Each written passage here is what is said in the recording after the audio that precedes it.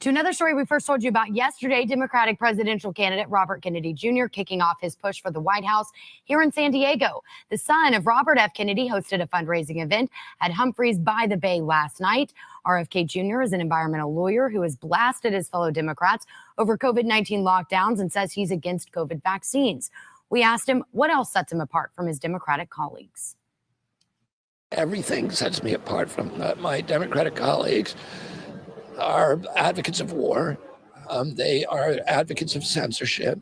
They were happy with the lockdowns, even though the lockdowns shifted all of this, $4 trillion in wealth from the middle class, who the Democratic Party is supposed to be representing, to this, to the super rich. And none of those things are good outcomes in my view. And I think the Democrats should be fighting for the middle class and for the poor, and not for the, billionaires. I have big differences with how President Biden is running the country and the direction he's taken the Democratic Party. I don't think it's a good thing that the Democratic Party has become the party of war. We become the party of censorship. The Democratic Party has forgotten its traditional constituencies, the cops, the firefighters, the people who are the core of the working people, working Americans, the core of the Democratic Party. And I don't like what happened in the lockdowns. Lockdowns were a war on the poor in this country, on blacks, on minorities. It was a $16 trillion debacle. This is Robert F. Kennedy Jr.'s first public gathering since announcing his bid for the White House. All right, I think we're broadcasting. Man, I think we melted the internet there. Yeah, that was insane. Sorry. We actually doing this from David Sax's Twitter account because it looks like doing it from mine basically broke the Twitter system. Anyway, thanks everyone for joining. We're incredibly excited to announce that if you want to have Governor DeSantis on with us with this historic announcement. And then look forward to live Q&A from the audience. So, with that. Yeah, I mean, so Governor DeSantis, are you there? Can you hear us? I think you broke. I'm here. I know. I think you broke the internet there. We had over 500,000 people in one Twitter space, and it was growing by like 50,000 a minute. So, congrats on breaking the internet there. Well, yeah. I mean, try some, new things. You're gonna. Yes. It's adventurous. So. Yes. But I think the value here is actually really high for people to hear directly from presidential candidates and to answer a Q&A live, and you can get a sense for how a candidate really is, and where it's not just canned speeches and teleprompters. It's in fact, you can tell by the some of the mistakes that it's real. So with that, I guess I should turn it over to well, let's see. So Governor, there's been a lot of speculation over the last couple of months about your plans. I understand that you may have an announcement to make. We've got, I think, a record audience assembled here. Probably the biggest room that's probably ever been assembled online. What would you like to tell them? Well, I am running for president of the United States to lead our great American comeback. Look, we know our country's going in the wrong direction. We see it with our eyes and we feel it in our bones. Our southern borders collapse. Drugs are pouring into the country. Our cities are being hollowed out by spiking crime. The federal government's making it harder for the average family to make ends meet and to attain and maintain a middle-class lifestyle. And our president, well, he lacks vigor, flounders in the face of our nation's challenges, and he takes his cues from the woke mob. I don't think it has to be this way. American decline is not inevitable. It is a choice, and we should choose a new direction, a path that will lead to American revitalization. We must restore sanity to our nation. This means embracing fiscal and economic sanity. Stop pricing hardworking Americans out of a good standard of living through inflationary borrow, print, and spending policies, and please embrace American energy independence. This also means replacing the woke mind virus with reality, facts, and enduring principles. Merit must trump identity politics. We must return normalcy to our communities. America's a sovereign country Our borders must be respected. We cannot have foreigners pouring into our country illegally by the millions. We cannot allow drug cartels to poison our population with fentanyl. Public deserves safe communities, and law and order must be maintained in American cities. We can't have inmates running the asylum, and we must reject attacks on the men and women of law enforcement. We also must reestablish integrity in our institutions. This includes the military. I'm proud to be a Navy veteran, an Iraq veteran, and I revere our services. But when revered institutions like those in our military are more concerned with matters not central to the mission, whether it's global warming or gender ideology and pronouns, morale declines and recruiting suffers. And you need to eliminate these distractions, and we need to get focused on the core mission. We also cannot have true constitutional government if the most significant issues are decided by the whims of unelected bureaucrats rather than the people's elected representatives. Reestablishing integrity in our institutions means we must reinvigorate our constitutional system by returning the government to its rightful owners, we the people. No social or economic transformation without representation. Truth needs to be our foundation. Common sense can no longer be an uncommon virtue. And in Florida, we proved it could be done.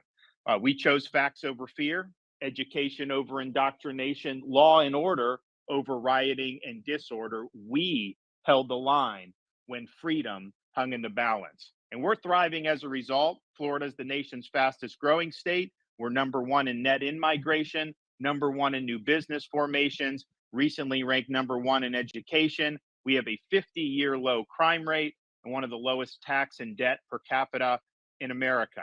But we also understand governing is not entertainment. It's not about building a brand or virtue signaling. It is about delivering results. And our results in Florida have been second to none. We can and we must deliver big results for America. I pledge to be an energetic executive that will take on the important issues. Biden's pursued inflationary policies that are hurting working people. We will reverse those policies and we'll build an economy where working Americans can achieve a good standard of living. Biden's opened the southern border and allowed massive amounts of drugs to pour into the country. We'll shut down the border, construct a border wall, and hold the drug cartels accountable. Biden's embraced medical authoritarianism, such as unconstitutional COVID vax mandates.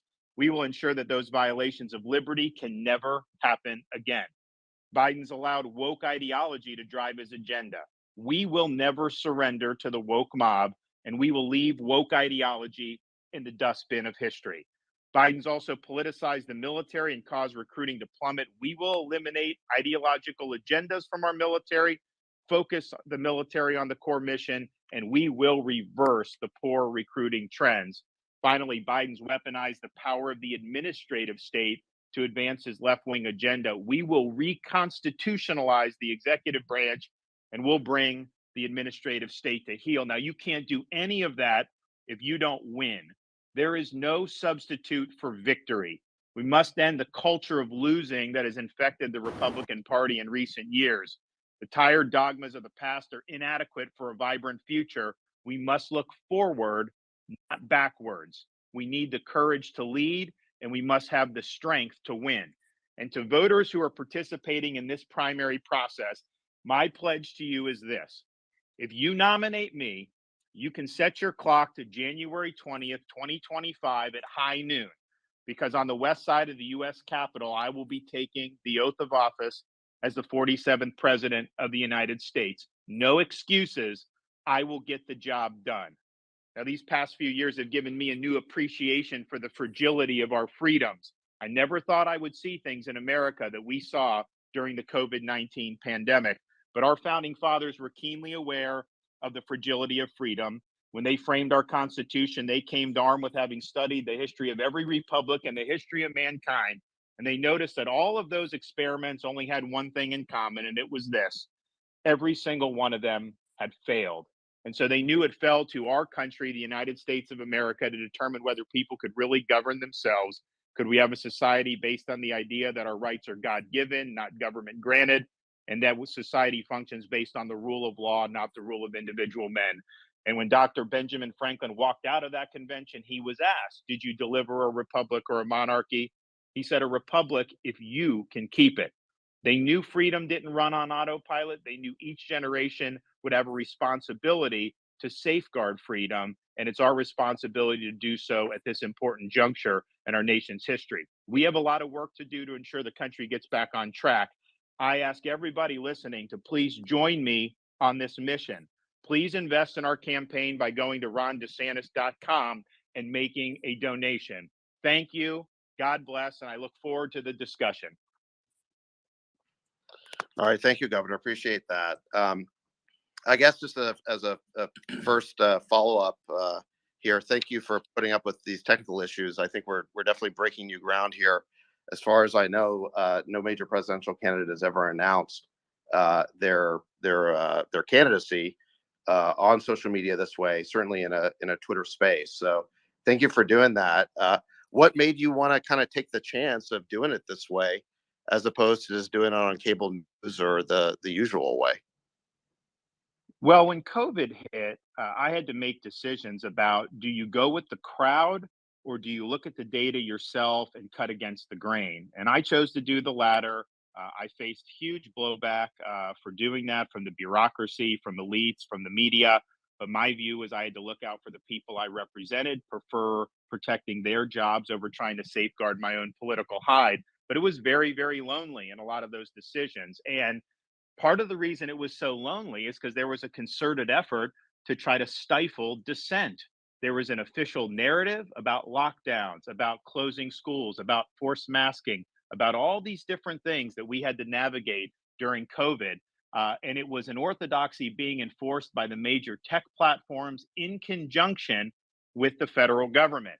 And if we can't have an honest debate in a free country about issues that affect hundreds of millions of people, like lockdowns, then what good is the First Amendment at that point? Those are precisely the times when we needed to have debate be robust. You should not be taking down articles that criticize those draconian policies, and yet that's exactly what happened. So it occurred to me that if that had continued, I think free speech in this country was on its way out the door. And so when Elon Musk stepped up to purchase Twitter, he paid a lot of money for it. And I'm sure because he's a good businessman, Elon, I'm sure you'll end up making money off it. But bottom line is you had to put your money where your mouth is, because I think you recognize that you can't have a free society unless we have the freedom to debate the most important issues that are affecting our civilization.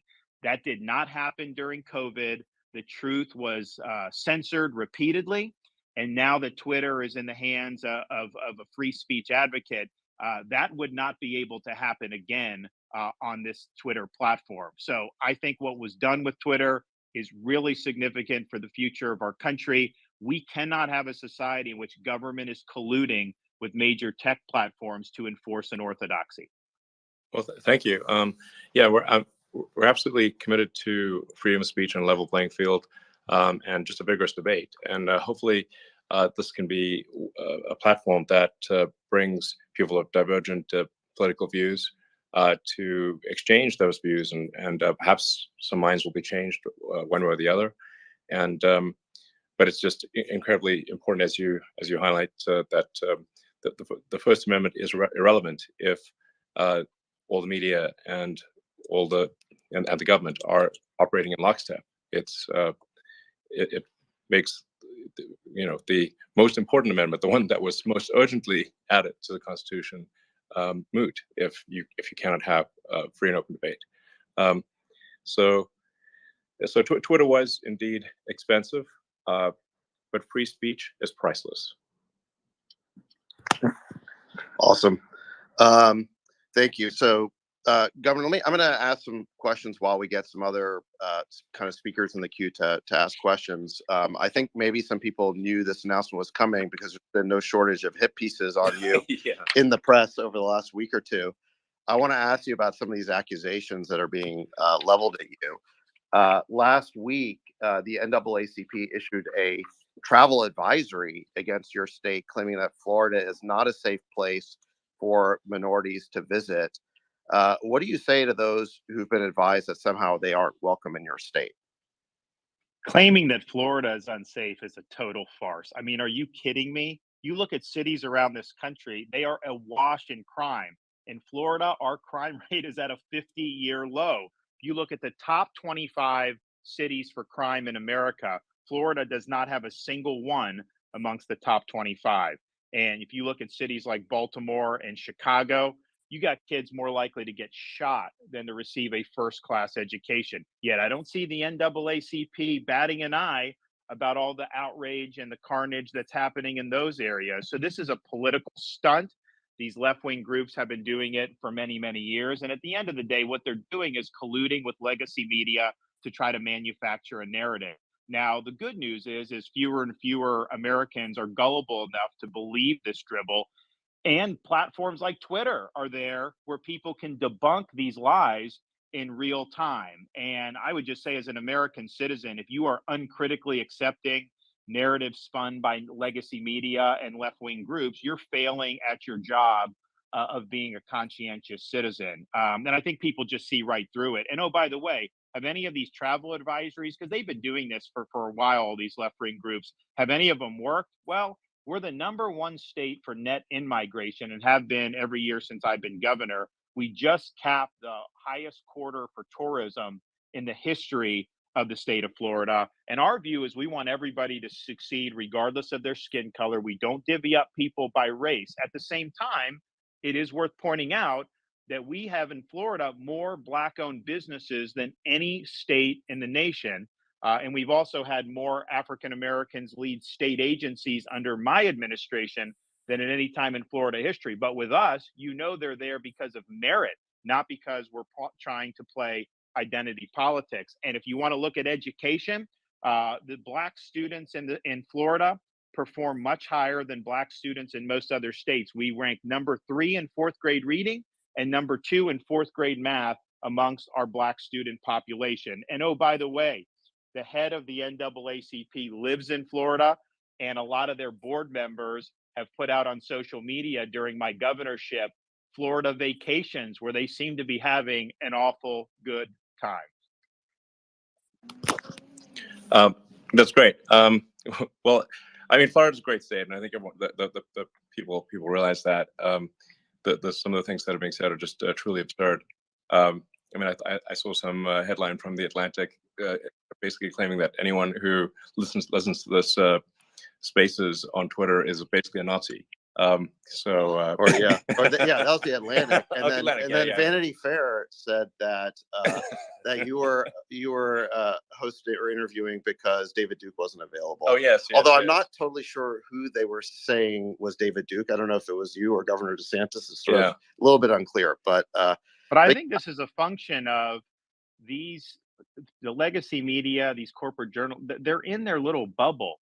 And to draw allusions to stuff like that, I mean, how crazy do you have to be? But in their little bubble, it sounds like they're making some type of profound point. And so part of, I think, what Twitter is standing for is people should be exposed to different viewpoints. And I think the elites in our society have tried to cluster themselves to where their assumptions are never challenged. And that's not a good way, I think, to live. It's also not a good way to be a critical thinker, because no one's ever going to question obviously wrong assumptions because everybody around you shares them. Absolutely. And I think they become totally hysterical because they don't like the idea that their control over the media is being, disintermediated. Yeah. Because now, candidates for president can just speak directly to people through platforms like Twitter. Yeah, I mean, the amazing thing about Twitter and things like Spaces are that, although I happen to be hosting it, I had to switch over to David hosting it because my account was actually just too much interest. But my account was breaking the system. But there's really never been a mechanism before where someone could address the nation, or anyone who wanted to listen to them could, from anywhere in the world. United States or anywhere. So I think this is a really profound change. And it's also like it's not just whether the media reports something and an article is true or not. Even more powerful is deciding what the narrative is. And totally. So it's just like, if there's only so much you can actually fit in a newspaper or a magazine, and there's like one thing to really put on the cover of a magazine. So that whoever's deciding that is deciding to not talk about other things. Whereas with a public digital town square like we have here, it's possible for the public to choose the narrative. It empowers the people instead of a very tiny elite cabal, which I don't recognize the irony of me using that phrase. But nonetheless, it's true, and you judge by the results that this is a means for the people to decide the narrative, and for the people to decide which way a debate will go. Not sort of 5 editors in chiefs of a few newspapers, basically. Yeah, and I think one of the really crazy things that happened during COVID is that social networks really started censoring dissenting viewpoints on COVID, medical viewpoints that ended up being totally correct in lockstep with what the mainstream media was doing. So basically, big tech platforms were undermining their main reason for existing, which is giving people a choice. And actually, there's somebody who I think knows more about that than any of us, which is Dr. Jay Bhattacharya, who's a professor of medicine at Stanford. I want to pull him in here. Jay, you go ahead and unmute yourself if you can. It'd be great to hear from you. I know that during COVID, you worked with Governor DeSantis. It'd be great just to hear a little bit about your interactions and if you have a question for the governor. Yeah, thank you, David. Yeah, I mean, it was an absolute honor to work with Governor DeSantis, and I was really impressed by his decision making in the face of an absolute firestorm of criticism. But Governor, you did the right thing when you opened the schools. And my kids in California for a year and a half didn't see the inside of a classroom, whereas Florida kids were in school. And you can see it in the results, and the learning loss numbers are so much better in Florida. I'm really curious, Governor, as you're running for president, what are your thoughts about reforming the public health authority in the United States and the federal government, the CDC, the FDA, the NIH? How do you see reforms we need so that the mistakes of the lockdowns that happened during the pandemic don't happen again when there's another pandemic? Well, first, we need an honest reckoning about what happened during COVID. And the only honest reckoning is that all of those agencies, all of the elites, the public health establishment, they failed. They instituted bad policies.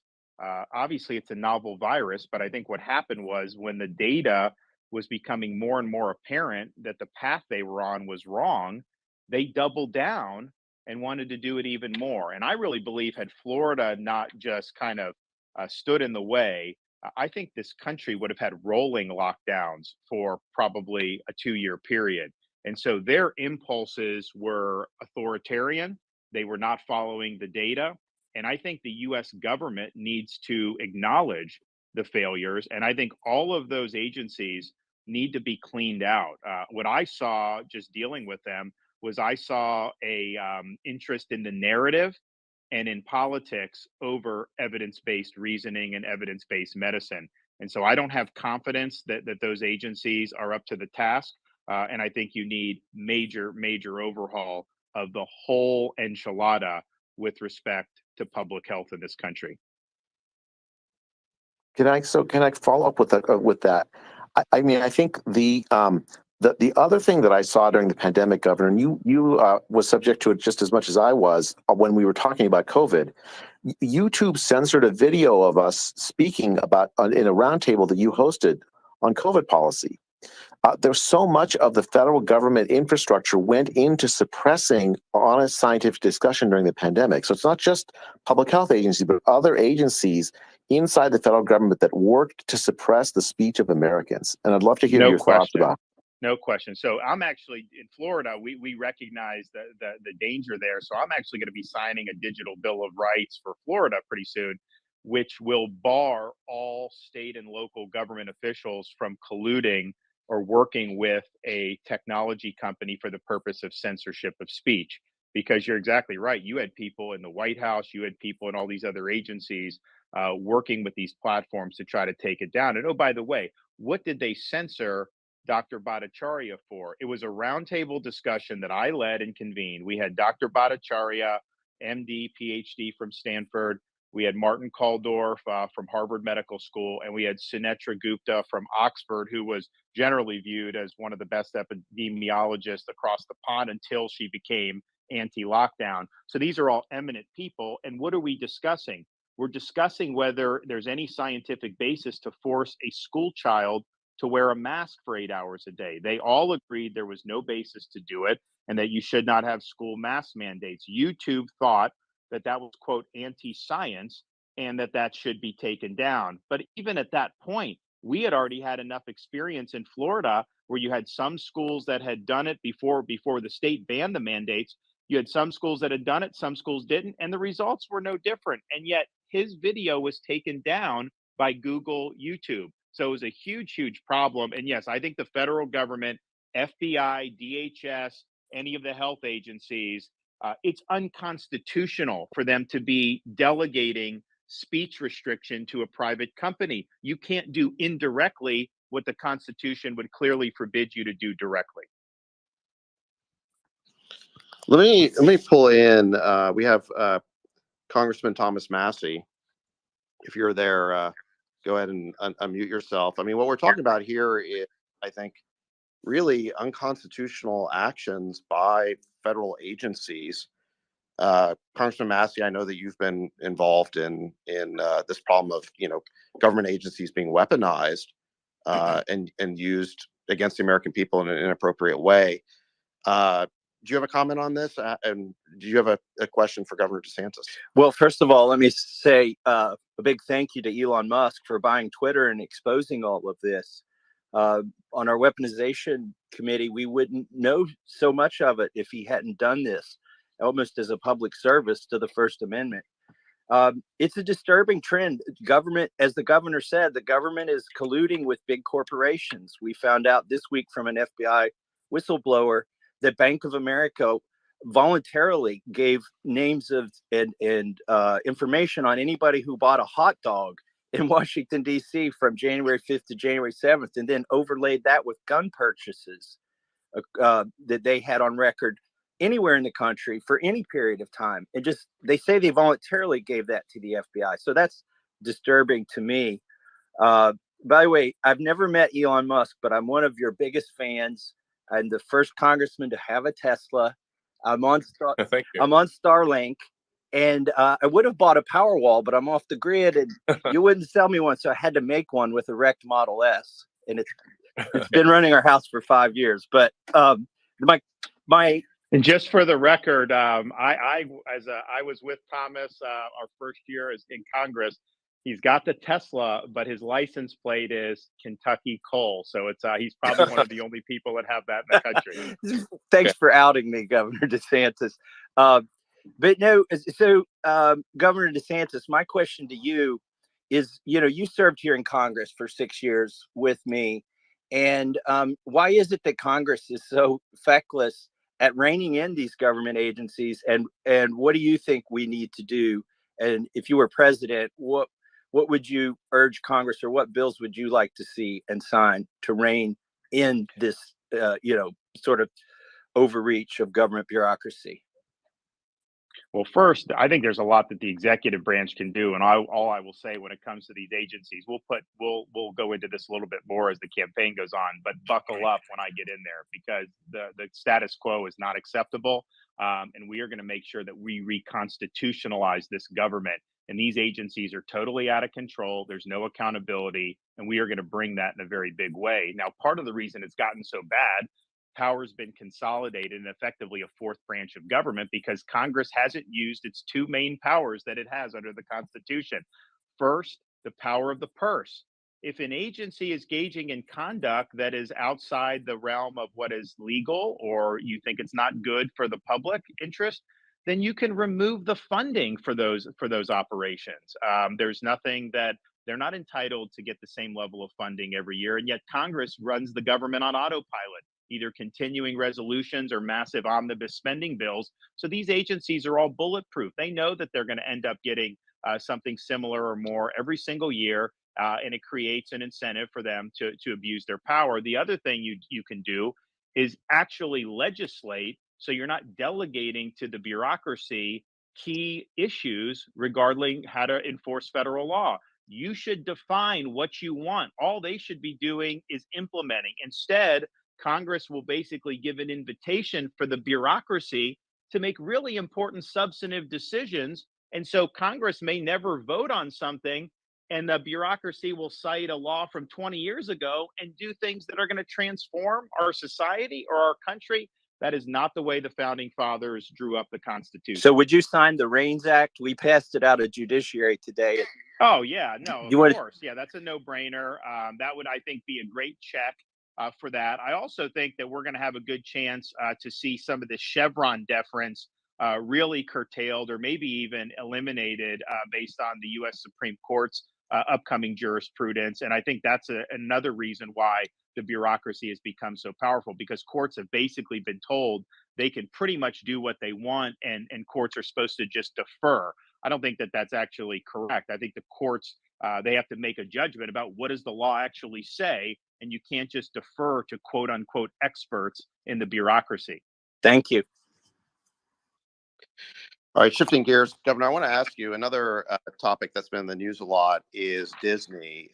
They blamed you for canceling plans for $1 billion investment in Florida, said they were canceling 2,000 jobs. I saw other reports that suggested Disney was going to make the cuts anyway, and due to a larger, budget cutting initiative. Regardless of why they did it, why do you feel your fight with Disney remains important? Considering you already beat them on the parental rights bill that they opposed? And what would you say to some of your opponents in this race who argue that the fight has dragged on too long? So, first of all, Florida stands for the protection of children. We believe jamming gender ideology in elementary school is wrong. Disney obviously supported injecting gender ideology in elementary school. They did oppose our parents' rights legislation. And the fact is, when they opposed it, that was a big deal because for 50 years, anytime Disney wanted something in Florida politics, they pretty much got it. But not this time. I signed the bill. We did, as you say, win on the issue. But what happened was Disney's posturing, some of the other statements that their executives were making, kind of the corporate culture had really been outed as trying to inject matters of sex into the programming for the youth. And I think a lot of parents, including me, look at that and say, that's not appropriate. I mean, we want our kids to be able to just be kids. And that's kind of our mantra. So you had this setup that Disney engineered many decades ago, where they actually had their own government that they controlled with no accountability. They were exempt from the laws that all their competitors had to follow, massive tax breaks, and they even racked up municipal debt. And Florida basically put them on a pedestal many decades ago and joined the state with this one company at the hip. We just didn't feel that we were comfortable maintaining that relationship. And so we ended their self-governing status.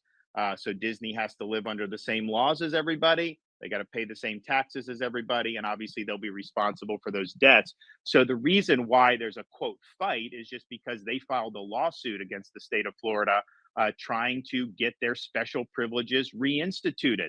But I don't think that that's good policy. And I think some of these Republicans that are taking Disney's side, they're basically showing themselves to be corporatists, because these are all corporate goodies. This is not the way you would run a competitive economy. And the arrangement had really outlived its usefulness, but it persisted because Disney was so politically powerful. I think the company's ethos have changed in a way that's alienated a lot of people in our legislature and in Florida. And so there was really no justification to keep it. But make no mistake, they're suing to try to get special privileges. People are making money in Florida hand over fist because we have a great business climate. That's not good enough for them. They want to be treated differently than Universal and SeaWorld, and we don't think that that's appropriate. So, I think that they should withdraw the lawsuit, but obviously we're going to defend our actions because we think we have the right to do what we did. It's funny, the media used to criticize Republicans for being in the pocket of big corporations, and now they're attacking you because you're not.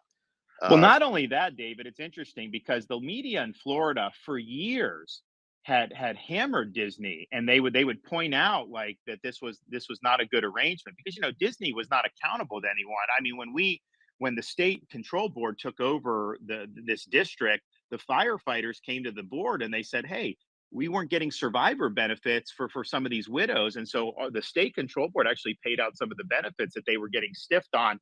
There were a lot of people in Central Florida who were really thankful that there was some accountability being brought to bear, because, I mean, it's human nature. If there's no accountability over any individual or entity, of course, they're going to behave differently than if you have normal accountability. But the media was always very hostile to that. But just because I happen to be involved in bringing it back to reality and making sure that they were under the same laws, well, then all of a sudden they're running to Disney's defense. I mean, are you kidding me? And oh, by the way, on this project, they had announced this many years ago. They had not done anything for it, but that is actually not in Reedy Creek. So that was in a different part of Orlando. And so none of the issues that are involved in their suit would have made a difference there. Obviously, as a publicly traded corporation, they have a fiduciary duty to do what's best for their shareholders. So I'm assuming if they were in better financial shape and they saw the project as lucrative, they would have gone forward with it. But I think clearly they've had some problems with their stock price and a lot of other issues. And I'd also just finally point out, nobody probably has made Disney more money than me, because they were open during COVID and they were closed in California. And that went on for many, many months, where literally I had all the theme parks in Florida opened in 2020. People are going, it's safe, they're having fun. And the California parks were closed. I think they were closed for over a year out in California. So we were, I think, a much better place to be doing business, certainly since I've been governor. Great. Let me shift gears here to the topic of education. I want to pull Chris Rufo into the conversation. I know he work with you on some initiatives. I think, one other thing that the mainstream media has, I think, bashed on is they've kind of started promoting this narrative that you want to ban books from school libraries. You refuse to teach kids about slavery or other unpleasant realities of American history, or pretend that gay people don't exist. Since many people, I think, in this room, we're now up to, over 271,000 people. So this is, I think, totally unprecedented in terms of the numbers of people we have participating. By the way, I think Twitter's working much better now. I think it crashed because when you multiply 500,000 people in a room by an account with over 100 million followers, which is Elon's account, I think that creates just a scalability level that was unprecedented. But with my meager followership, it seems to be working much better. It's we have some scaling issues specifically related to my account. At one point in January, if I tweeted above a certain size, it would crash the service. And then anyone else who was tweeting at the same time would lose their tweet as well. So in any event, scaling issues. Well, we're breaking new ground here. We're scaling issues. Yes, you're breaking new ground when there are bugs and scaling issues. But in any event, back to the question I was asking you, Governor DeSantis, about education. The media has been, saying you're trying to ban books. You refuse to teach kids about slavery. You want to say that gay people don't exist. What is the truth of the matter for people who maybe have never heard from you before? And then I want to pull Chris Rufo in on this as well. Yeah, so the whole book ban thing is a hoax. There's not been a single book banned in the state of Florida. You can go buy or use whatever book you want. What we have done is empowered parents with the ability to review the curriculum, to know what books are being used in school, and then to ensure that those books match state standards and are age and developmentally appropriate. So, for example, parents have flagged books in schools that, for example, teach middle school kids how to use sex apps, that provide graphic depictions of sex acts and sex toys for people as young as 5th grade. And so clearly that is not appropriate to be in a middle school classroom. And so parents object, and the schools take them out.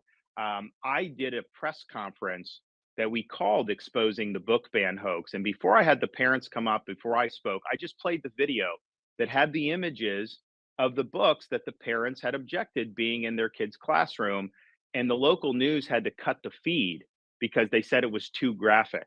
Well, if it's too graphic for the 6 o'clock news, how is it okay for a 6th grader or a 5th grader? And so nothing's being banned. They're basically ensuring that we make curation choices that are consistent with state standards. And on the racial history, we eliminated critical race theory from our K through 12 schools. That was the right thing to do. In other words, we're not going to take a kid who comes in at 6 years old and say they're an oppressor or oppressed based on what their race is. That's divisive. That's wrong. We're also not going to be teaching people to hate their country. But what we are going to do is teach the accurate history. So in the same bill that banned critical race theory, we required teaching thoroughly about racial discrimination that occurred in American history. And Florida's history standards require all of those subjects from slavery, Reconstruction, segregation, all of that to be taught, and will continue to do that. So I think what you see is the left and the media colluding on this. They don't want to actually defend what it is that we are actually legislating or regulating. So they create these hoaxes that somehow you don't want kids to learn that slavery existed in America, which is preposterous. No one actually defends the offending material. And the question is why are there people intent on trying to get this stuff into the classroom? And I think it's part of a political agenda. So our mantra in Florida is this: purpose of the schools is education, not indoctrination. Yes, I think it's very inappropriate to have sexually explicit material in a fifth grade library, 100%. But it's also the case that if you're focusing on that type of instruction, there's an opportunity cost involved. Why shouldn't we be doing more on science or reading or math? And so I think we're getting it right. And I think almost invariably, and Chris Rufo's had to deal with this too, when they're trying to craft these narratives, you just peel back the onion, you realize that this is something they're manufacturing. Yeah, that makes a lot of sense. I mean, I was actually under the impression that there were some books banned, so this is news to me. And they actually, the one this week was that Miami-Dade County took a book that was about like poems from I think like Biden's inauguration, and they moved it from elementary school library to middle school library. The media tried to act like somehow this is being banned, and you actually had Miami-Dade County Public Schools spokesperson have to come out and say there's nothing that's been banned or removed. It was basically just determined that this particular book was better suited for middle school. And so they put it in the middle school media center. And the media tries to act like somehow that is offending something with a book ban. So, but I think part of the reason that they're doing that is because, there is actually a movement to ban books from like Amazon and some of these others. California, some municipalities have banned things like To Kill a Mockingbird. What they're trying to do is see if some of these books pass a woke test. And if they don't, they are going against some of those books. Whereas in Florida, you can buy whatever book you want. But that's a different question than what would be appropriate for a third grader or what would be appropriate for a sixth grader. Government, by definition, has to make those choices about what type of curriculum we want to put in front of our students. And the parents obviously have an important voice in that. Absolutely. Well, in fact, a friend of mine, Tim Urban, who has a blog called Wait But Why, and is really one of the most reasonable people on earth and one of the most reasoned people I've ever met, had a lot of trouble actually publishing his book, simply because it debated sort of sacred cows of woke ideology.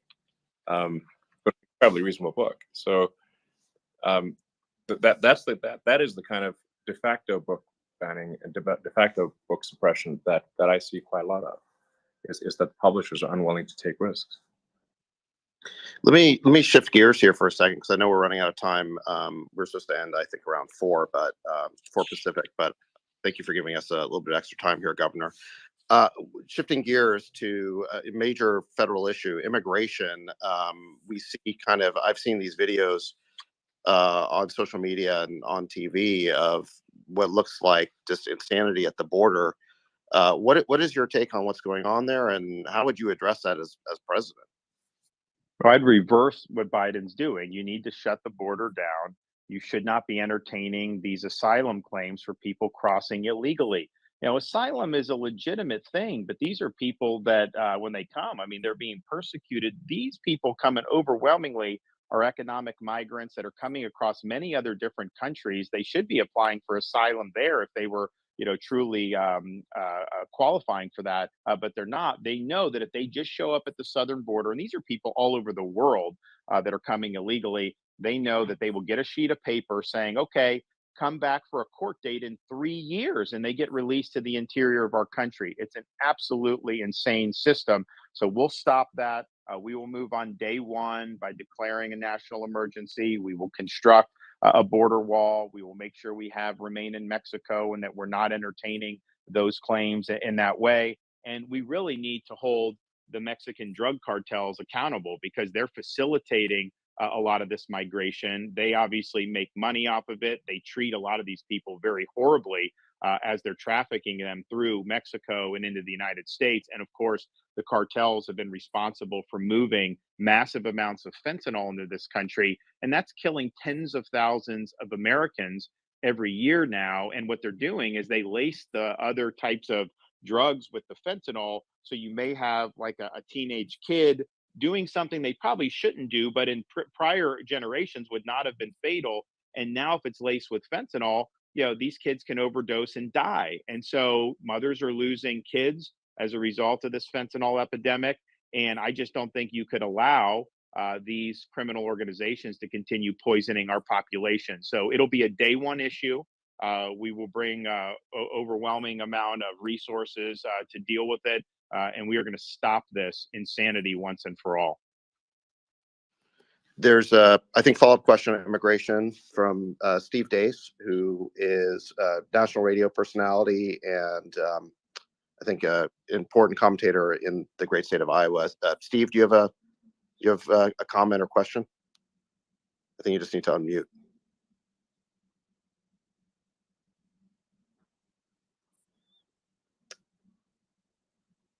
If Steve can unmute, then we'll go ahead and ask him for a question. If not, we'll keep rolling here. All right, 3, 2, going, gone. I'm there, all right, guys. sorry, I'm Steve. there, guys. Oh, Sorry. there you There he go. is. All right. Yeah, Time my there. bad. First of all, I want to echo what Congressman Massey said to Elon. Elon, if I put down money on January 1st, 2022, that Twitter was going to be the last bastion of free speech on earth, brother, I'd be about as rich as you are on that bet right now. I mean, it's incredible what you have done here and the restoration of a lot of accounts of people that were truth tellers and were ran from here for telling the truth. I saw a meme the other day that said, of course, you have scientific consensus when you censor all the scientists who disagree. So I wanted to just say, first and foremost, on behalf of a lot of grateful people around the country and the world, really, thank you very much for that and the investment you made in that cause. Thank you. A question is a follow-up to you, Governor, on this very issue with immigration. We have heard a lot over the years, lock her up, drain the swamp, going to build a beautiful wall. Mexico's going to pay for it. And crowds cheered and everybody loved it. And brands got built and nothing got done. What is the bottom line assurance that you can make to the people that are listening right now, all over the world and all over the country, that you can actually do the agenda that you just articulated when others tweeted about it and talked about it, but then couldn't actually follow through? It's a great question because I shared that frustration. I think even my worst critics in Florida will acknowledge when I tell people I'm going to do something, I don't make promises or say I'm going to do something lightly. I've thought it through, and I know that I am going to follow through on what I tell people I'm going to do. So this is one. There will be follow through. Number two, I understand the different leverage points that you would have under Article 2 of the Constitution. I studied that a lot at becoming governor about Florida's Constitution, doing the same thing for the federal Constitution. And you've got to know how to use your leverage to advance what you're trying to accomplish. So, for example, there's leverage that we can use vis-a-vis Mexico that I think presidents have not been willing to do. I think sometimes for political purposes. But I'll look at, okay, what are all the variety of options we can do? Which buttons can I push? And I will do that to be able to bring this issue to a conclusion once and for all. We had Hurricane Ian come through Southwest Florida, Category 4+ storm, September of 2022. And it did a lot of damage. But one of the things it did, it knocked out a bridge going from the mainland to Pine Island, and it severed the Sanibel Causeway in 3 different locations. And the locals were being told it's going to take 6 months to get that stuff repaired. And so they came to me, even though these were not state-owned bridges, and they said, "Can you help us?" And I said, "Okay, I'll do it." So I got my guys together. I said, "Listen, no bureaucracy, no red tape, and no excuses.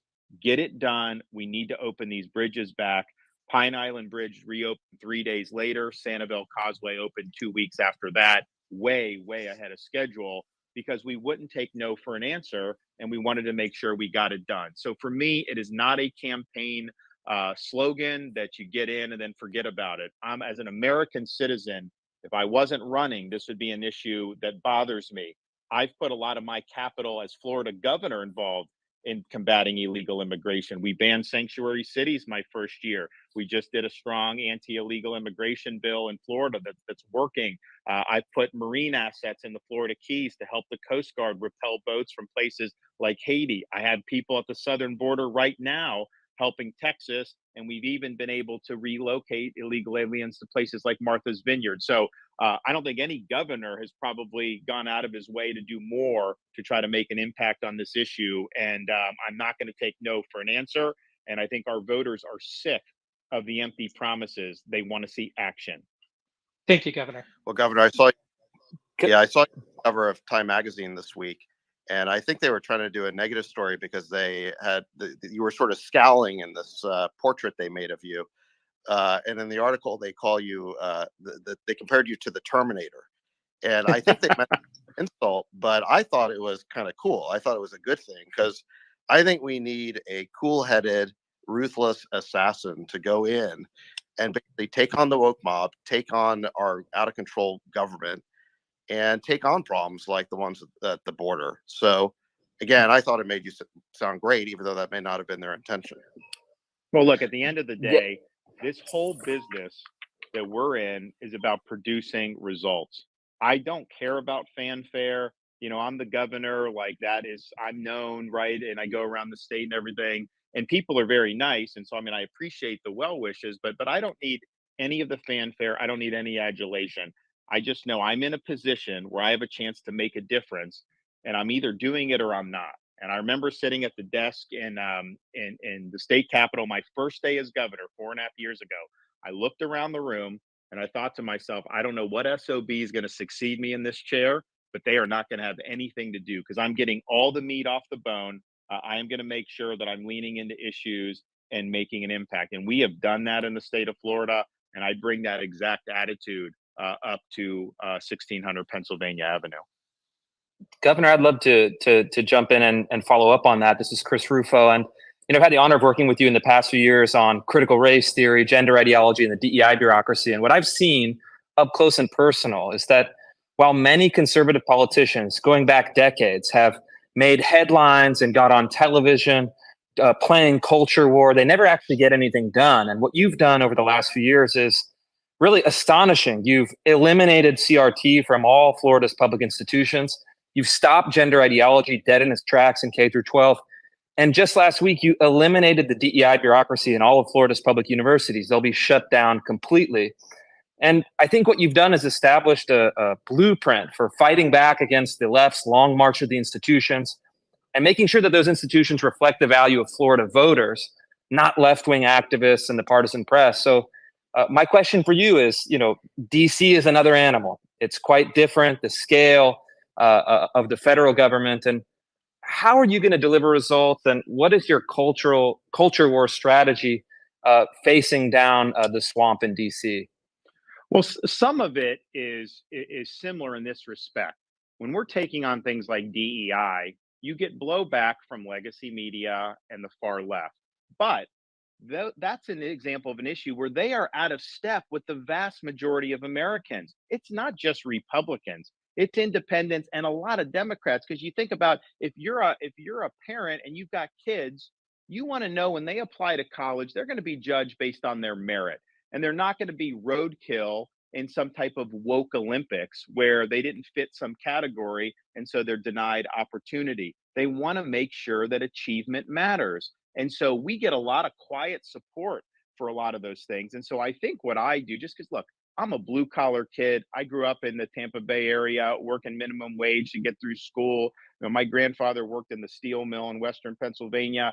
I just know instinctively kind of what like normal people think about all this stuff.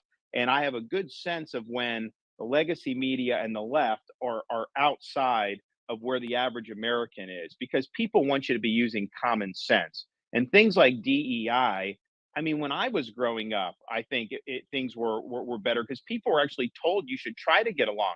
Now they're told you need to segregate, and it's just crazy that they're trying to do all this stuff. So by eliminating that, there's a lot of people that were really happy about that, including people that certainly are not traditional Republicans. And I think there's similar issues when you do in the federal level. It's also the case that there are some tools at the federal level that we don't necessarily have at the state level. For example, some of the problems with the university and the ideological capture that didn't happen by accident can trace back all the way to the accreditation cartels.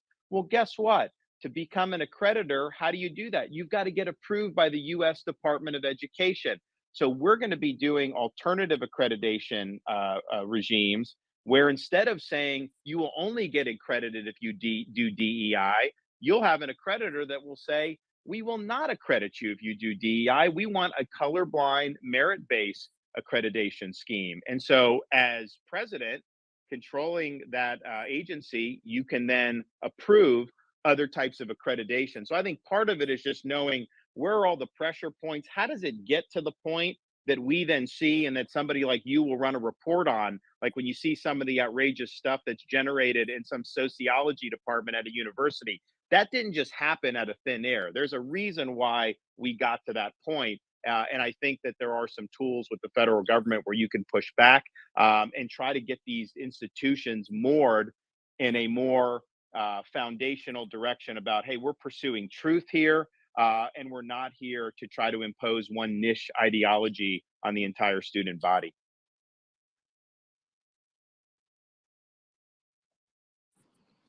Great. Shifting gears, Dana Lash, you have a question or comment for the governor? I do. And thank you both so much for your time, for joining us in a very new way. I really appreciate that. I think it's really cool. And for your support of free speech, too. And Elon, I have to say thank you for taking the arrows and for unthrottling the accounts of all of us who got in trouble for sharing a New York Post story about a laptop. And Governor, I wanted to thank you for your leadership and your unwavering support of Second Amendment rights. And you're on my program tomorrow, and I just got to say, you got my vote in the primary, so I appreciate it very much. You were talking about DEI just a minute ago, and I want to ask you both about this growing threat against natural rights and free enterprise. It's this threat of debanking. Now, I know that, Elon, I've read so much about you and what you've gone through. You've called ESG criteria evil incarnate. Governor DeSantis, Florida, saw financially weaponized wokery earlier this year when Wells Fargo Bank dumped both the business and personal accounts of a very prominent and well-respected gun dealer in Florida. They'd been together for 25 years working with Wells Fargo, and they cited new ESG guidelines. Now, similar to the DOJ's previous Operation Choke Point, all these activists for various causes are using this regulatory guidance to debank what they consider to be politically incorrect businesses for the sake of risk management. Now, we say that our rights should not be infringed upon by the government, but what can and should be done about activist-guided financial institutions and these payment processors who are essentially cutting off law-abiding citizens and businesses? Well, I think it's a fundamental issue that I think not enough conservatives have been wise to. I think more and more are, but at the end of the day, we have certain fundamental rights. And so maybe you're somebody that is, really excited about your Second Amendment rights. And obviously, if the government comes in and infringes that, we know you blow the whistle on that. That's a problem. But what if Wall Street banks are colluding so that somebody can't function in that space, whether it's running a store or anything involving that? Your rights are still being infringed upon in that situation. And so I think this whole ESG movement is really trying to do through the financial sector what they could never achieve through the ballot box. And so they're trying to do an end run around the constitutional system, and they're really trying to change policy. They're trying to change society. and they're trying to change the scope of people's rights. And so in Florida, I just signed anti-ESG legislation, which said things like no ESG criteria in our pension fund. We got a $180 billion state pension fund, no social credit scores for consumers when they're going to bank. In other words, if you apply for a loan, that loan should be judged based on your credit worthiness, not whether you're genuflecting to the appropriate left-wing causes. But one thing we did do is we did provide protection against this debanking with the woke banking. No discrimination based on your religion and other things, which we know is happening. So I think it's a fundamental question, but we will not be a free society if major financial institutions can do through the economy what people could not achieve through the ballot box. Our rights will be restricted, will be the end result, and that's not healthy for a free country. You know, as a follow-up to that, Governor, Dana mentioned Operation Choke Point, and that is a term that's very familiar to crypto companies in Silicon Valley and fintech companies. Basically, it refers to an effort by the federal government, including the SEC, to basically regulate blockchain and crypto companies out of existence. They really feel like they're being driven out of the country. And I'm not talking about scammy ones or the totally fake ones like FTX, but really high quality, good companies, including companies that are public like Coinbase. And these guys are basically begging the government for just a framework. They're just like, tell us how to operate legally and we'll do it. You know, I guess where do you come down on this? What is your view, I guess, broadly of Bitcoin and people's right to hold Bitcoin and to transact Bitcoin? And Dogecoin. You have every right to do Bitcoin. The only reason these people in Washington don't like it is because they don't control it. And they're central planners and they want to have control over society. And so Bitcoin represents a threat to them. And so, as you're saying, they're trying to regulate it out of existence. Look, could Congress enact a statute to ban things like Bitcoin under the Constitution? They may be able to do. I would oppose that. I think people should be able to do Bitcoin. But Congress has never addressed this in this fashion, and for the bureaucracy to just do it on their own and make it so people can't operate in that space. That's what we mean when we say we've got to return the government to the people's elected representatives who are our voice to be able to make these decisions. And so as president, we'll protect the ability to do things like Bitcoin. I think these are people that are sophisticated. They can make decisions. There's risks involved with it, but let them do that. I just do not have an itch to have to control everything that people may be doing in this space. And I think that the current regime, clearly, they have it out for Bitcoin. And if it continues for another 4 years, they'll probably end up killing it. Yeah, I think you're right. And I think that is the strong feeling of people in Silicon Valley who are in this space. And I think we'll be heartened to hear your answer on that. I mean, the weird thing is that, and there is a huge constituency of crypto Twitter. So for people who are maybe part of political Twitter who are wondering why we're talking about this, it really has a big audience for this topic. Dogecoin too, I just want to emphasize. It's a big deal. Yeah. Bitcoin and Dogecoin. So shout out to all the Doge fans out there. Yeah. But the weird thing is that this administration, they seem to want to ban Bitcoin, but they want to create a CBDC, which stands for a central bank digital currency. What's your take on that? So we were the first state just last month. We actually got the Florida legislature to pass a law that says Florida does not recognize central bank digital currency, because some states were actually adding that to their uniform commercial code. The federal government's studying this. We did the opposite and say we didn't. Now, the reason why we did that is because what the Federal Reserve has said is, well, we're going to consult with Congress. We'll consult with the executive branch. We don't have a CBDC right now. And ideally, we would get authorization for Congress. Well, wait a minute. It's not ideally. You must get authorization from Congress. I don't think Congress would authorize it. So if they unilaterally try to do this, we're trying to provide protection for people here in Florida. I know Biden did executive order. They're studying it. I can tell you, if I'm president, we are not doing a central bank digital currency. I think that would be a huge, huge imposition on people's financial freedoms. and financial privacy. And oh, by the way, what would the logical result of this be? If the central authority has oversight over this, of course they're going to start imposing ESG criteria. Oh, wait a minute, you filled up your gas tank 3 times this week. You can't do any more. The sky of how they would be able to manipulate this. So I see it as a massive transfer of power from individual consumers to a central authority. And I don't think that that's good for a free society. So I'm a no on central bank digital currency. Sounds Great. good. Yeah. Great.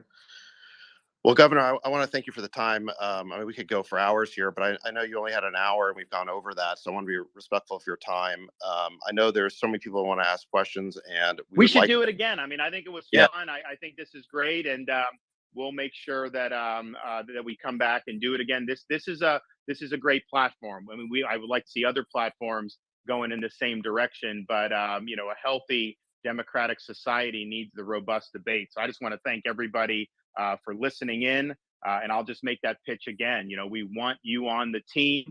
We'd love for you to go to rondesantis.com and make a donation so that we can get this done on this nomination and win the election in November of 2024. God bless everybody, and thank you. Well, thanks, Governor. And yeah, we have over 300,000 people in the room. It's really been pretty incredible. And, you know, we started with some technical issues because of the sheer scale of and unprecedented nature of what we were doing. But yeah, it's not how you start, it's how you finish. And I think this finished really strong. So yeah, I think it's just really great for the people to hear directly from presidential candidates and to have it in a conversational tone, which obviously results in, you know, it's going to be imperfect because it's not scripted. So, but it's genuine, and I think that really gives the people an opportunity to understand who might be their president in a way that's real. So, thank you very much for coming on and doing this. And the invitation's open to any other candidates who might want to do this. Absolutely, it is important for people to hear directly from candidates. So, thank you for working with us on this historic event, and yeah, looking forward to future conversations and just having a great national dialogue. All righty, everybody. Thank you for just. Bye-bye. All right. Bye-bye.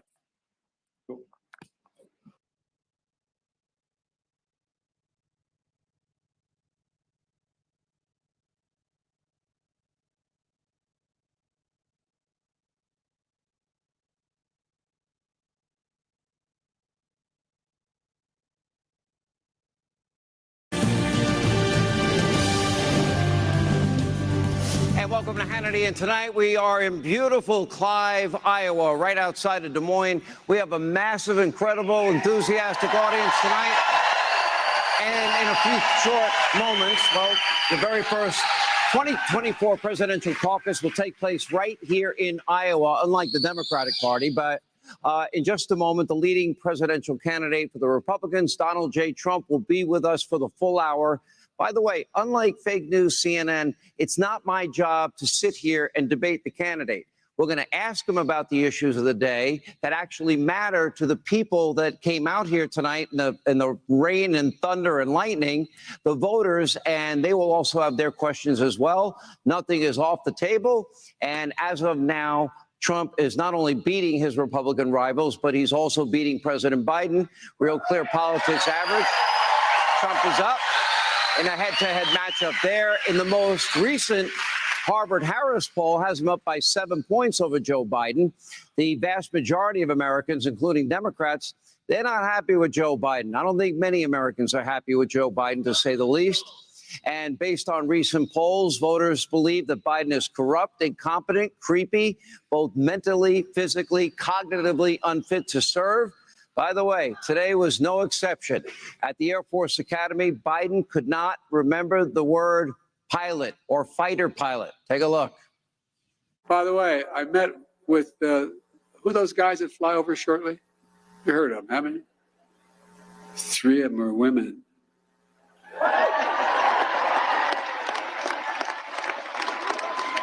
So don't screw around, guys. All right, got much worse from there. And by the way, viewer warning, this is kind of hard to watch. But following those remarks, well, Biden fell flat on his face and took another tumble and fall. Take a look.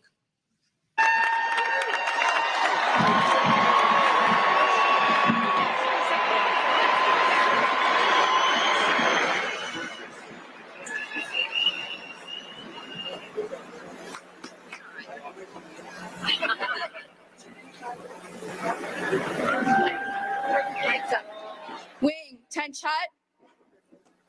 Mr. President, thank you for joining us today.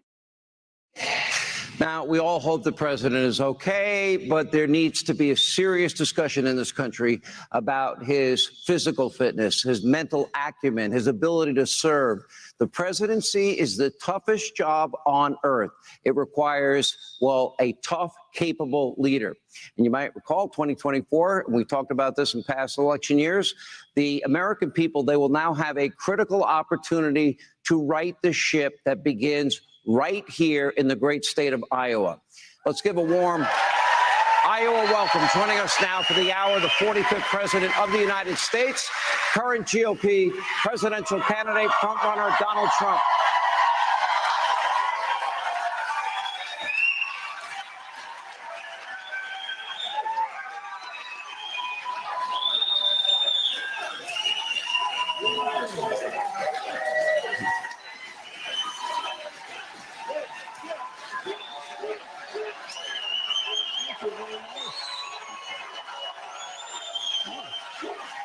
That's a nice group. Nice group. Oh, yeah. Thank you.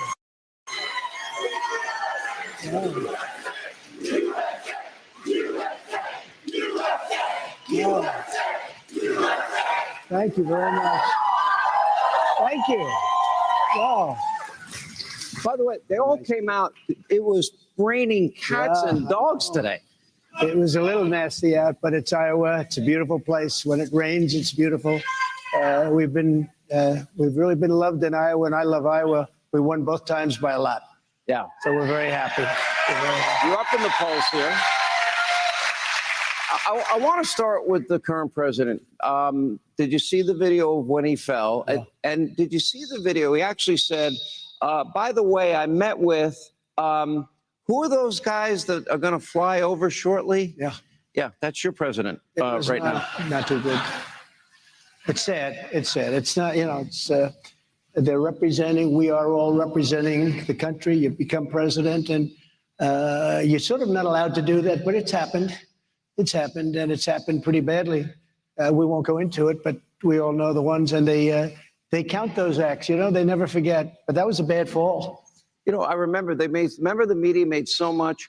I think you were at West Point at the time. Yeah. And you were coming down a ramp. Yeah. It didn't have a rail. You had dress shoes on like you have now, Yeah. which have very slippery soles. Correct. They look a little better, but you better not walk in rain. That's true. Especially downhill on a ramp.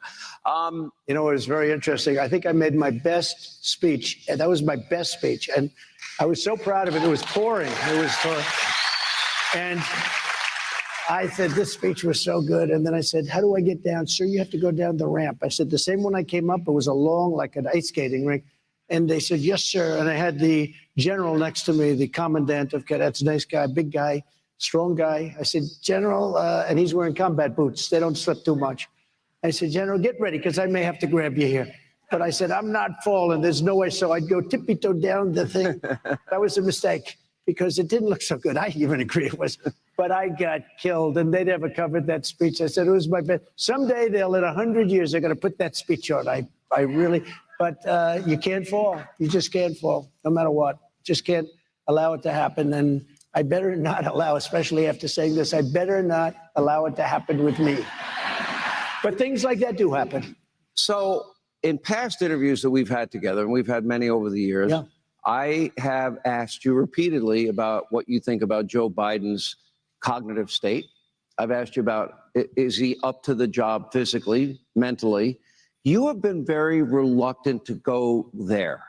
I'm not reluctant. To me, does everyone agree with me that this guy's cognitively not there? I doubt he knows what day of the week it is today. That's how bad I think it's gotten for him. Why are you reluctant to call that out? Well, I don't know if I'm supposed to say this. I actually called Sean, and I asked Sean not to joke about it. I was joking because he used to joke about it. And I said, honestly, I don't think it looks good for you or for anybody for you to joke about it, because it's a serious problem. I was talking about sippy cup and warm milky at night and bedtime stories. Yeah. So I said, I just don't think it's good for anybody. And, it's not, appropriate. You can speak about it if you want, but I don't think you should joke about it. And you really didn't after that. Well, now I realize how serious it is. I mean, especially, and we'll get into foreign policy, and with China, Russia, and Iran forming, I'm calling it a new axis of evil. Yeah. I'm very, very concerned that he's abdicated our role on the world stage. Let me start. I do say this. I think it's the most serious time and the most dangerous time right now in the history of our country. We have nuclear weapons on lots of different areas. We have Russia, we have North Korea, we have Iran is going to soon have one. That should have never happened. I had that set up. We would have made that deal within a week after the election, and they would have never had a nuclear weapon. But nobody picked it up because I terminated the Iran nuclear deal. But this is the most dangerous time in the history of our country because of the power of the weaponry. And we have somebody that doesn't understand what's happening. And it's a very dangerous thing. It's a very bad thing. I mean, some really bad things. If you would see, and I got to see it, if you would see the power of what we're talking about, this isn't army tanks going back and forth shooting at each other. This is something that's a whole different place. This is annihilation of the world, literally. The power is so horrible. And I was actually working on something with Putin where we start getting rid of nuclear weapons. It's just too powerful. And all of a sudden, people are talking about nuclear weapons all the time. I wouldn't let people talk about it. I had somebody come down from MIT. I was talking about that. My uncle was a great professor for many years at MIT. And I had somebody come down, and I say, what would you say, like, during the debate about nuclear weapons? He looked at me and said, sir, don't talk about them. I said, why? He said, there's nothing you can say. It's so powerful. It's so extraordinary. The best thing you can do is not talk about them. Now they're talking about them all the time. That's all they talk about. In fact, I guess Putin announced the other day he's moving nuclear weapons to Belarus. So this is a very dangerous time for our country, but it's a very dangerous time for the whole world.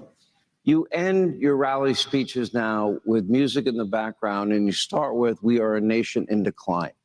And this is a very different America than what it was when you left it as president 2.5 years ago. Yeah. And I can point to the border. I can look at laws all over the country, defund, dismantle, no bail laws. We've given up energy independence. We're importing oil from Venezuela and OPEC. And who would have believed that? And we now see 2/3 of our country are living paycheck to paycheck.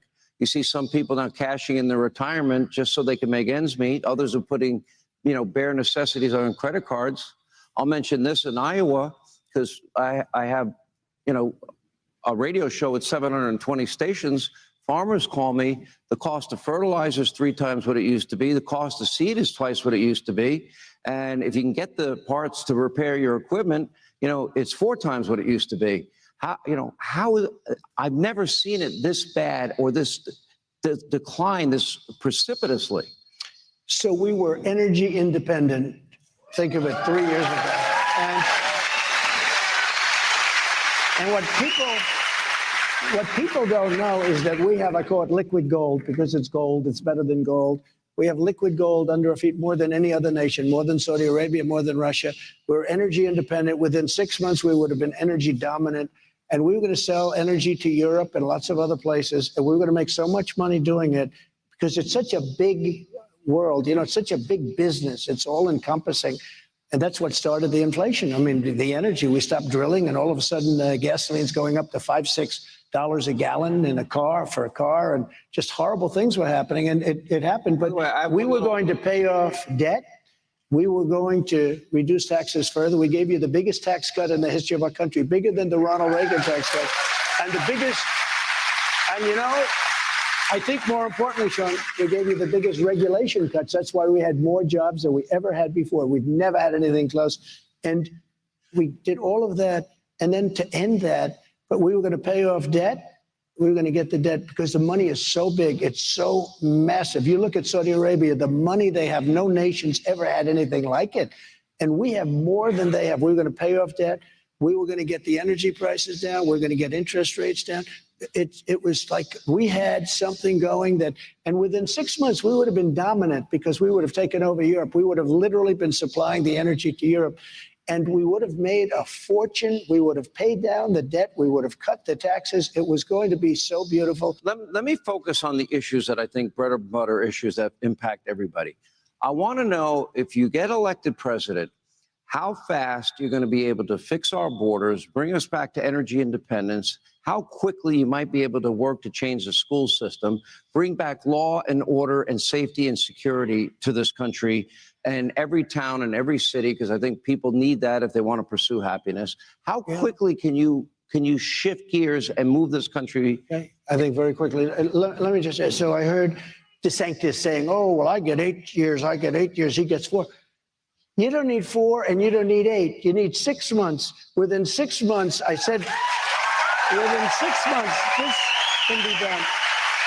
Other than, you don't need 8 years. And frankly, I wouldn't vote for him because he said, you need 8 years. You need 6 months. We're going to drill. We're going to get our energy down. When the energy comes down, other things come down. And we're going to take care of things. We're going to immediately close up the border. We had the greatest border. We had the safest border in the history of our country. Now we have the worst border in the history of the world. There's no, and I say this during rallies. We love our rallies. But I say it during, there's never been a third world country that allowed people to pour into a country. They'd stand there with sticks and stones if they had to.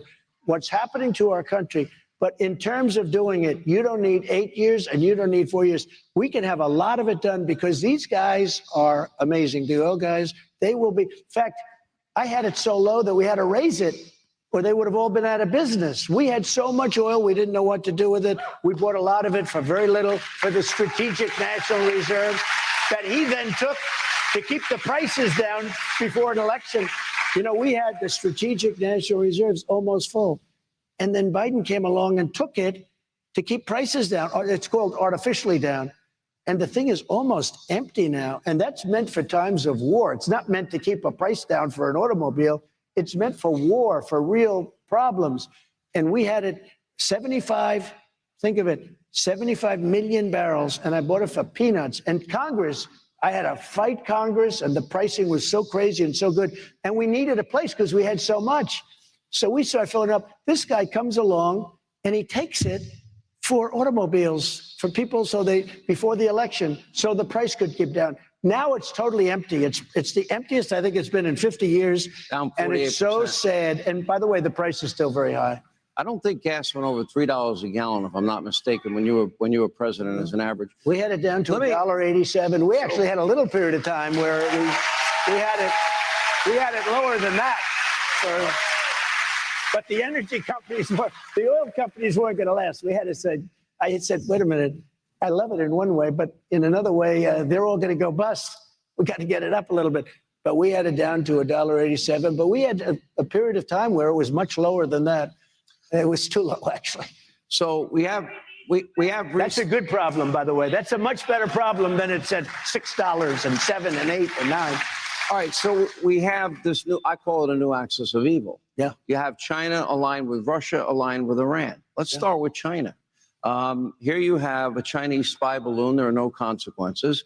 Here you have, just this week, a Chinese simulator that takes out all of our warships in the Pacific and the China Sea. Very sophisticated. You have a confrontation with a fighter jet of China with our fighter jet. They come, within 400 feet or whatever it was.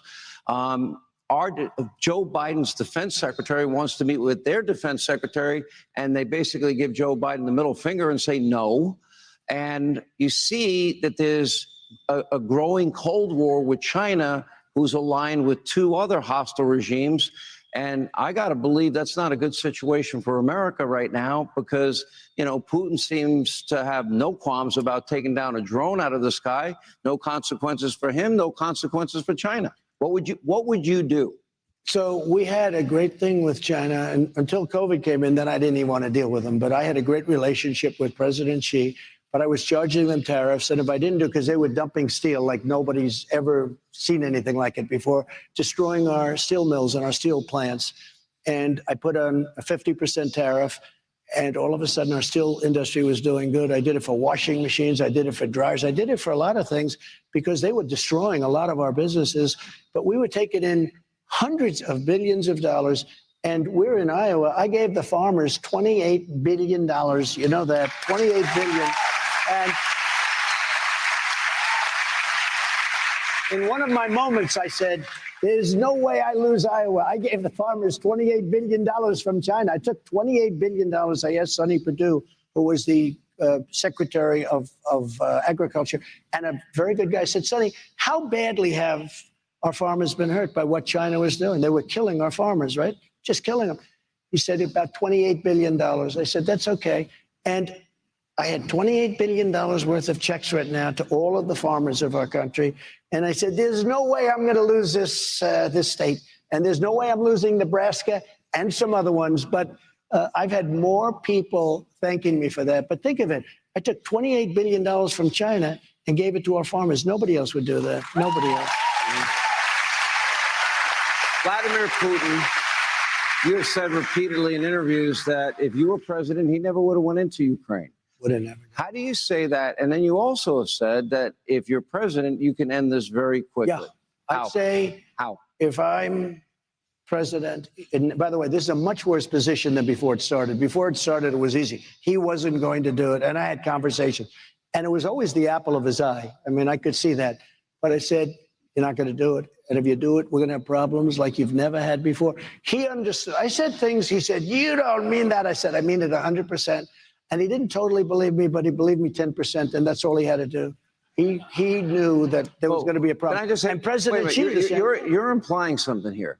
You basically said, I'd obliterate you. Is that what you said? I said things that were very bad, very nasty, and kind of like what?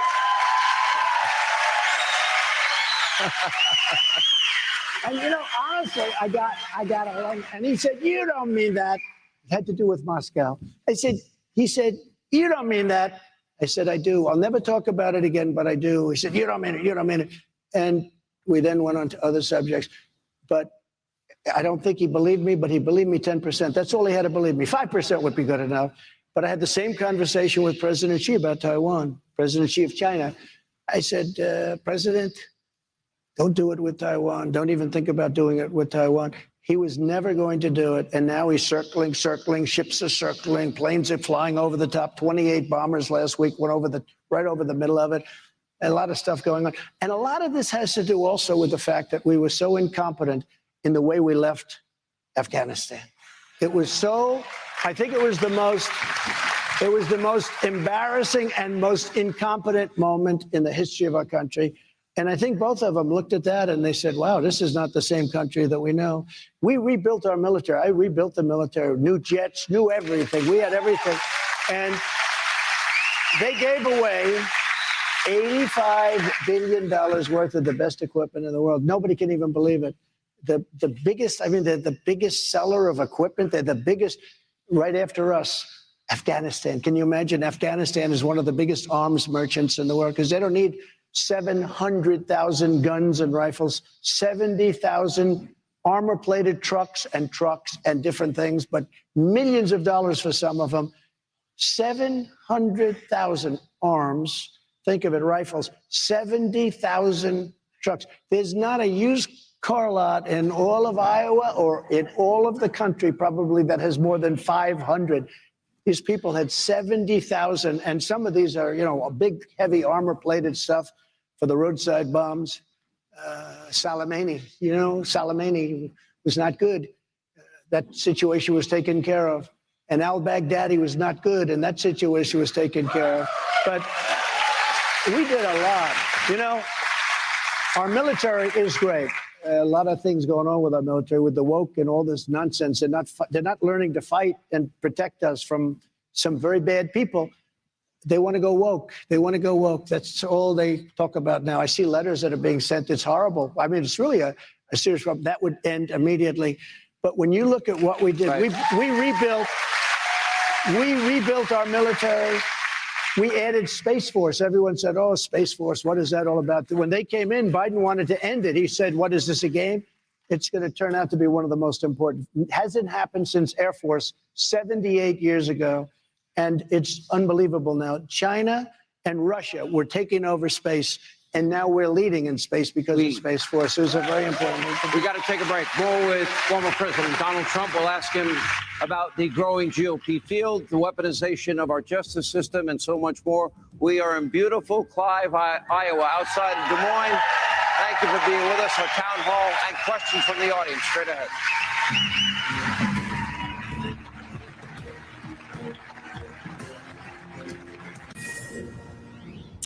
This is a Fox News alert. I'm Chad Pergram on Capitol Hill. The Senate is poised tonight to align with the House and approve a bipartisan deal to suspend the debt ceiling through 2025. It's an accord negotiated by President Biden and House Speaker Kevin McCarthy. The plan also reduces some forms of federal spending. The Senate needs 60 yeas to approve the plan. A coalition of senators from both parties are expected to lend their support to the bill later tonight. The measure then goes to the president to sign. This comes just before the federal government was scheduled to run out of cash on Monday. That's because the government would lack authority to borrow more. Lawmakers worried about a potential market shock had Congress failed to act. This is the first big debt ceiling debate since 2011. This is a Fox News alert. I'm Chad Pergram on Capitol Hill. Now back to Hannity.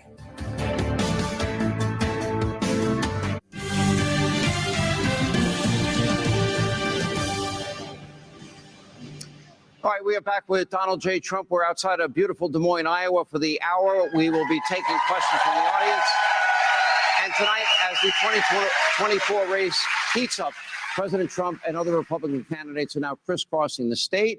And of course, the former president has a commanding lead in both Iowa and nationally. The GOP field, though, is growing. Last week, Florida Governor Ron DeSantis threw his hat in the ring, and soon we expect that former Vice President Mike Pence will be in.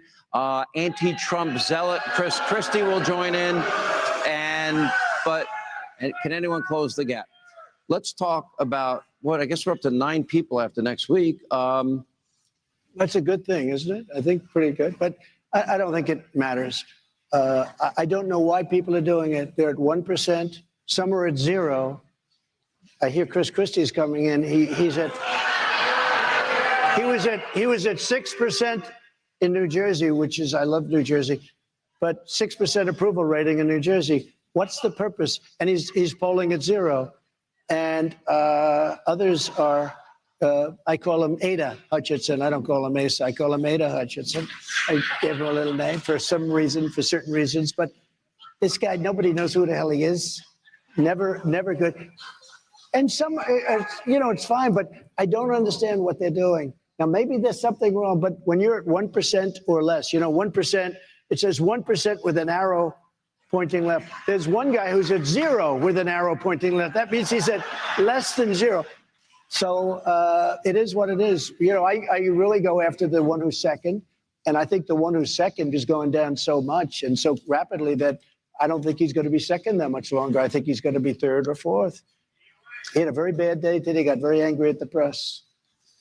You're not allowed to get angry at the press. Let me. At the fake news, he got angry. So you probably became in history the most investigated president of all time. Times 10. Okay.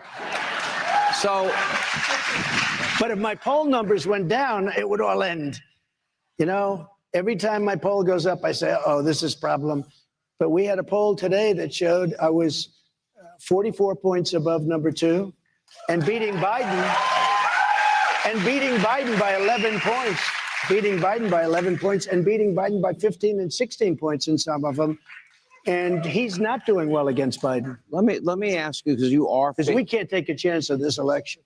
I think a lot of people agree with that. I don't think things have been as bad, turned so badly so quickly. The third issue is there's a special counsel that's appointed, and news broke yesterday that there might be a tape recording that, quote, where you acknowledge that you understood that these were classified documents. First of all, do you know who this call may be with? Do you know anything about it? No, I don't know anything about it. All I know is this: everything I did was right. We have the Presidential Records Act, which I abided by 100%. Biden has 1,850 boxes with a lot of classified stuff that he's not supposed to have in his case. I have the right to declassify as president. He's got 1,850 boxes that he doesn't want anyone to see. He had 7 or 8 boxes in Chinatown in Washington, D.C., where nobody even speaks English in Chinatown. Chinatown is it's in favor of China. And he has boxes in Chinatown. They took those boxes and they sent them to Boston to his lawyer, so his lawyer could look through them and probably do things that you're not supposed to do. No, this is about election interference. And in fact, I have to tell you, Dershowitz and a couple of very good guys wrote an article today. The Tobacco King, you know who the Tobacco King, he did a great job on the tobacco companies. They wrote an article today that this is a disgrace that they're even looking at this stuff. There was nothing done wrong, nothing whatsoever. Now look at the boxes with Biden, where they're in his garage, they're all over the floor, they're sitting under his Corvette with the grease and everything else, on a garage door that you could cut with a scissor, and no Secret Service. I have Secret Service all over the place. Mar-a-Lago is a fort. It's literally, you know, she built that as the Southern White House. But when you look at it, and it's another, it's a continuation of the greatest witch hunt of all time. It's a hoax. And it has to do more than anything else with trying to interfere with the election. And let me tell you, DOJ actually you talk about Bragg, the DA of New York. I never thought I'd be dealing with a guy like this. You talk about Bragg. The DOJ in Washington put his top guy into the DA's office, which is local, which is city, state. But they put the top guy in the Justice Department into that office to make sure Trump gets in trouble. Can you believe it? It's never, ever happened before. And then Hillary Clinton's lawyer from, I guess it's Paul Weiss, left Paul Weiss to work in the prosecutor's office because he hates Trump and he wants to get Trump. And then nobody wanted to do anything because they say, you know, Trump didn't do anything wrong, including Bragg originally said Trump didn't do anything wrong. And then he prosecutes for what he said was not wrong. But they took this guy and they put him in there, and he left the firm and he went in. It's a big, Pomerantz, Mark Pomerantz, and he left to become a prosecutor. He was a Democrat lawyer, and now he's trying to prosecute me. And then what happened is they wouldn't do what he wanted to do because it was too bad even for them. So this guy left and he writes a book during the process. They tell me what he did is criminal. They tell me. Now let's see what happens. But he's in a lot of trouble. So here's a prosecutor left and he wrote a book during the prosecution. But I've been going through this for 7 years. Russia, all of it. The Mueller report, which was no collusion. After 2.5 years, there was no collusion with Russia. I was the worst thing. Putin would say, you know, they say you like me. He said, you are the worst guy that we've ever had to deal with. I'm the one that stopped the pipeline, the big pipeline going up to Germany. I stopped it. When Biden came in, it's called Nord Stream 2. When Nord Stream 2, nobody ever heard of it until I came along. I said, you're allowing Russia to build a pipeline through Europe? I stopped it. It was stopped dead. And then the election came about and Biden came in. One of the first things he did was allow Russia to complete the pipeline. I had it stopped. And then they say, I'll tell you what, they're a party of disinformation. They'll say Trump is soft on Russia. I'm the hardest on Russia that there's ever been. The sanctions we did, everything else. And I got along with Putin. Let me follow up. And by the way, the hardest on China by a factor. I took in hundreds of billions of dollars from China. And as I said, no other president ever took in 10 cents. And you know what? China respected us. And President Xi respected your president. And he didn't want to have any more tariffs. And he didn't want to have any more sanctions. But he respected us. And now he doesn't respect. They don't even return phone calls. You know, abortion now is back as a real campaign issue. Yeah. And then issues I didn't think when I started my radio career in 1987 I'd be talking a lot about, but education, kids, gender identity classes, CRT. I never thought we'd really have this deep debate about whether or not biological men could be playing in women's sports. When so crazy. On all of these issues, you know, what is the best way that you see to settle? Well, I did something that nobody thought was possible. I got rid of Roe v. Wade. And by doing that, it put pro-lifers in a very strong negotiating position. Now they're negotiating different things. And, you know, I happen to be of the Ronald Reagan school in terms of exemptions where you have the life of the mother, rape, and incest. mother's life. So you have that. And I think, you know, for me, that's something that works very well. And for probably 80, 85%, because don't forget, we do have to win elections. But I did something that nobody could do. And I also made them the radicals because they are willing and able to kill babies in the 9th month. They're willing to kill babies. That's radical. Pro-life isn't radical. They've made pro-life radical, the other side. Pro-life is not radical. What's radical is killing a baby in the 8th month, the 7th month, the 9th month, or even the babies after the baby's born. And, you know, unfortunately, we have a lot of politicians, and you saw that in the midterms. I think it was a big factor that didn't really know how to talk about what we did with Roe v. Wade and what we did on pro-life. They didn't know how to talk about it. And it energized the Democrats, and they used that. I mean, they used that as a commercial. You wouldn't believe it. Well, what should the But especially when you didn't have the exceptions. When you didn't have the exceptions, they went after the people like viciously. The ads, and those people did not, generally speaking, they didn't do very well in terms of election. But when you have the exceptions and you go through the whole gamut, it's something that's an incredible thing. But one thing it really did, though, Sean, is it gave people that are pro-life a great power to negotiate. We had no power to negotiate because you had Roe v. Wade sitting in there where you could do anything, where the other side could do anything. They can't do that right now. So we're in a great position to negotiate something really, really good. And most people, I think, really respect what we did. Now, I will say every once in a while I watch somebody say, I did more for abortion and abortion rights and pro-life. I did more than Trump. Well, only stupid people would say that because everyone said there was no way that Roe v. Wade was going to disappear, but because it was very unfair. The other thing is people wanted to bring it back to the states. I consider that less important, but nevertheless, a lot of people wanted to bring it back. This brings it back to the states. More with Donald Trump, and we'll hear from our Iowa audience as we continue from the great state of Iowa. Please stay with us.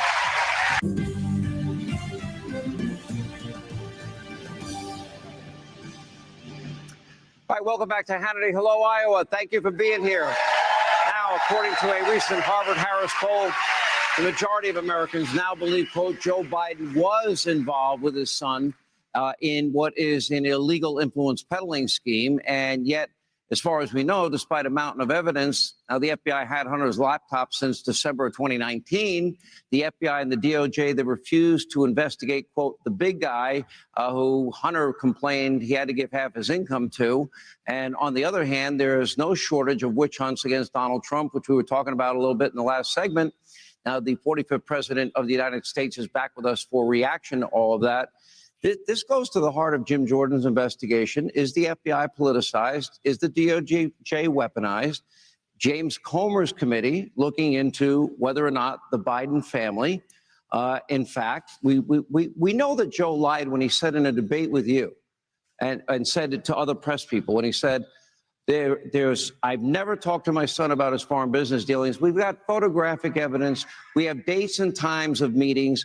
We now have, according to James Comer, routing plans to different LLCs, and money's going to 9 separate Biden family members. And they're looking for one particular document where $5 million was exchanged for an act that they claim that Joe Biden may have committed in exchange for this deal. Yet how come nothing happens to them? Well, they're being protected, and it's a one-sided system. It's a very unfair system, but they're being protected. Look at the time that Biden said about the $1 billion to get rid of the prosecutor. Now, can you imagine if I said that? $1 billion to get rid of the prosecutor. You talk about tape. That's on tape. That's so illegal what he said. It's America's money. We're not going to give you $1 billion unless you get rid of the prosecutor that was prosecuting his son and his son's company, even though his son didn't know anything about energy or anything else, and he's on the board of an energy company, getting paid a fortune, by the way. No, the whole thing is crazy what's going on, and it's so bad because it makes them look so bad.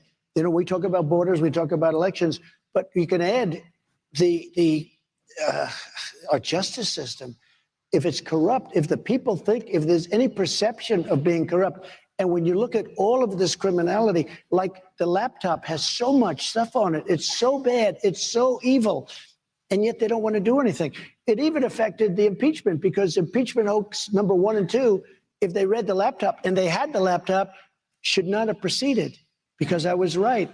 And it should not have proceeded. A lot of people said that.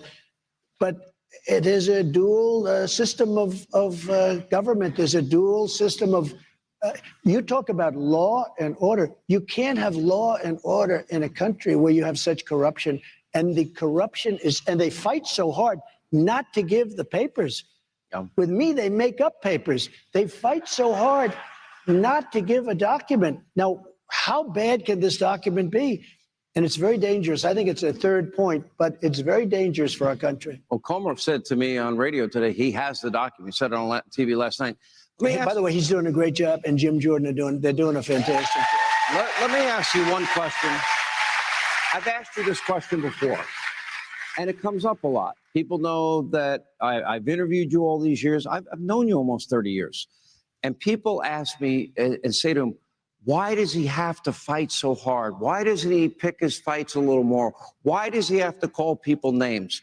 And the only reason I think this is an important question is because I think everyone here tonight is likely voting for you, right? So, however, it's going to come down to those people that maybe are in the middle a little more. And the argument that they make to me is, if he would just tone it down a hair, stop a little of the name calling. Hang on. I said it's their question. Leave me alone. All right. That it might help you with swing voters in that are needed for you to get over the finish line. It's already hard enough electoral vote-wise for a Republican to win. What do you say to them? Okay, you ready? And I say this to everybody. I won an election. It was unprecedented. We beat somebody that supposedly had it made. And, you know, they probably did things in that election too. They were shocked. But I came into office, and from the day I got in, I was under siege by people that have been in Washington for many years, put in there by many different presidents. In most cases, people that were against me, like they spied on my campaign. They did all sorts of things.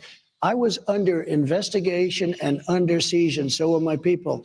And if I wasn't tough, I wouldn't be here right now. I guarantee you that. If I didn't fight back, I wouldn't be here. What they did is so bad, and they've been caught. Now, so far, nothing's happened to them of consequence. We had an Attorney General, Bill Barr, who didn't have the courage to fight. He just didn't have the courage. He was a nice man, but he didn't have the courage. He lost his courage when they wanted to impeach him. They said, we're going to impeach Bill Barr. They didn't even know why. There was no reason to impeach him. He didn't do anything wrong. But he didn't have the courage. We need courage in this country, or we're going to lose our country. All right, I'll tell you what. You can stand up if you want, or sit down, whatever you prefer. Hi, sir. What's your name? Mike Etheridge. All right, Mike, is it? Mike. Hi, Mike. You have a question for President Trump? I do. That, by the way, I think I'm going to like this question. Look at that. I'm going to say yes. Thank you. He's making money off your name, just so you know. Okay, I'm going to. We're not somebody gonna is. I'm not going to sue him. My question is, from the time that you left office until now, and in fact, in my case, it happened very quickly. I am a veteran. I use the VA. I was getting in to see a doctor 2-3 weeks. Yeah. From the time you left, and this is within a month, the next time was 8 months. Yeah, I know. They let the system break. Are you talking about the VA? I am. So we had a 92% approval rating. Nobody's ever come close. I think the highest was 51, and it was many years ago. We had a 92% with the VA. And I did two things that were really, we had great people at the top. We had a lot of great people. You know, we talk about the bad ones, but we had a lot of great people, and they did a fantastic job.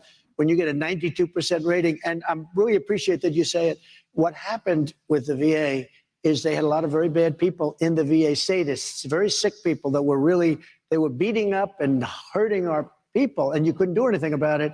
And I got through Congress an act where we can fire those people. We got rid of 7,000 really bad people. But the other thing of equal importance, maybe more important, if you had to wait, like you said, you had to wait under my system, if you had to wait more than a day, as you know, you would go to a private hospital, or you would go to a private doctor, and they would take care of you. And people weren't dying. You know, people were dying waiting online. They were waiting for 6 months. They became terminally ill for something where a simple procedure or a simple prescription could have taken care of it. And if they had to wait for more than 24 hours, I gave them the right to go to a private doctor. We paid the bill. We negotiated with them. We had certain set prices because otherwise, you know, it wouldn't be good. And we had the highest rating. That's why the veterans love Trump. We did a great job. It's so nice that you say it. Thank you. Thank you, Mike. Appreciate it. All right, I understand. Sir, what's your name? My name's Tony, retired USAF Lieutenant Colonel, volunteer for a number of senior organizations, to include AARP, full disclosure. Great. High inflation. We have a Medicare system that is severely lacking funding, running out of funding. Right. We have a trust fund in Social Security that's going broke. Yeah. Across Iowa, serious concerns for seniors. What's your envision? What can you do? How can we solve these problems and get them done? So inflation is a killer of countries. If you look back 200 years, you could look back to empires where inflation came. The empires all dissolved. They were all gone. Inflation is it's a cancer to a country.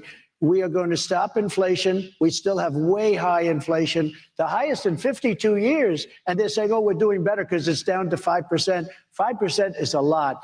But we were heading up, and we could head up right now with what's going on. We could head up very, very much higher.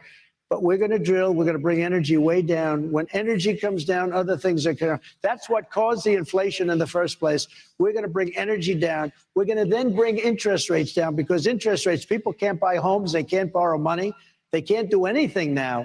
I mean, right now, our economy is a total mess, and we'll stop it. And when we stop inflation and when we get interest rates down and when we do all of the things that we have to do, including, again, I rebuilt our military, but we have to rebuild it again. You know, our military has no ammunition. We have no ammunition. We've given much of it, almost all of it, but we've given much of it to Ukraine.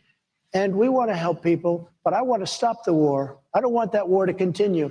And I'll stop that war, mark my words, I'll stop that war in 24 hours. But we're in a position. Mr. President, let me ask. Serious question.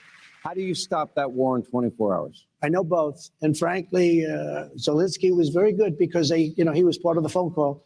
And he said, he didn't say anything wrong to me, the Democrat. He could have gone and grandstand and said, well, I felt threatened. I felt threatened. He didn't. I get along with him. I get along with Putin. It would have been much easier to stop it before it started. Putin would have never done this. Would have been much easier. Right now, it's a mess. Now they're hitting Kiev and they're hitting all sorts of things that weren't supposed to be hit. The country is being decimated. By the way, the deaths are far more than they're reported. You know, when they say 9 apartment houses got knocked down and 2 people got hurt. No, hundreds of people died. The numbers are much different than what you're being told. I will get them into a room and they will, and I know an exact way. Number one, you tell one, you're not going to get anything unless you make a deal. You tell the other one, they're going to get a lot unless you make a deal. And you just sit them and you put them in, and you have to make a determination.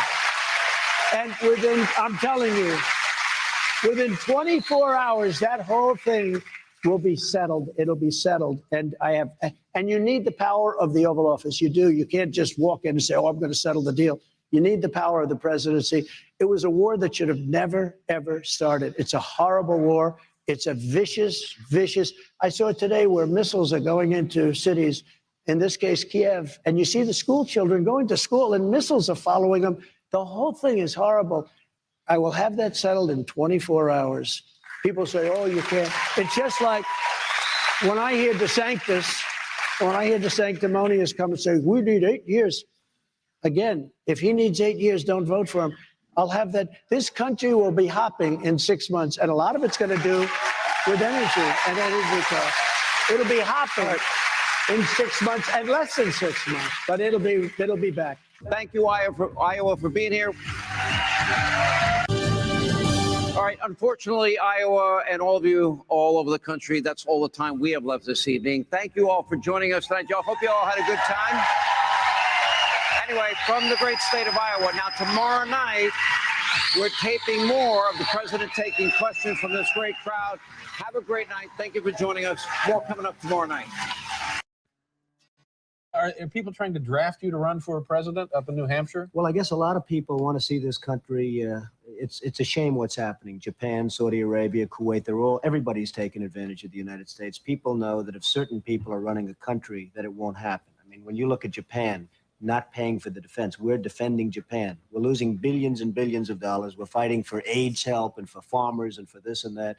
And it's a shame. And the Japanese folks, who I respect greatly, but they're not treating us fairly. They're really not treating us fairly. Kuwait, Saudi Arabia, they're not paying us anything for the services we're rendering, and I think it's a disgrace. And I think people look at certain people, and maybe me, if I were in a position, this country, believe me, would not be ripped off like it is. And it is just being ripped off so badly by our so-called allies. Yeah. So that's a pretty strong statement. So now, are you saying I don't think it's strong. I think it's fair. And by the way, I have tremendous respect for the Japanese. I do a lot of business with the Japanese, and they smile about it too. They know it. The country is losing billions and billions of dollars to Japan, and we can't afford to lose. And it's a shame. But so now, are you saying this by way of indicating that you could do it better, and you do intend to run for president at some point? No, I'm not going to run for president, but I think somebody. Now, in 8 years, if you came back, would you have a different answer? In 4 years? I tend to doubt it. I really tend to doubt it. But I just think that there's so many ways that this country can straighten itself out, and we're not going about those ways. Cutting farm aid is not the appropriate thing. Cutting help for the homeless and help for the poor and welfare. Certain things can be done that really will mean big dollars to this country. And those things are not being done right now. You know, sitting here listening to this stuff, it seems to me you are dying to get to some public platform to superimpose those feelings upon the American awareness. Well, maybe so, but I'm not. I would like to have the feelings known and let somebody else do it. And it can be done. If the ball's carried correctly, it can be done. Yeah, but if you want something done right, do what you say. Of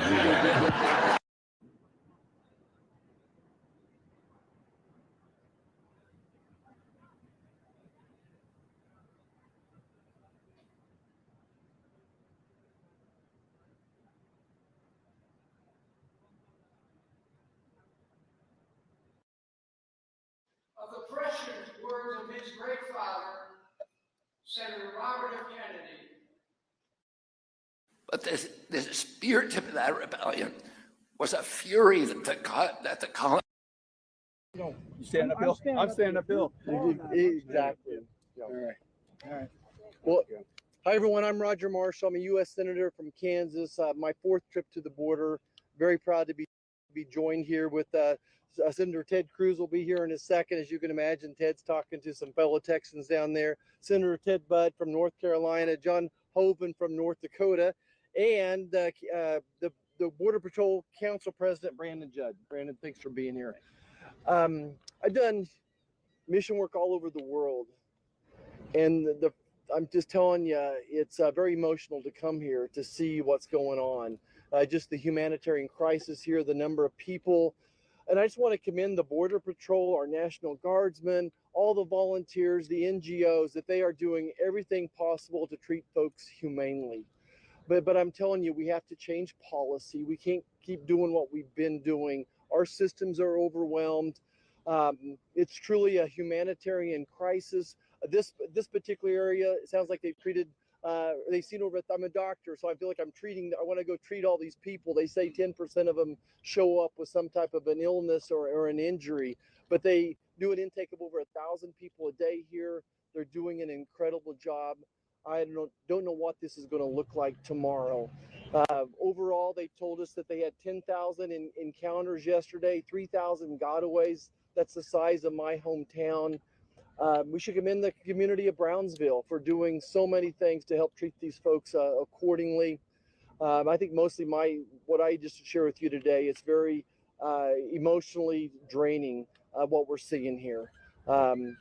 But the nation needs to see this. This is why President Biden needs to come and look one of these camps in the eyes and see for himself the tragedy that's ongoing here. So thank you for joining us. Senator Cruz is here. We are witnessing an absolute travesty unfolding on our southern border. On Monday, we apprehended over 10,000 people on the border. the highest level in history. On Tuesday, we apprehended over 10,000 people on the border, again, the highest level in history. There are right now, where we're standing, more than 22,000 people camped just south of the border, getting ready to come across. Just in this location, in less than a month, we've had over 35,000 Venezuelans cross illegally just right here, not counting the whole rest of the border. Every day, just right here, they're encountering 90 to 100 Chinese nationals. Now, for anyone that doesn't have their globe nearby, China is not immediately to the south of the United States. But 90 to 100 a day are crossing illegally on this border, being smuggled in by Mexican drug cartels. And I have to say, I am angry, because this is deliberate. This is a decision that was made by President Joe Biden and Kamala Harris and congressional Democrats to open up the border to what is nothing less than an invasion. Ask yourself, why is President Biden not here? Why is Kamala Harris not here? Why is Elizabeth Warren not here? Why is AOC? She still owns the white pantsuit. Why is she not here with her head buried in her hands? Because they don't give a damn about the dead bodies. 6 weeks ago, I asked Secretary Mayorkas how many migrants died in the past year crossing illegally. He said, I don't know. The number's 853. But he can't be bothered to worry about that. I asked him how many women have been sexually assaulted in the last year by human traffickers. He said, I don't know, because the administration can't be bothered by that. I asked how many children have been physically and sexually assaulted. Again, I don't know. We're witnessing modern day slavery. And maddeningly, what the Biden administration has decided is they want more. Title 42 is expiring today, and you know what happens tomorrow? Those numbers go up. This isn't an invasion, and they want the numbers to go up. Let me say to the men and women from the Border Patrol, who are heroes, they are extraordinary heroes, and we're down here to tell them thank you, to tell them we love you, to tell them we got your back, even as your political superiors are making it impossible for you to do your job. The Biden administration is really proud now that they have apps on their phone, that when someone crosses illegally, they can fill out an application in 2 minutes. This is the Amazon version of illegal immigration. They're going to make it fast and deliver them anywhere in the country. We've seen 6.5 million people cross illegally since Joe Biden became president, and the administration wants 6.5 million to be 10 million, to be 12 million, to be 15 million, to be 20 million. And the body bags that pile up, they can't be bothered to worry about. I'll tell you, the great state of Texas is on the front lines. The volume is overwhelming. It's got to stop. John Hoven, North Dakota. Over the last 2 years, I would say, I've been to McAllen, I've been to Del Rio, I've been to Eagle Pass, I've been to El Paso, I've been on the other side of the border to Mexico, Guatemala, Colombia, Ecuador, here. And what I see each time I go is more people coming illegally. What's happening is our ability to process them is just getting faster. We're processing more and more, but it's just more and more people coming illegally. And they're being released into the country with a notice to appear in OPER for, I guess, a hearing in maybe 5 years. And that's a preliminary hearing. So essentially, they're being admitted into the country. And we're just processing them faster and faster and faster. And when I first went to Del Rio, I think they said, oh, there's something like people coming from illegally from 50 different countries. And then by the time I got to El Paso, it was from 100 different countries. And it's not just people coming illegally. The drugs.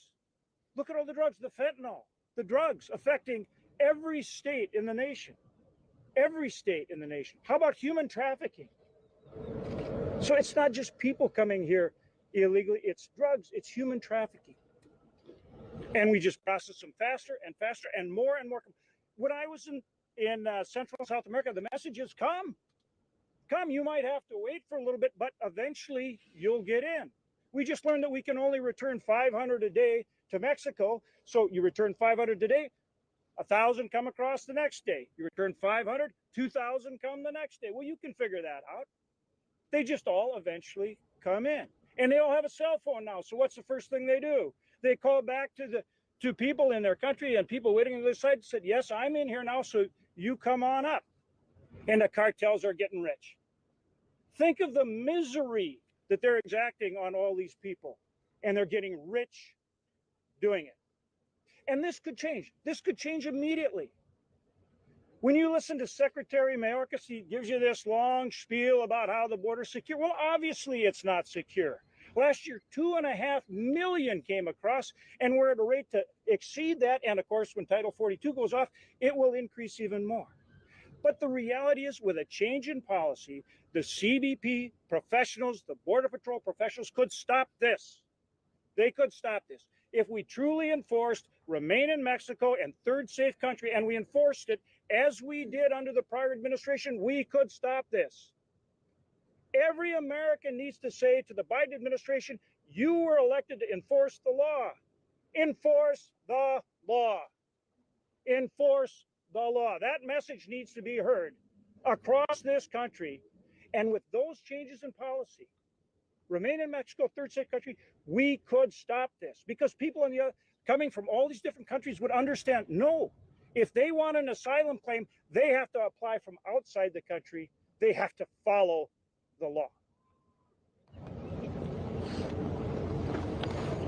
I'm Senator Ted Budd from North Carolina.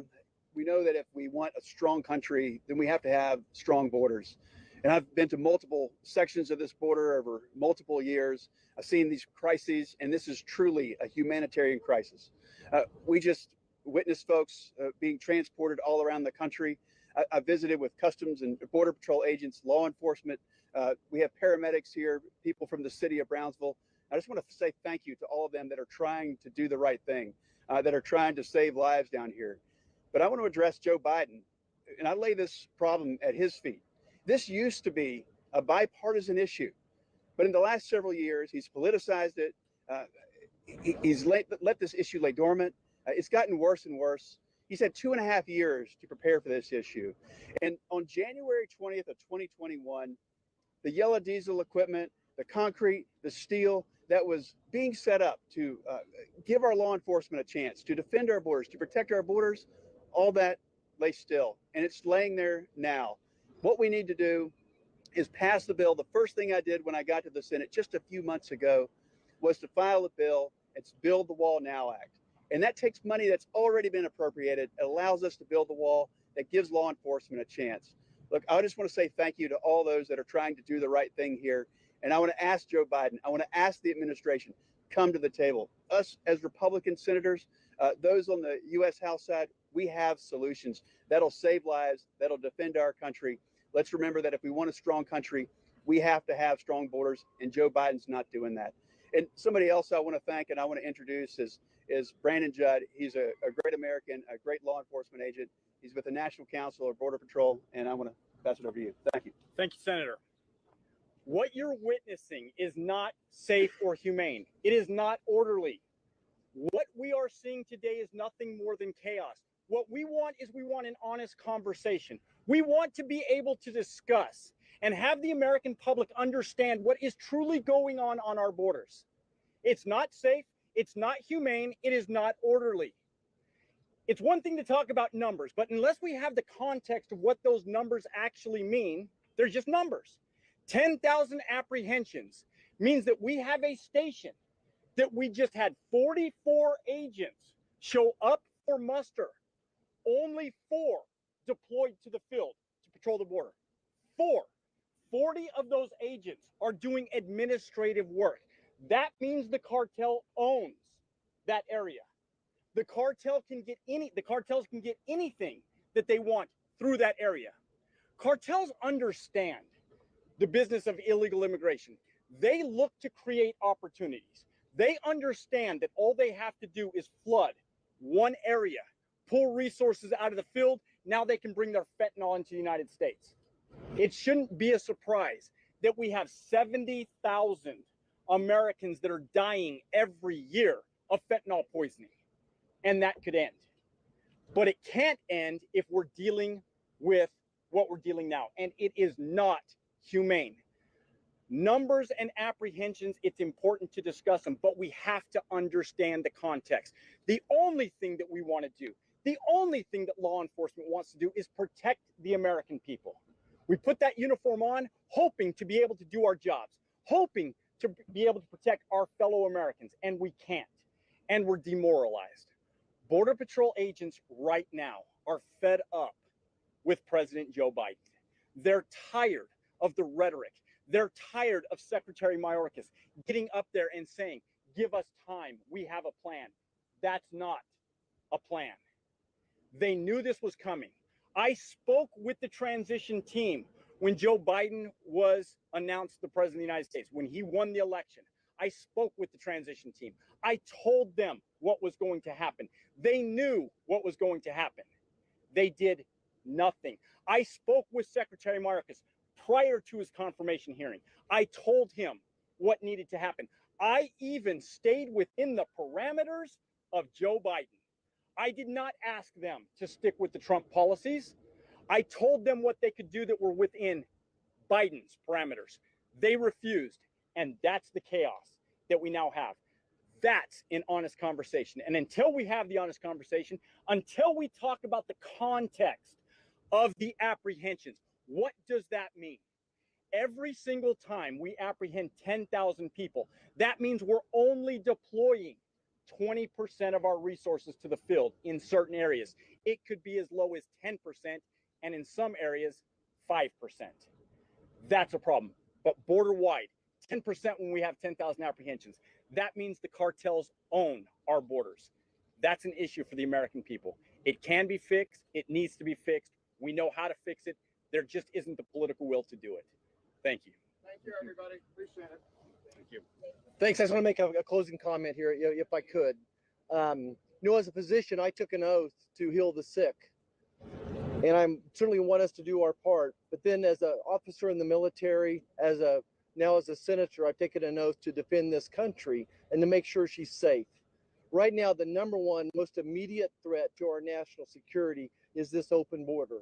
And that's why I've called on the House to impeach Secretary Mayorkas. He's derelict in his duties. I'm calling on Joe Biden to come see this problem for himself.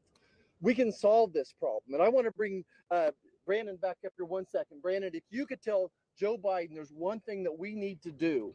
Do you need more troops? Do you need more technology? What do you need to do for us to secure this border? The American public should not shoulder this burden. We do not need more resources. We don't need more technology. We don't need more infrastructure. We have to have policy.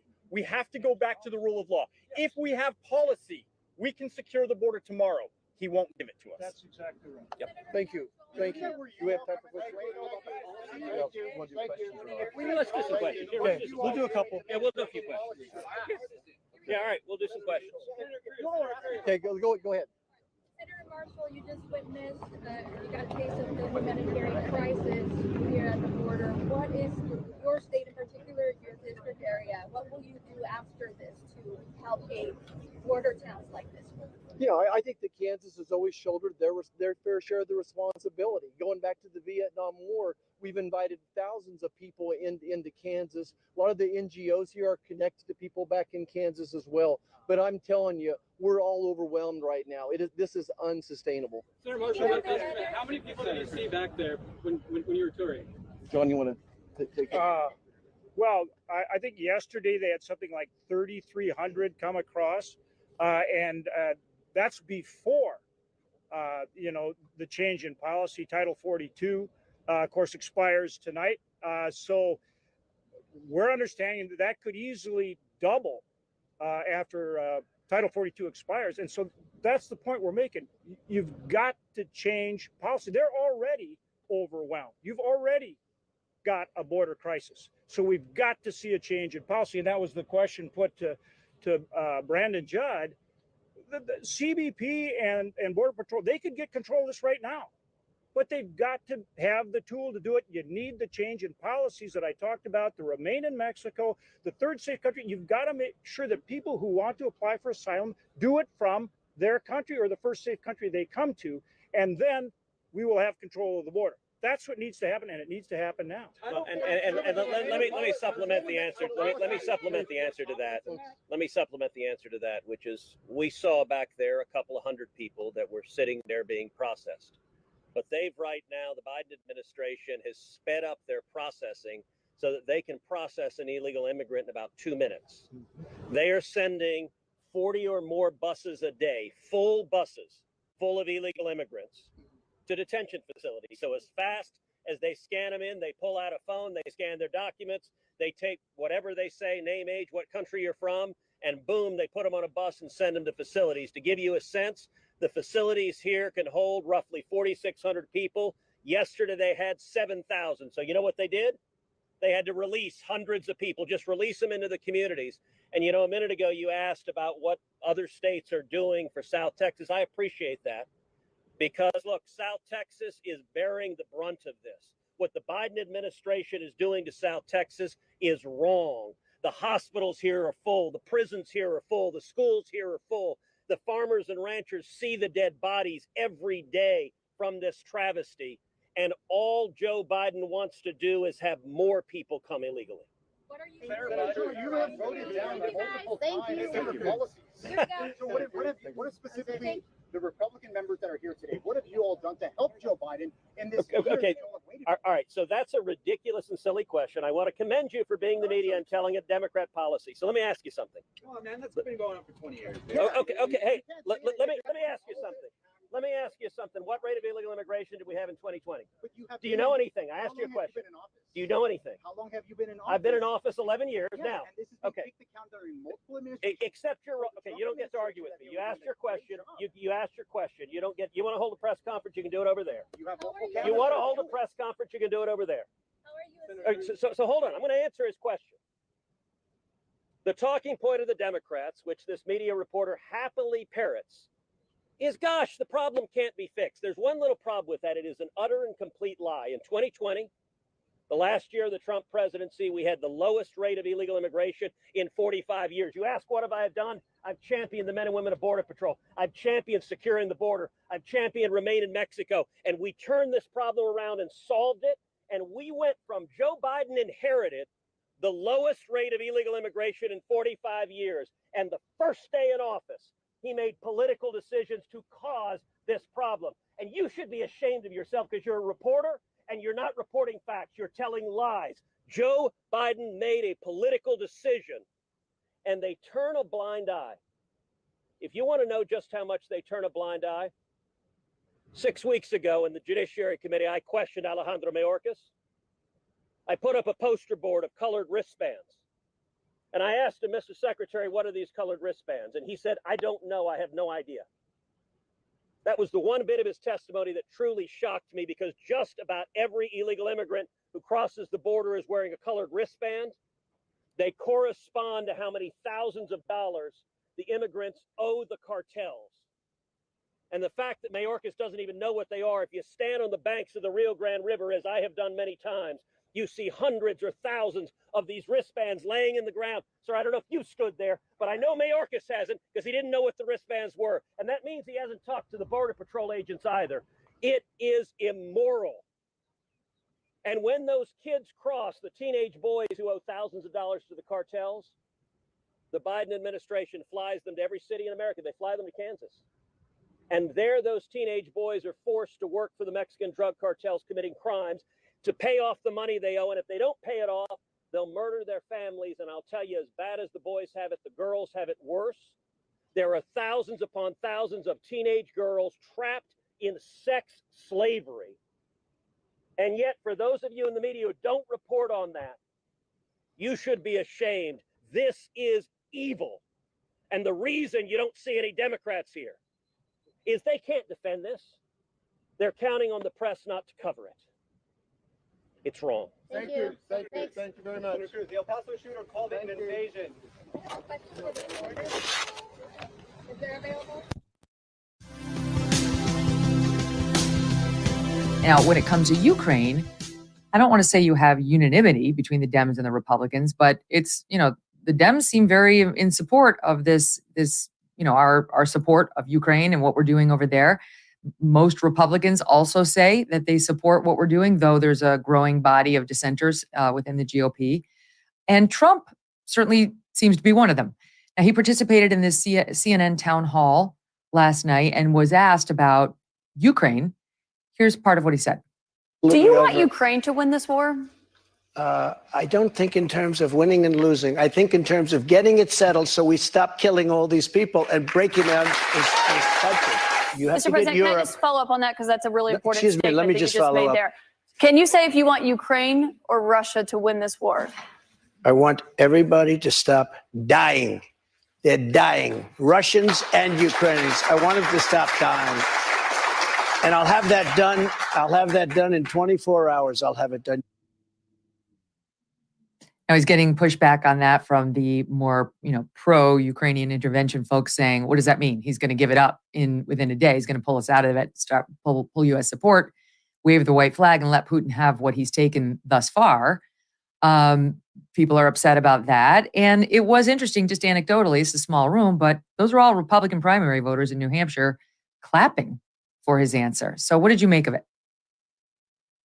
Well, I was really happy to hear him say that. And, and I think his instincts are exactly right. We just have to end this war. And there's not going to ever be a winner or loser. Both sides have been the loser in this. We've killed now between 30,000 and 100,000 Russians. And over 300,000 Ukrainian troops and 14 to 15,000 civilians. We've destroyed the Ukraine. We've destroyed 60% unemployment. The infrastructure is wrecked. The country now, because of the prolonging of this war, which is a U.S. project, the neocons in the White House have prolonged this war and much longer, rather than treating it as a humanitarian crisis and trying to end it quickly. Every step the White House has taken, particularly the neocons in the White House, has been to prolong the war and expand and increase the bloodshed. President Biden, we were sold on the fact that this was a humanitarian issue, that a humanitarian intervention. My son went over there and fought, and that was his impression too. He went over and he fought, as a machine gunner. Yeah, talked about that. Special Forces unit in the Kharkiv offensive. But when President Biden was asked about the objectives of the war, he said it was to depose Vladimir Putin, to do regime change, which is a neocon project, an aspiration of the neocons for a decade. When his defense secretary, Lloyd Austin, spoke about the war in April of 2022, or 2021, 2022, excuse me, he said that our objective in the war was to exhaust the Russians and degrade their capacity to fight in any other part of the world. Well, that is not a good idea for the Ukrainians. That means we are turning this country into an abattoir for Ukrainian kids in order to achieve a geopolitical objective of weakening Russia. And by the way, I don't think it's a good idea for us to be weakening Russia. We are pushing Russia into the camp of China. And so the whole thing is kind of a nightmare. And the Ukrainians are a victim of U.S. policies and Russian policies. Now, I like what President Trump said during his administration. He actually laid the groundwork for this war. He began selling for the first time Ukrainians offensive weapons.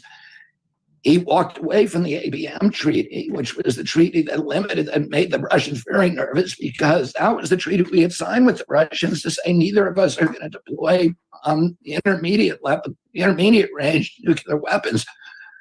That from the Ukraine's only 400 miles from Russia. And we could hit Moscow in minutes with those weapons. So it destabilized the area. It made the Russians very, very anxious. And then he continued to push the the borders of NATO right up to the Russian borders, which the Russians had said was a red line. So his administration, although his intentions, I think, were good, his administration was filled with neocons and warmongers and swamp creatures and pharmaceutical executives who were making decisions that did not reflect what President Trump was saying to his base. I want to tell you about the amazing extreme altitude wines from the Bonner Private Wine Partnership. These flavors go great with any hearty meal and meat you're going to serve. They are unlike any wine you've ever tasted.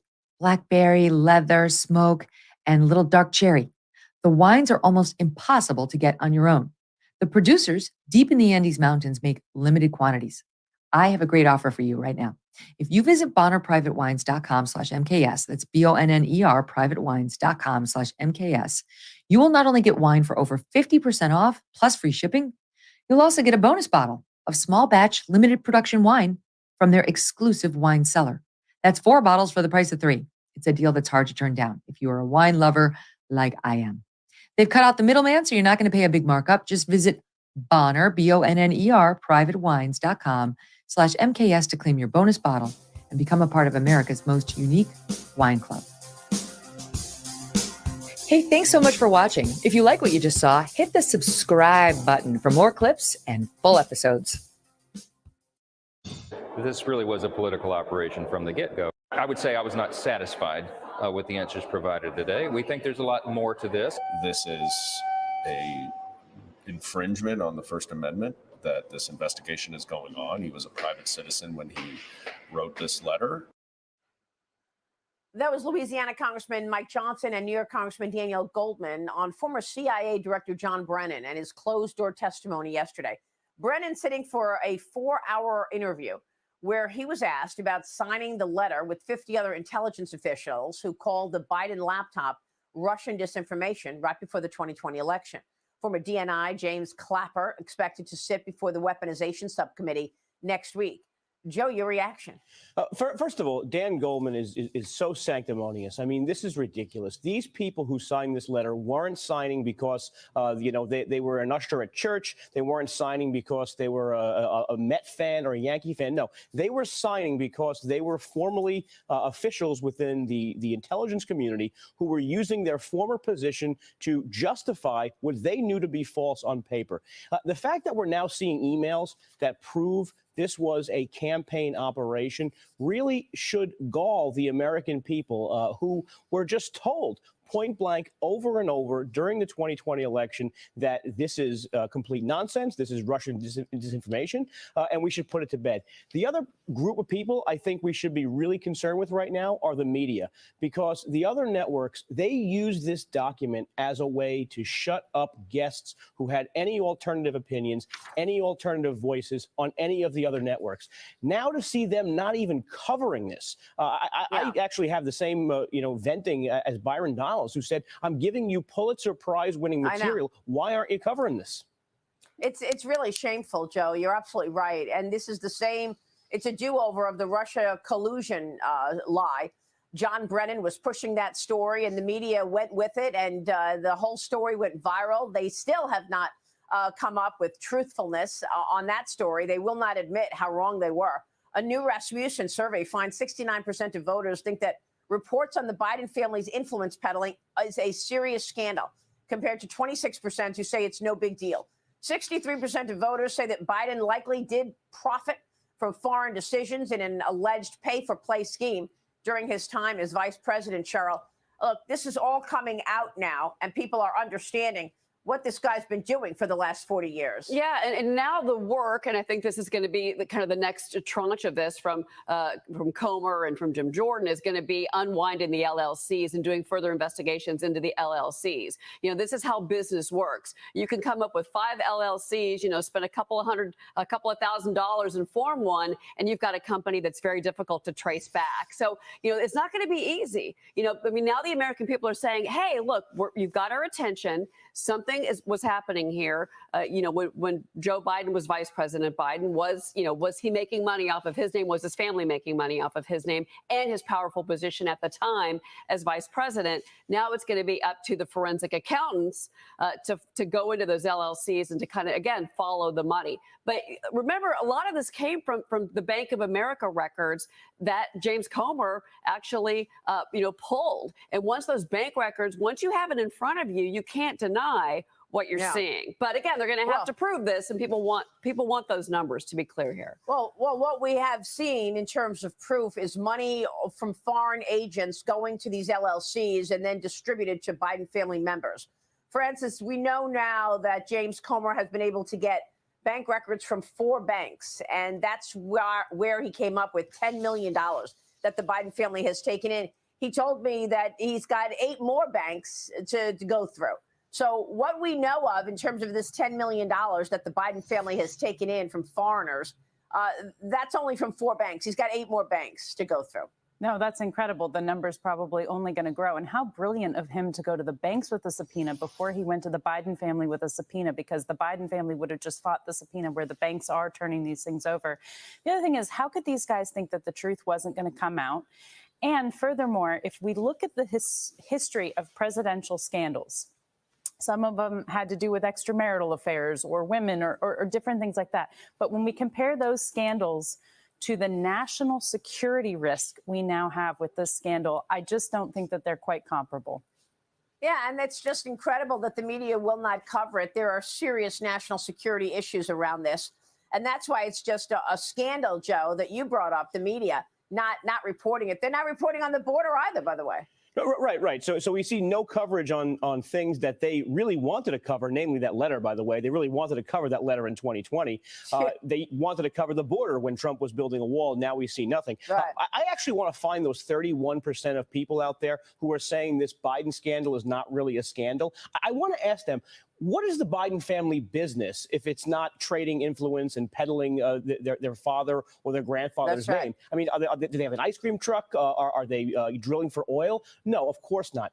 That's why it's so significant to get a little bit of pushback from some of the other networks that you referenced to see if there can be any digging.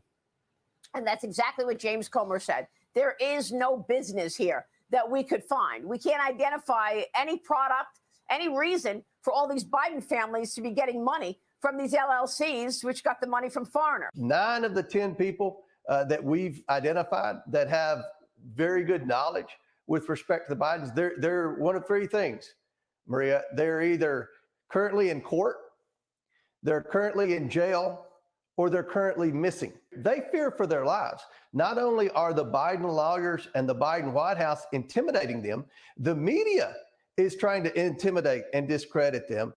This is very serious accusations here. That was House Oversight Committee Chairman James Comer on Sunday Morning Futures with me yesterday, revealing that the White House is intimidating informants in his investigation into the Biden family's influence peddling schemes. Meanwhile, a new report finds several of the 51 former intelligence officials who signed that letter trying to discredit the Biden laptop donated to either President Biden, his 2020 campaign, or other Democrats. So the whole thing is so disturbing. Monica, I want to just point out that Marjorie Taylor Greene says that the whistleblower for Joe Biden is not missing. But yesterday, it wasn't the whistleblower who James Comer said is missing. He said that the informant is missing. So we're still trying to get more information on what are the whereabouts of the informant in this important investigation, and who specifically in the White House is intimidating potential witnesses. Your reaction? It's just incredible, Maria. I saw your interview yesterday with Chairman Comer, and if what he is saying is true, and we have no reason to doubt what he is saying here, but everything that he laid out indicates that the Biden White House, the Biden attorneys, are essentially operating as an organized crime syndicate, putting pressure on witnesses, intimidating them into silence, and getting them to back off. Look, all they are trying to do here is excavate the depth of corruption of Joe Biden and his family. And they've made tremendous headway in terms of hard evidence showing that perhaps the sitting president of the United States as vice president, and God knows what he's doing now, was engaged in a criminal bribery scheme. That's what we're talking about here. And so to really put the pressure and muscle on these witnesses is completely unacceptable and outrageous. And this is also something that now needs to be investigated. And I hope they go down that avenue.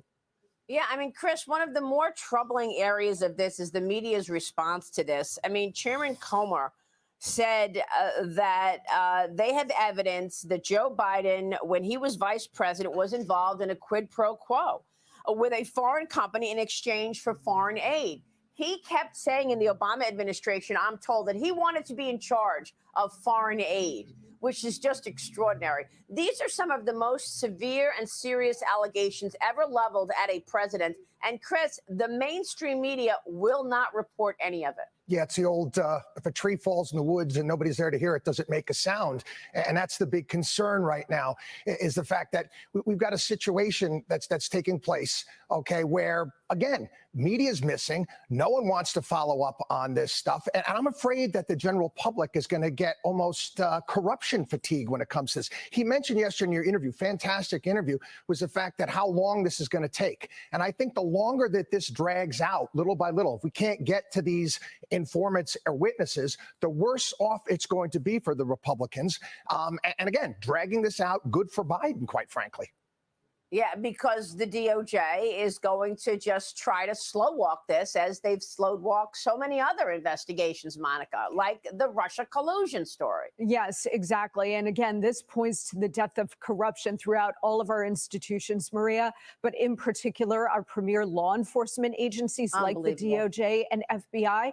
They have long been protecting Joe Biden, certainly Hunter and the rest of his family. This is more evidence of this. And to your point and Chris's point, when you enjoy the protection of the propaganda press in this country, you can literally get away with criminal bribery like this and so much more. It's disgusting. Really disturbing. Joining me right now is Tennessee Congressman Tim Burchett. He's a member of the House Oversight and Foreign Affairs Committees. Congressman, thanks very much for being here. A lot to discuss with you. I want to first get your take on your investigation, you and James Comer, into the affairs of the Biden family and their business deals. Do you know the whereabouts of the informant? No, ma'am, I do not. Is he missing? Apparently, yes. According to Chairman Comer, you know, the telling thing about this is that our Federal Bureau of Investigation and our Justice Department have basically just turned a blind eye to all of this, and now it's come down to the point where Speaker McCarthy has to have a one-on-one meeting with Director Wray over just the way that they've handled this and bungled this thing from the start. You know, they went after George Santos, and as I stated, he's relatively small potatoes. Yet when you have over 10 million reasons to look at this White House and what's going on and corruption and influence peddling, you even have a report that they've issued apparently, but they are not very forthcoming with it as well. This is just extraordinary, as you know, Congressman, and we are trying to get to the bottom of it. Marjorie Taylor Greene said she actually told the Gateway pundit that the whistleblower is not missing, but that's not what James Comer said. James Comer said it was the informant who's missing, not the whistleblower. So I mean, does the FBI know that the informant is missing? Have you had any information from the FBI in terms of whether or not they're going to look into this? This is stunning, I think. Yes, ma'am. Again, what's telling is that the FBI doesn't give a rip. They're not. They just basically sent a flippant return to us about our inquiries into this whole mess, and it just keeps getting deeper and deeper. You know, you've got the then Vice President Biden was lecturing the people of Romania about their ethics and corruption. At the same time, his son and his business associates were taking over $1 million from a Romanian who was basically under investigation for corruption. You know, it's an arrogance that goes beyond belief. I've said that when they went to mob school, I think they were asleep during money laundering because they have obviously, you can follow the money. The money comes from Chinese nationals, from Romanians. It flows into business accounts. And it's very clear. They set up these LLCs after Joe Biden was vice president, and the money flows to them, to 9 family members. You've got grandkids involved in this, the minors. I mean, the whole thing is ridiculous, Maria. And for the Democrats and the national media and the FBI to apparently be in collusion together on this thing is even more telling. So we've got a lot of work to do. It's absolutely stunning. These are the most serious allegations leveled at a president ever, and the mainstream media just will not cover it. Congressman, you just said that this had to get to a one-on-one meeting between Kevin McCarthy and the head of the FBI, Christopher Wray. Has that meeting taken place yet, or is that meeting ahead? No, ma'am. I believe it's happening this Thursday, and I was surprised it took so long for him to get to it. Commissioner Wray, you know, they've just given us, as we say, the Heisman. They've pushed us off everywhere we've gone, and this is another example of that very same thing. Well, what is the thinking in the Oversight Committee if the FBI doesn't budge? I mean, look, you know that James Comer has sent out a subpoena. He wants that document that he says he knows exists, that is actually proof that Joe Biden was part of a bribery scheme. But the FBI is pushing back, blowing off the subpoena, saying it's not going to release it. So what levers do you all have to get to the truth? We have the power of the purse, Maria. The Congress is this country's checkbook, and we can start cutting funds to the FBI. They've bungled so many cases as of late, and they continue to do so. And their arrogance is such that I think it's not the rank and file FBI agents. They're generally very patriotic Americans, and I know many of them in my area. And they are hardworking, patriotic folks. It's this top level of arrogance that we've seen, and it is the swamp. It does exist, and that's what we'll have to do. We'll have to start cutting their checkbook a little bit just to get them to the table, if that's what it takes. And I'm for that, because they've just not done their duty. Well, this is all extraordinary. You have confirmed to us what James Comer told me yesterday, that the informant is missing. He's gone missing. We have no idea why. You have confirmed what James Comer told me yesterday, that the FBI and White House are obstructing justice. And you're telling me that there's a one-on-one meeting with Kevin McCarthy and Christopher Wray so that the House can actually push back on the FBI and its lack of curiosity and its lack of work on any of this. So we're going to be following it. You're talking about arrogance. What about the arrogance of nonstop spending? We had 40-year high inflation. The president says he's going to resume these debt ceiling talks with the House Speaker tomorrow. Here's what the president said. Watch this. It's never as good to characterize a negotiation in the middle of a negotiation. I remain optimistic because I'm a congenital optimist. But I really think there's a desire on their part as well as ours to reach agreement. We don't know what he's saying, Congressman. You voted against McCarthy's debt limit bill. You were among just a few to vote against it. What was the biggest problem for you? We just can't keep spending money, even though the Republicans cut several just trillions of dollars. We still have added $1.5 trillion to the debt. The Democrats and the Republicans have got to get real about this thing. We are spiraling out of control. China, our debt, and our education. Those are the three things we need to be focusing on. China controls a lot of our debt and apparently some of our education. But our debt is something that we should be able to get together and say, hey, we've got to prioritize the spending, and we're not doing that. Too many pet projects, too many special things, and two, we need to look at the Pentagon. Pentagon comes back and they have billions of dollars that they can't account for in their audits. There should be no sacred cows, yet there seems to always be one. And at some point, Maria, we got to sit down and do this, or we are damaging our credit in this country beyond belief. And so we used to say we're borrowing money from our kids. We're borrowing money from our great grandkids. This is a disservice to our country. That is really sad. And you make a great point that China holds all of this debt. Real quick, Congressman. So basically what you want is you want a lot lower spending levels. Is that what you want that would get you to a yes on a bill? 100%, Maria. I need you sitting at the negotiating table. Congressman, thank you. It's always a pleasure to see you. We appreciate your time this morning. Thank you. Tim Burchett. Thank you, ma'am. We'll see you soon. Thank you, sir. President Biden and his Secretary of Homeland Security named the biggest threat facing America right now. No, it's not China. No, it's not the wide open border and the drug cartels. And no, it's not even Russia. Here's what they claim is the biggest threat to America right now. The most dangerous terrorist threat to our homeland is white supremacy. And I'm not saying this because I'm at a black HBCU. You know, in the terrorism context, domestic violent extremism is our greatest threat right now. Individuals driven to violence because of ideologies of hate, anti-government sentiments, false narratives, personal grievances. Yeah, I'm perplexed as well. Joining me right now is Newsweek opinion editor, the host of the Josh Hammer podcast, Josh Hammer. Josh, your reaction to the president and the Homeland Security Secretary saying that it is white supremacy as the #1 threat in terms of terrorism to America.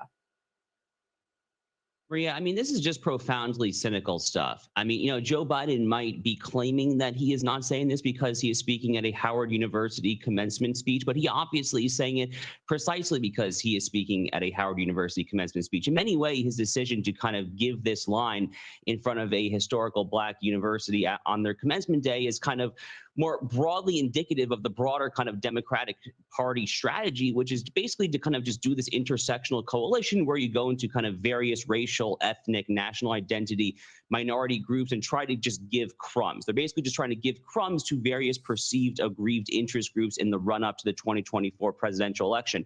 And, you know, if you're Joe Biden, you're looking at the polling, you know, it probably actually makes some degree of sense. So, you know, a shockingly high percentage of Democrats say that they are not enthusiastic about Joe Biden's reelection bid.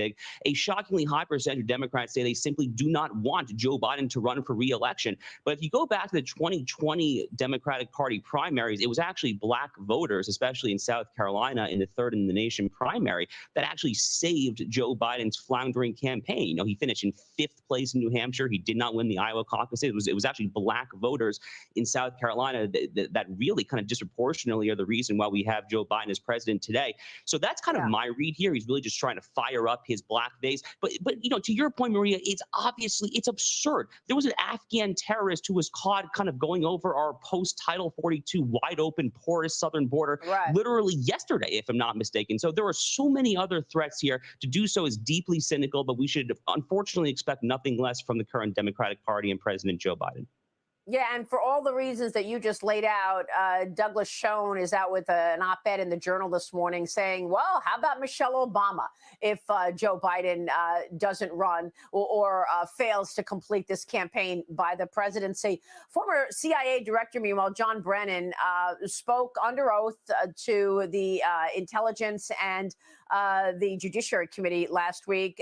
Mike Turner is taking depositions on why the 51 spies who lied signed their name on that letter that suggested that the Biden laptop was Russian disinformation. And Mike Turner joined me yesterday, the head of the Intelligence Committee, to talk about what this administration is doing in terms of Americans versus the real threats outside, like China. Here's what the chairman of the Intelligence Committee told me yesterday. As China tries to get a foothold in our country itself, the FBI, the administration, you know, they've been more interested in saying that Americans are a threat to America than that China is a threat to America.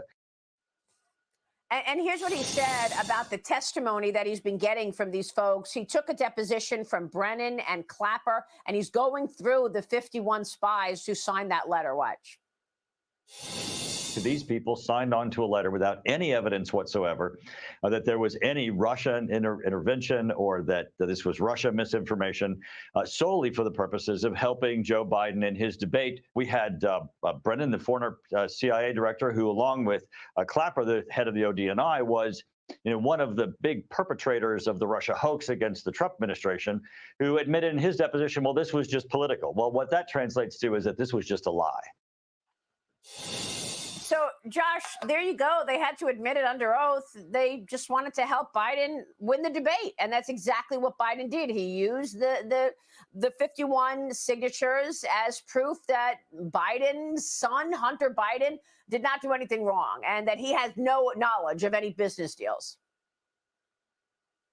I mean, Maria, like, what does it say about the state of the intelligence community? What does it say about the state of the deep state apparatus more broadly that 51 of the nation's highest, most decorated spies were willing to sign on to a letter with no substantive underpinning whatsoever, simply because a couple of Biden campaign operatives, who one of whom, but by the way, happens to be the current Secretary of State, simply literally said in a smoking gun document that I hope sees the light of day soon, literally said, simply because they wanted Joe Biden to have a talking point in a debate with Donald Trump when Trump inevitably brought up. And by the way, that's actually exactly what happened. When this came up in the second or third presidential debate, when Donald Trump kind of voiced it, Joe Biden said, 50 of the top IC spies have said this is pure Russian disinformation. I mean, talk about circular logic.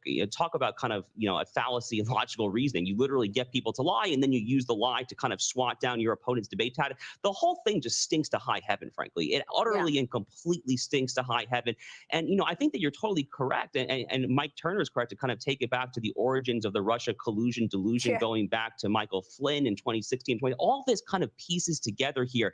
But, from a constitutionalist perspective here, we need to see Antony Blinken, frankly, impeached. I think it is long overdue to see articles of impeachment filed against him here. He is obviously the guy at the center of this. We're not really hearing enough about Antony Blinken himself, I think. Well, that's true. And, we're going to see potentially a testimony from him, because I know that the House Oversight wants to speak with him, as does Judiciary. Meanwhile, explosive charges yesterday. House Oversight Committee Chairman James Comer joined me and said that the White House is intimidating informants and whistleblowers, and one of the informants may be missing. Here's what he told me yesterday on Sunday Morning Futures. Incredible. Watch. 9 of the 10 people that we've identified that have very good knowledge with respect to the Bidens, they're one of 3 things, Maria. They're either currently in court, they're currently in jail, or they're currently missing. They fear for their lives. Not only are the Biden lawyers and the Biden White House intimidating them, the media is trying to intimidate and discredit them. Now, Congressman Tim Burchett, who's also on the Oversight Committee, was with me earlier in the program. He confirmed to me that the informant is indeed missing, Josh. This is chilling. Yeah. So, I watched your interview with Congressman Burchett. I think that the congressman is exactly right, by the way. So if you kind of look at the checks that the legislative branch has on the executive branch, the subpoena power we might think of as a mini check.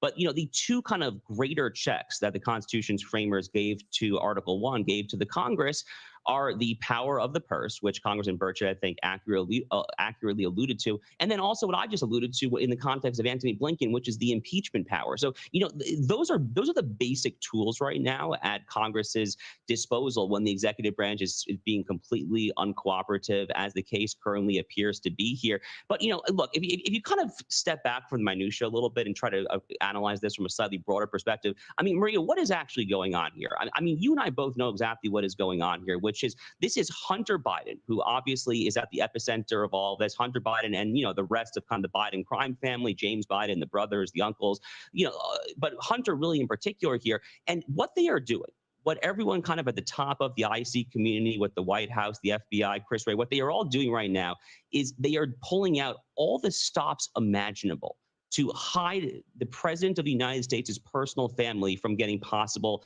public scrutiny. And it's all in the backdrop, obviously, of Biden's re-election campaign, which is already floundering. The polls are already not good. We saw that Washington Post ABC poll just last week. The last thing that Biden and Kamala Harris want is yet another headache, yet another episode with Hunter Biden here. So, that is what is going on here. But, again, to kind of get back to your interview with Congressman Burchett, I think that Congress would be remiss if they did not consider full and forthright use of the entirety of all the tools the Constitution's framers gave them, and that very much includes threats to defund agencies and ultimately the impeachment power if need be. It looks like that's all they've got, Josh. We'll keep watching that and keep a spotlight on all of it. Thanks very much for weighing in. Josh Hammer joining us this morning. In recent months, I've been laying out a bold, forward-looking vision for what we will do when we become the 47th president of the United States.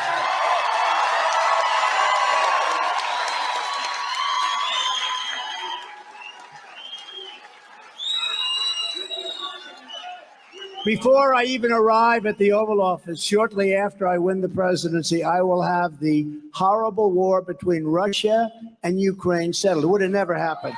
That war would have. I spoke to Putin about it. There was no chance that he would have gone in with me as president, and there was no chance that President Xi of China would have gone into Taiwan.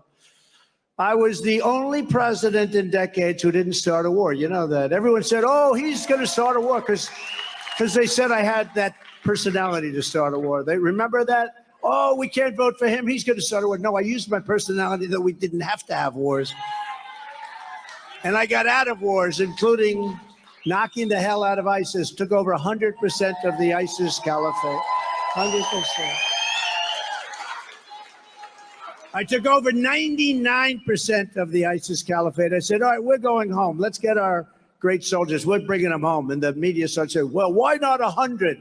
I said, you know what? We better finish it off because they'll say I left early and we knocked the hell out of them. That was the end of that. We took over 100%. We came home. But now I understand they're rebuilding again because they have no respect for our country. Standing before you today, I am the only candidate who can make this promise. I will prevent World War III. I promise. Not going to be a World War III.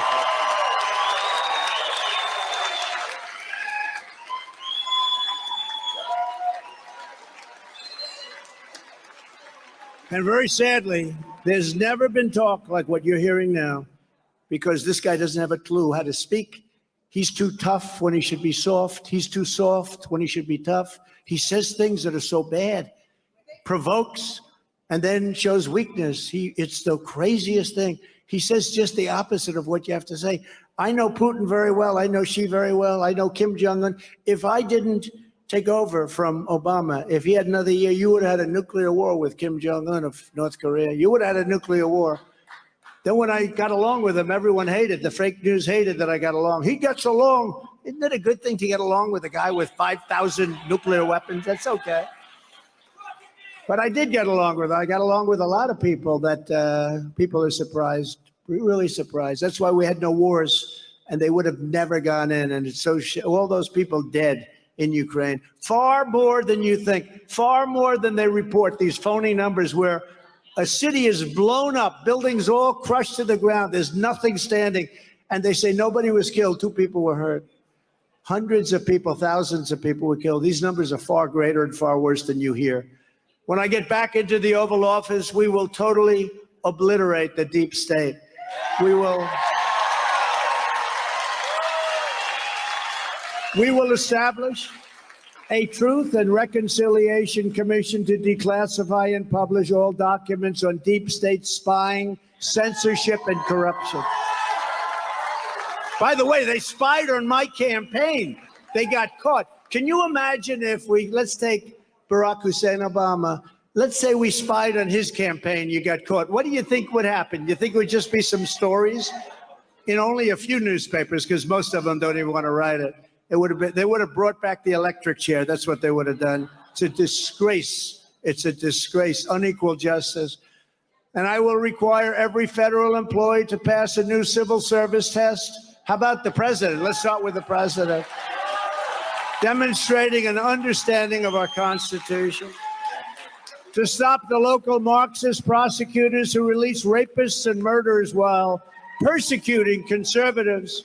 On day one of my new administration, I will direct the DOJ to investigate every radical district attorney and attorney general in America for their illegal, racist, in reverse enforcement of the law. I will quickly restore the most secure border in U.S. history, just as we had 3 years ago. We had the strongest, most powerful, most secure border in the history of our country. 3 years ago, we had the most secure. We built hundreds of miles of wall. It worked, by the way. Then we were going to do 200 more miles of wall in certain areas where we could see it was a little weaker than we wanted it. We started that. Could have been finished in 3 weeks if he did it. We had the stuff ordered. He took it away and hid it so that Texas and Arizona couldn't use it. And that's what I said. I guess they really do want open borders, and they actually want open borders, and nobody understands why. Why do you want to have people from prisons? Why do they want that? Why do you want people from prisons and mental institutions and insane asylums? That's a step above. That's Silence of the Lamb type, okay? Why do we want these people in our country? Why are we allowing them? And you know, you have to see these other countries. They are, I mean, they've never had it so good. Their prisons are emptied out into the U.S. They have no more costs. They don't want to take care of these people for 70 years, which is what you could have. I mean, they have this MS-13. You saw what happened yesterday with this killer, this thug. He was an MS-13. The level of violence, they called it demonic. The level of violence is incredible. We have become a dumping ground for the entire world. The money they save, no prisons, no mental institutions. There was a story recently about a psychologist or psychiatrist, but a psychologist who worked in mental wards in South America. And he said, I worked 24, a good man, he worked 24 hours a day taking care of very mentally ill people. And he was sitting there reading a newspaper, and they asked him, what's he doing? He said, I have no more work. The people have all been let go into the United States. Can you believe this is what we're doing? How stupid are we? This is what we're doing. And this you pay for. I mean, sure, we can get a lot of them out, but this is what we're paying for. And the crime, you have not seen anything. Wait till you see this. But he said they've let them go in the United States. But this is not true with the 3 or 4 countries that we think of, Honduras and Mexico, El Salvador. This isn't just that little area. This is all over the world. They're letting them in from all over the world. They're coming in. They're coming through the southern border, and we had it stopped up. One of the very first bills I signed will be for a massive increase in Border Patrol and colossal increase in the number of ICE deportation officers. We're going to follow the Eisenhower model. People don't realize it with Eisenhower. He was very tough on illegal immigration. A lot of people don't realize that. He was really tough on illegal immigration. We will use all necessary state, local, federal, and military resources to carry out the largest domestic deportation operation in American history. And they'll take them back, too. You know that story. They weren't taking them back, and I said, good, if they don't take it, they weren't taking them back for decades. And the generals came up to, sir, they won't take them back, sir. And I said, well, do we give them any money, like any kind of subsidies or anything? Yes, sir, I'd like to find out. So it comes back $750 million. $750. So I said, listen, the 3 countries. I said, no more money for them starting this afternoon at 5 o'clock. The next morning, I got 3 calls from 3 presidents of 3 countries. Nice people. They're smart. I don't hold it against them. They got away with it for years. They put airplanes on the runways when we're flying in with prisoners or MS-13 people that you don't want in this country. Believe me, these are vicious, the most violent gang in the world, probably, almost definitely. And they put airplanes so you couldn't land the plane. So I said, how much? $750. I said, here's what we're doing. Immediately, you're going to stop payment of all money going to these countries. You're going to stop payment now. Next day, I get 3 calls. The presidents of those countries, separate calls, totally. Sir, I understand there's a misunderstanding. Yeah. We want your MS-13 killers that you sent over here. We want them back. And we want everybody to go back to your country. We want them. We're going to bring them back. Sir, we'd be honored to take MS-13 back. We think they're lovely people. What seems to be the problem? No, we would love to take them back. Immediately opened up. Nobody has seen that for 25 years. It took me 1 night. We would be honored. It would be a great honor to bring back MS-13 so they can kill our people instead of yours. No, it's terrible. The people that run our country are stupid people. I will ask every state and federal agency to identify every known or suspected gang member in America. And by the way, our police are incredible. Our firemen are incredible.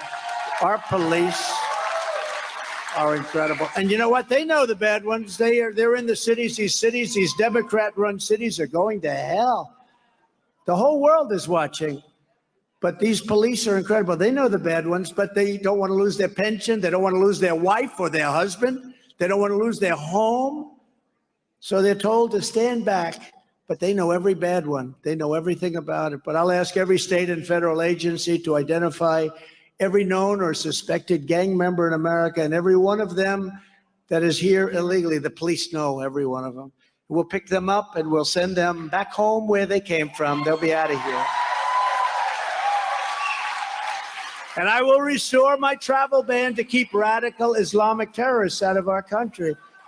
You saw what happened. 4 years. 4 years we went. 4 years. You saw that, right? We were very tough on that. We don't want our buildings blown up. We don't want to have problems. The Biden border crisis is also a drug and fentanyl crisis and a human trafficking crisis like never before, mostly with women, very sadly, mostly with women. And it's now the number is 12 times what it was 3 years ago, 12 times. We had it really down. We were so tough on that, what they do with women and to women. Under my administration, we reduced drug overdose deaths in New Hampshire by 18%. 18. We had it 15, then we had it 18.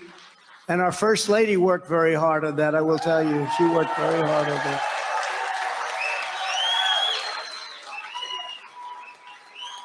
And instead of being down under Biden, as you know, and your police and firemen do an incredible job, you have a real big drug problem in New Hampshire, incredible, almost worse than anybody, relatively speaking. That's what the governor should focus on, not running for president where he's at less than 1%. That's what he should focus on.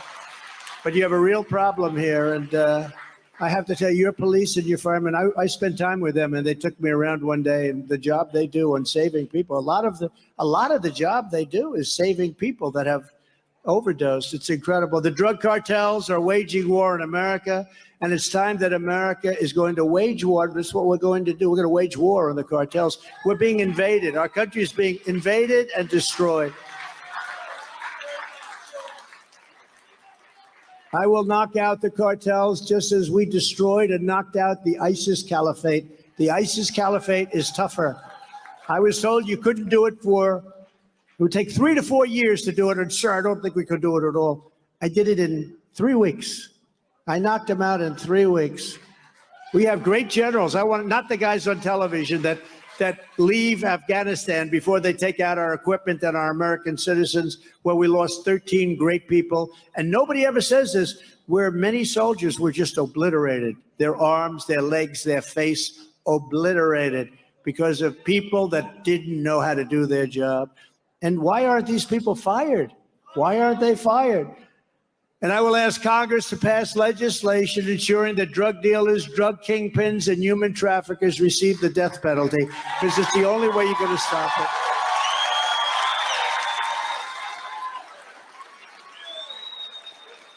To combat the scourge of homelessness that is plaguing Democrat-run cities such as Manchester, I will use every possible authority to get the homeless off the streets immediately.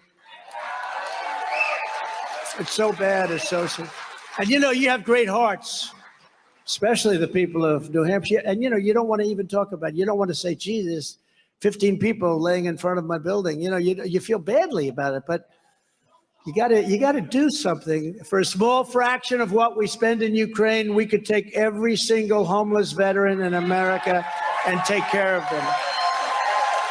Likewise, with all the money we will save by ending mass unskilled migration. That's what it is, mass unskilled. You see where in California now they're giving them medical care, education. They're getting treated better than our veterans are treated.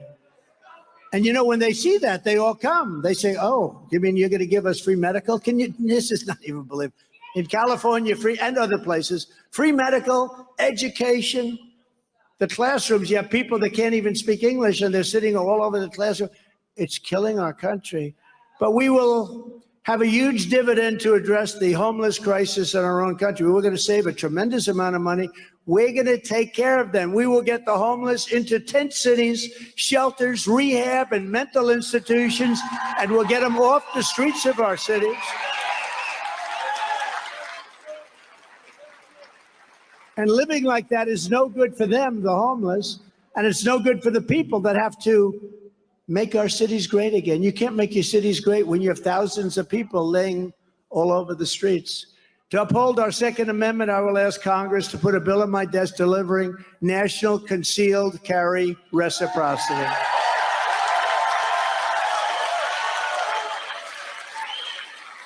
And I will immediately restore free speech in America. We've lost our free speech. And we've lost our press. We've lost our media. It's so sad what happens to them. They don't report. It's not even what they report. They don't report. They didn't report the Biden stuff. They knew about it. They had the 51 intelligence agents. You saw that? Where they said, yeah, it's Russian disinformation. We don't have to report it. These are corrupt people. And everybody knew that wasn't true. And we will take care of our amazing veterans. And we did it, for 4 years. We had a 92% rating at the VA, at the vet. 92%. We did a great job. The highest rating by far that they've ever had. On day one, I will sign a new executive order to cut federal funding for any school pushing critical race theory, transgender insanity, and other inappropriate racial, sexual, or political content on our children. I will also support parents' rights. Can you believe I have to say that? Parents' rights. Can you believe I'm saying I will support parents' rights? Can you imagine 15 years ago saying, I will support parents' rights? So people would look at you and say, this guy's crazy. Parents' rights, of course. Who wouldn't support that? There are people that don't want the parents to have any rights, including the direct election of school principals by the parents, so you can get people that you want. If any principal is not getting the job done, the parents should be able to vote and fire him, get him out, get somebody that will get it done. And I will not give 1 penny to any school that has a vaccine mandate or a mask mandate.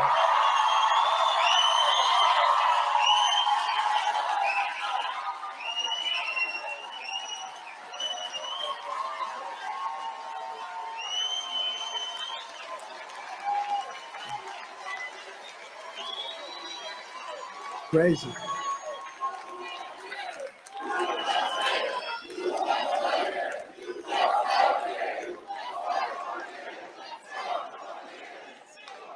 We did a great job, but we didn't mandate anything. The Democrat governors would run their states, and generally they did those mandates, and they were disasters. And a lot of them, they really did it right. Republican governors, when you look at what happened. And I will tell you another thing that people can't even believe. I will keep men out of women's sports, okay?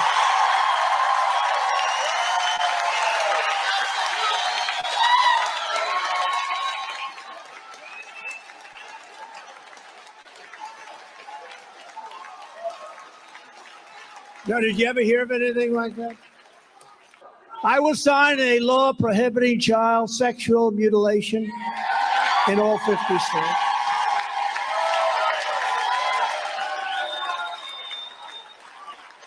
And this is what we must do to save our country from destruction. 2024 is the final battle. If we don't take it over, we're not going to have a country anymore. I want to be positive. I'm just telling you, we're not going to, if we allow them to cheat, because it's the only way they're going to win the election. If we allow them to cheat again, you're not going to have a country. If you put me back in the White House, the reign of corrupt Washington establishment will be over, and America will be a free nation once again. With your support in this election, we are going to complete the mission. We are going to finish what we started. We did so much. We rebuilt our military so much. but we have things to finish. Stand with me, and together we will defeat the globalists, the Marxists, communists, and the rhinos. And we will also defeat the fake news media because they're in on the act. We will evict Joe Biden from the White House. And we will restore the American Republic as the strongest, freest, and most powerful nation the world has ever known. We're going to get ourselves back there, and we're going to get it fast. They know me very well. They're not looking forward to having this happen, but they'll live with it. Actually, we got along with them pretty well. There were certain assets also. You know, other countries need a strong America, not just us. Other countries need a strong America. The USA is a mess. Our economy is crashing. Inflation is out of control. Our banks are failing. Russia has joined with China. Saudi Arabia has joined with Iran. China, Russia, Iran, North Korea have formed together as a menacing and destructive coalition. Our currency is collapsing, and the dollar will soon no longer be the world standard. Can you believe this? And that will be our greatest defeat in over 200 years if we lose the dollar. There's a really good chance that we will. But it won't happen with me, not even a small chance. Just like Russia would never have invaded Ukraine, like China would not have even thought about raiding Taiwan. Wouldn't have happened. They understood. They understood. Can't do that. I used to say that if you took the 5 worst presidents in the history of the United States and added them up, they would not have done near the destruction to our country as Joe Biden and the Biden administration have done. But now I say, if you took the 10 worst presidents, because I really believe that, if you took the 10 worst presidents and added them up, they would not have done to our nation what this man and what this administration has done. And by the way, they're going to, after this speech, they're going to be coming after me big time. We are a failing nation. We are a nation in decline, and that's what's happening. I hate to say it. It makes you sick to say it.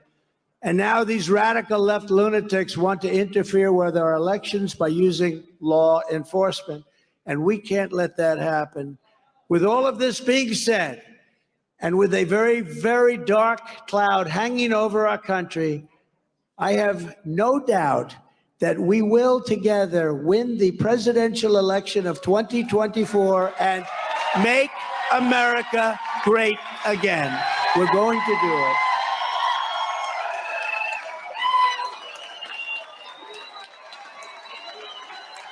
Thank you. God bless you, everybody. God bless you. Joining us now with more, Florida Congressman Byron Donalds is with us. Sir, how are you? Great to have you. I'm doing good, Sean. Well, good to be with you. I got to see some clips of you later. You were up against, 4 or 5 liberals all at once. It's like, 4 or 5 on one. But you got your points across. What is it about Donald Trump, or any conservative for that matter, that seems to trigger the mob and the media? It's because when you have conservatives who are committed to the facts, and frankly, who are not afraid to dish those facts out left and right. You mentioned last night it was 4, 5, 6, 10. The number doesn't really matter. When you're prepared with the right information, the truth, and you're not afraid to dish it out, they don't know how to respond to that. So the immediate thing is they typically lash out. Look, last night, I'm just trying to make a comment, and already 3, 4, and 5 of them are trying to jump in. But you got to stay focused, because at the end of the day, the truth of what is happening in this country is what matters more than anything that silly reporters try to talk about. I mean, look at our current president. This guy has 3 bank failures and has lost 3 embassies on his watch. That's a disaster for America. And so it requires Republicans and conservatives to be strong in this position, be armed with the facts, and go into any situation and don't take their bait. Come with the facts and push back hard. And this network is known for lying for 3 long years, being wrong about so-called Trump-Russia collusion that never happened. We got it right on this program. Thankfully, we've been vindicated now many times, starting with the Horowitz report. Let me ask you specifically about what town hall should be about, because I felt like Caitlin Collins was really doing a job for for her fellow, quote, journalists that are not journalists. They're talk show hosts like me. They're just not honest. And not for the people. Because I think if you ask somebody, a candidate, a question, whether you agree with the answer or don't agree with the answer, why don't you let them finish the answer and then do a follow-up question and say, well, then why didn't A, B, or C happen? Why did she feel that she had to be the special pleader for all things left wing? I mean, well, look, personally, I think it was her own Super Bowl. I mean, look, Caitlin's been doing this a long time. I've done interviews with her on that network, and I think that this was her time in the spotlight, being opposite the number one guy in our party, being Donald Trump. So I think that's part of it. Number two, it was clear that CNN's position was to do anything they could to keep bringing up all of the old stuff, all of the narratives that they continue to push, and to ignore the realities of what's happening in America today.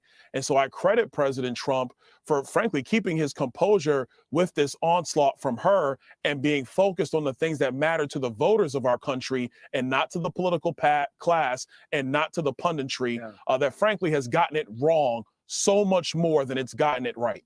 And by the way, have we not litigated January 6th to death? Have we not litigated the 2020 election to death? Aren't elections about the future?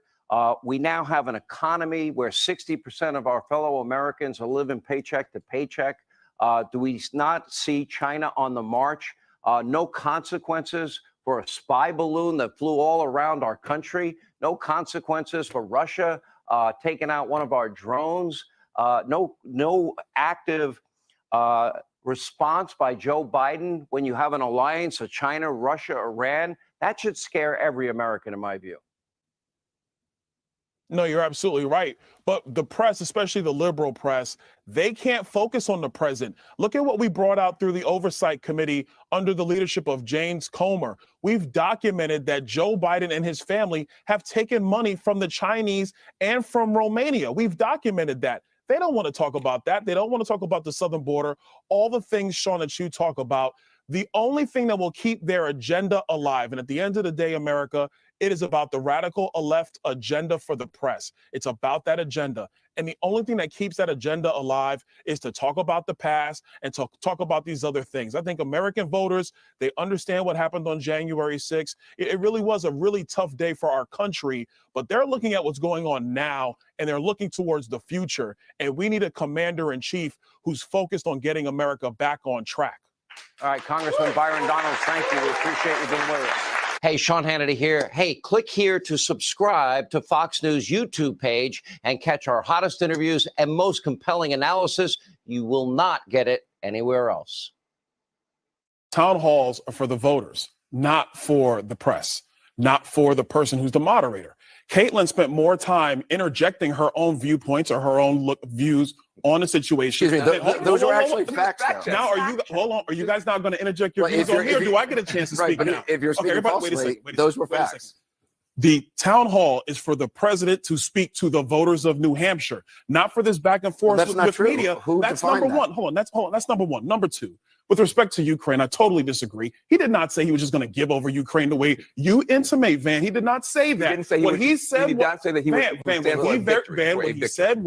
is that he would actually look for a solution to end it quickly. He put 24 hours on it, but let's be very clear. What Joe Biden has done has been a disaster because initially with Ukraine, Joe Biden wanted to give Vladimir Zelensky a ride out of Dodge. He wanted to give him a plane ride. And it wasn't until people in Moscow, in Ukraine, here in the United States said this invasion is wrong that Joe Biden reversed course. Do you want a victory in Ukraine? Do you want a victory in Ukraine? I'm just trying to respond to everything that's been coming up on the table. Last thing, let me say this. We spent 22, 23 minutes talking about January 6th. We could have been talking about a whole lot of other issues instead of doing that for the first half hour or so. But let me be very clear. What was said in this town hall about National Guard troops that were authorized by Caitlin was wrong. I'm on the Oversight Committee. I was in 2 hearings on January 6th. It was testified in oversight that Donald Trump authorized National Guard troops on January 4. He followed up in a call with then acting Secretary of Defense on January 5, trying to see where the deployment was on those troops. That is testimony in the Oversight Committee. Everybody testified in Oversight Committee when Nancy Pelosi was Speaker of the House, except one organization, and that was the Capitol Police. Did you read the because Nancy Secretary of Pelosi Defense's would book? not allow that. I'm telling you what was testified to in the Oversight Committee under oath. But let me just correct you, because what Caitlin was saying was what the former Secretary of Defense wrote in his book. He said the president did not. I am telling you what he testified to under oath. In the Oversight Committee. Congressman, can I just ask? Are the facts? Go ahead. You do acknowledge Donald Trump lost the 2020 election, correct? Again, we're going to continue to talk about 2020. No, I mean, it's a direct right question. now. Hold on. Let me tell you why most voters are frankly kind of tired of y'all bringing this up. Inflation, border. You don't have the courage to express your opinion about what I'm a Republican voter. I'm a Republican voter. Voters want to talk about inflation, the border, fentanyl, the debt ceiling, foreign policy. If you want to talk about the 2020 election, let's talk about this. We do know that Mark Elias was in many jurisdictions suing to actually change election procedures, which, by the way, is at the hands of the state legislature in every state, according to the Constitution, not in the hands of courts, not in the hands of the Supreme Court, the state legislature. We do know that to be a fact. We do know that true. You won't state your opinion about factually what happened in the 2020 You election? guys want me to make a statement. This is, Frank, let me tell you right now. This is what's frustrating. No, I want you to just this is what's frustrating to a lot of people. You want me to state it the way you want me to state it. No, I don't. am telling you. I want you to just answer the ideas question. and the Do you reasons behind why certain people do you look believe at the the election was 2020 rigged? the way that they do. I understand why Now, some people moving believe it. forward Do into you? 2024, a couple of things are very, very clear. The nation is a mess. Our border is overrun. Inflation is crippling every family, Republican, Democrat, Independent. Those are the facts of the matter in 2024, not 2020. Can I just ask you a question? Not 2020. Can I ask you a question? Sure. And I understand that you don't feel that the last election and questions about the last election and the insurrection should be part of the discussion now. But since the president was there, since he was the one who was propagating these stories about a rigged election, and he repeated it again tonight, since he was the one who rallied the crowd that stormed the Capitol, that he celebrated tonight. I want to ask you this one thing, because I was interested when he was talking about his case that was decided yesterday by a jury, and he said, well, that was rigged. It was a Clinton-appointed judge. A lot of Trump-appointed judges threw out these allegations of election rigging. Should they be trusted because they're Trump-appointed judges, or are they rigged too? Listen, every candidate that runs for office, everyone, I've run for office, you're allowed to contest an election. We all have that ability. You have the ability to go to court and do that, and all those types of things. He's had the ability to do it. Right now, he was making a statement very clearly about how he still feels about the 2020 elections, but he's also looking forward prospectively. The point I'm making is Caitlin didn't want to do that. She wanted to hang in and continue to talk about the 2020 elections until she got the answer she wanted. Let's be very clear on that. Listen, I want to say on Caitlin's behalf, she did a masterful job of fact-checking a lie machine in real time in front of millions of people. It is very, very difficult to do what she did. Nobody's going to do it perfectly, but it is incredibly difficult to talk to somebody who is going to say things. Sometimes they're true, sometimes they're not true. I don't think anybody here thinks that Donald Trump is a paragon of truth-telling. I thought Caitlin did a masterful job. She's a matador against while the facing sexist attacks throughout. And I mean, I'm someone who cares about securing the border, lowering inflation. Why can't Ron DeSantis do that? Why can't Chris Sununu do that? There's a plethora of Republican candidates who want to do the things for our country that I know you want to do and that I want to do and David Urban wants to do. Why is it a man who's twice impeached, who's been indicted, who's been just held liable for sexual abuse? That's the best and only person who just once again called a woman a I'll leave the sexist indictment child. alone for a second, but let's be very clear. The reason why is because Republican voters want him to come back. Because he's lied They to don't- them hold on, incessantly. Stop. He actually did the job. You know that. And frankly, he did the job better than the current president right now. And that is indisputable. Name the issues. Donald Trump did it better. How about infrastructure? We had infrastructure week every You week. mean the bloated bill that they passed through that they still haven't started constructing on? I mean the zero bill that you passed. You had infrastructure week every week for 4 years and never got one done. Is there anything that look, I accept that. I think that he probably, if I were his political advisors, I actually would say, this is what we wanted. We got what we wanted. He was talking to his base, and he rallied his base. If I were his lawyers, I'd be deeply concerned about what he said tonight. But is there anything that would exclude him, even if he is someone who Republican voters want back in office because of the things he did in terms of policy? Like, could he go out and kill somebody? Is there anything that would be that you would consider beyond the pale, or would you just set everything aside and say, well, this is what people want, so those picadillos we're going to let alone? At the end of the day, this is always going to be at the hands of the voters. The voters are going to decide who they want to support. Polling would dictate that they want to support Donald Trump by a wide margin in the Republican Party. I will also say the ABC polling is pretty clear that Americans writ large want to support him over Joe Biden. So polling has come up, so I now have to intervene. Because these people have like a month and 2 months to look around and play around with the votes. How people let this happen. We got to go to all paper ballots, voter ID, same day voting, one day.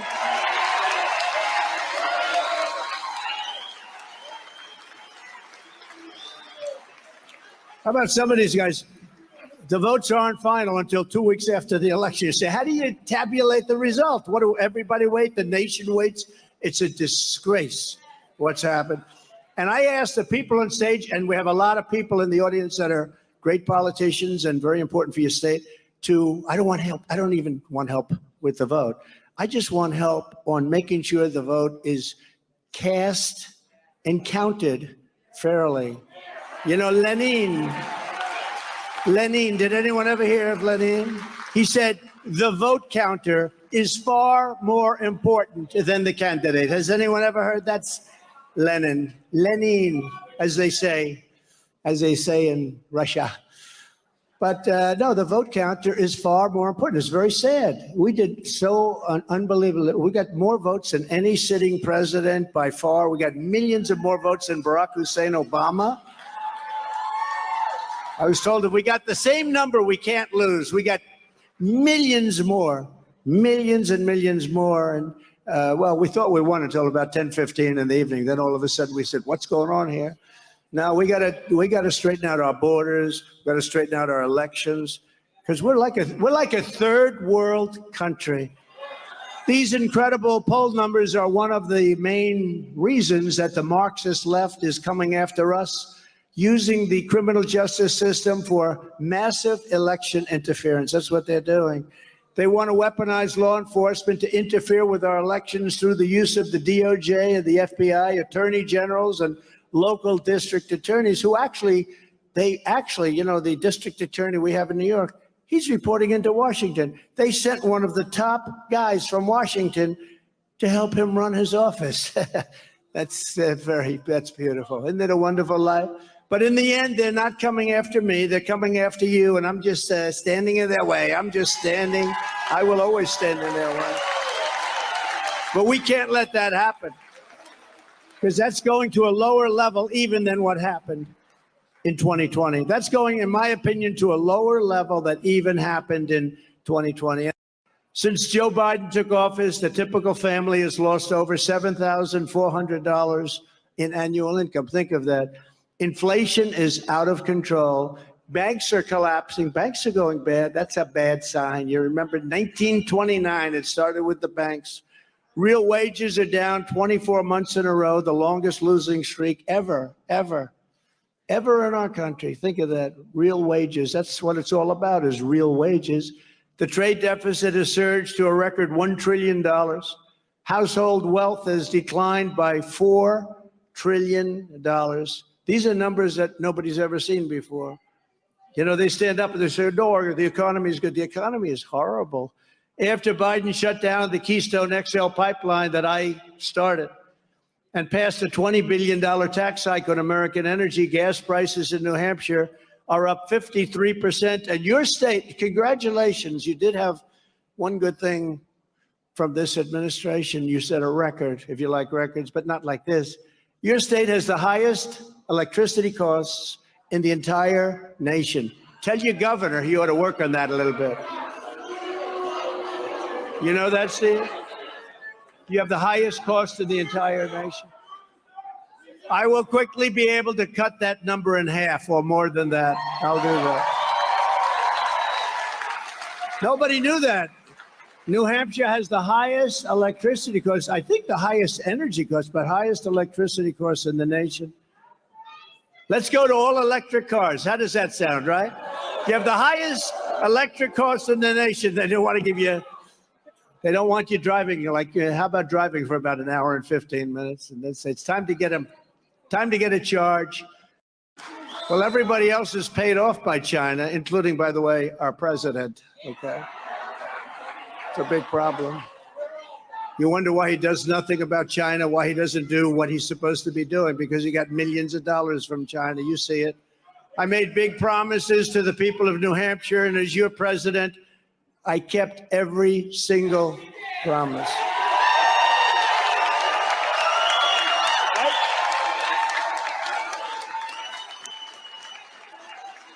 When China unfairly targeted our lobstermen, I gave them hundreds of millions of dollars in relief straight from the money we were taking in from China. We took a little bit out, like a little bit, hundreds of millions of dollars, by the way, but that's a lot to a lobsterman. And we brought it back. I made a deal with the European Union to completely eliminate tariffs on American lobster. You know that. They were charging us big tariffs so that we couldn't sell to them.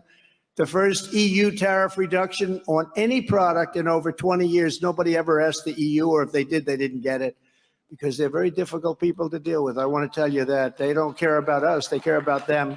And maybe that's the way it's supposed to be, right? I also opened up 5,000 square miles of ocean that Barack Obama closed to New England fishermen. You know about that.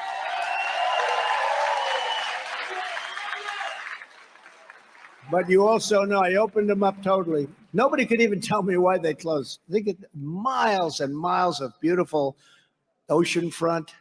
And now I understand that they want to close it up again. Is that true? I can't believe it. I can't believe it. Yeah, let Canada do all. You know, Canada's the one that wanted it closed because they want to do the business. And I gave our farmers $28 billion out of the tariffs that we took in from China because they were treated very unfairly. I said, how much would it be? They said, approximately $28 billion. I said, I'm going to take it from China. China paid them $28 billion. Who else is going to do that one, okay? Tell that one to President Xi. You mind giving our farmers $28 billion? Actually, better than that, we signed an incredible trade deal with China. But once COVID came in, I didn't care about trade deals so much. But it's a tremendous trade deal, $50 billion. And it was an amazing deal. But once COVID came in, I didn't even talk about it. In everything I did, I put New Hampshire first and I put America first, everything. When I left office, we handed Joe Biden the fastest economic recovery ever recorded, all with no inflation. We didn't have inflation. We had low energy prices that kept it down. When he stopped the energy, stopped the drilling, you know, I have a sign, drill we must, right? They have a sign, don't drill. We won't, they won't do it. They won't do it. What they're doing is crazy. And what it's done is raised everything. And now everything's so high, and now they've taken on their own inflationary trend. It's not just energy anymore. But they did that with energy. They destroyed our economy with the high prices. All electric cars. Oh, that's wonderful. Everybody, they don't have enough electric to turn on the lights. And now they're going to say, let's do all electric. I love electric cars. They go for about an hour and a half. Then you're in the middle of nowhere. You're saying, how do I get this thing charged up? He took that booming economy and he promptly blew it to shreds. He took the greatest economy in history. It was just announced that in the first quarter of 2023, GDP growth was a very weak 1.1%, and the forecasts show it's going to be getting much, much worse. So we're at 1% and getting worse. That doesn't sound too prosperous, does it? Look at these other countries that are eating our lunch. I had them. They were doing anything they could. They respected your leader. They respected your country. I want to tell you, they saw me coming. They weren't happy. They weren't happy. Every time France, or one of the countries, but France in particular, they were a little difficult. I really like their leader, but he's a very difficult guy. And whenever he got cute and wanted to tax our people or our companies, I just said, that's okay. We're going to put a 100% tariff on all wine and champagne coming into the United States. They would say, no, no, no, we will not do it. We have decided we won't do it. We have to rescue America from the wreckage of the Biden economy. Under my leadership, we built the greatest economy in the history of the world. In fact, we actually did it twice because that horrible gift from China came over, COVID, or the China virus, as many people say.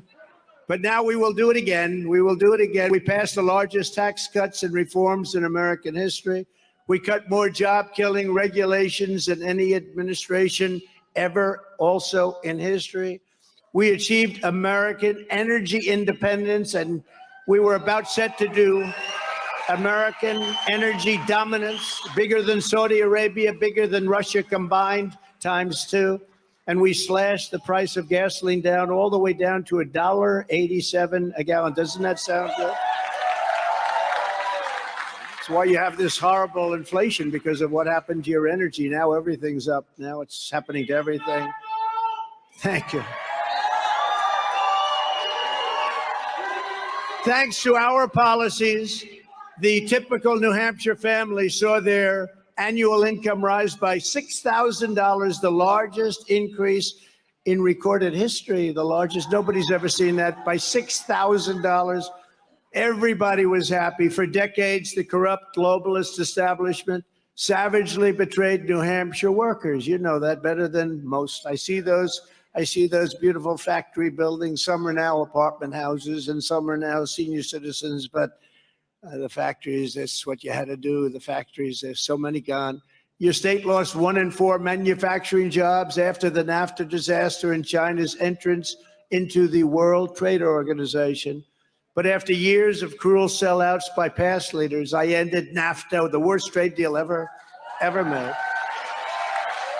That was the worst trade deal ever made, what they did to us for so many decades, and replaced it with the incredible USMCA, Mexico, Canada.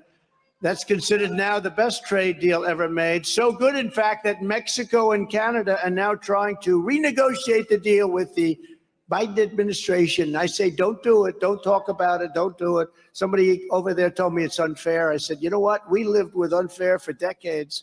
Now they say it's unfair. No, we made a great deal, and you're all manufacturers, farmers, everybody is benefiting. USMCA, we're very proud of that. And I stood up to China like no administration has ever done before.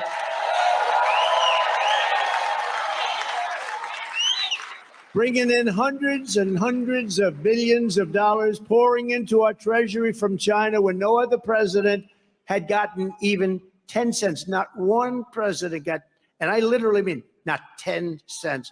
We got hundreds of billions of dollars.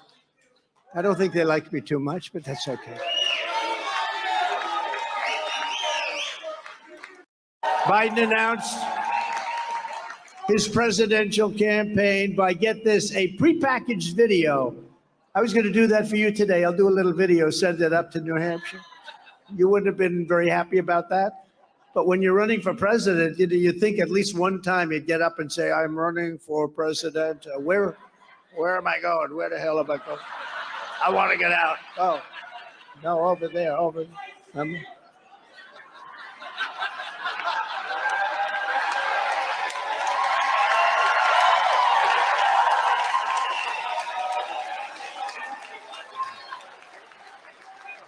A prepackaged video that took supposedly 7 takes to get it right, if right is what you want to call it.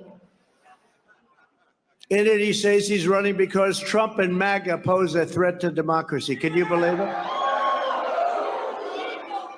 going to explain. MAGA is Make America Great Again, right?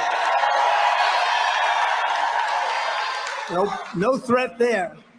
No, it's Biden who poses the threat to democracy because he is grossly incompetent, has no idea what he's doing, and basically he doesn't have a clue. And that's a very bad position to put our country in. Our country is in a very dangerous position right now.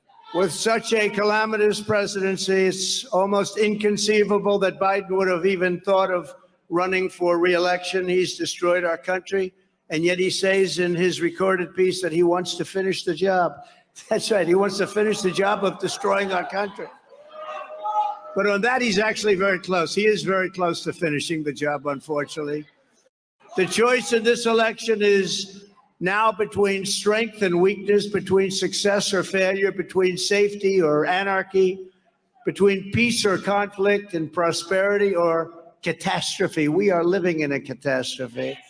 With your vote on November 5th, 2024, we're going to crush Joe Biden. We're going to beat him at the ballot box, and we're going to settle our unfinished business. It's unfinished. On Tuesday, Joe Biden officially announced that he will seek 4 more disastrous years in the White House. He'll be known from now on as Crooked Joe Biden.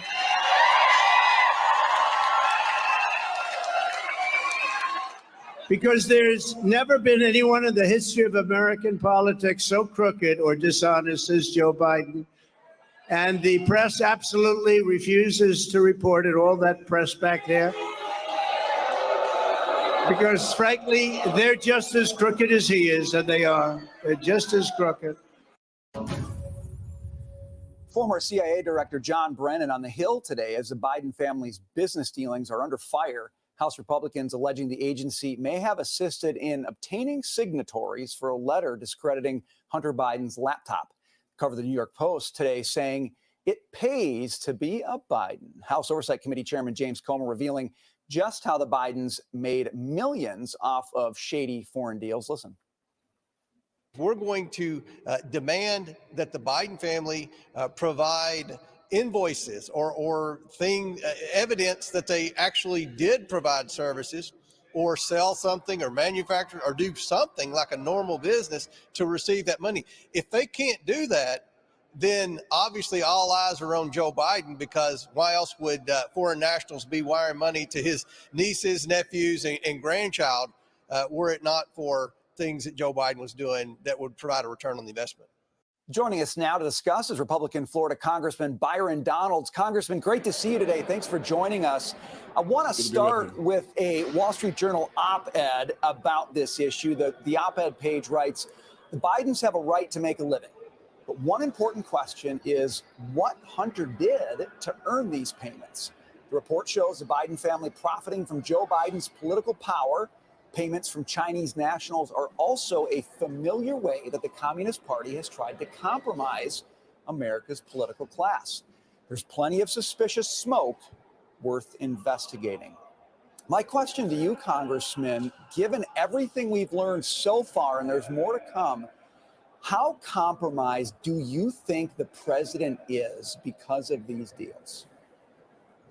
First, it's good to be with you. Second, I'll say I think the president is incredibly compromised.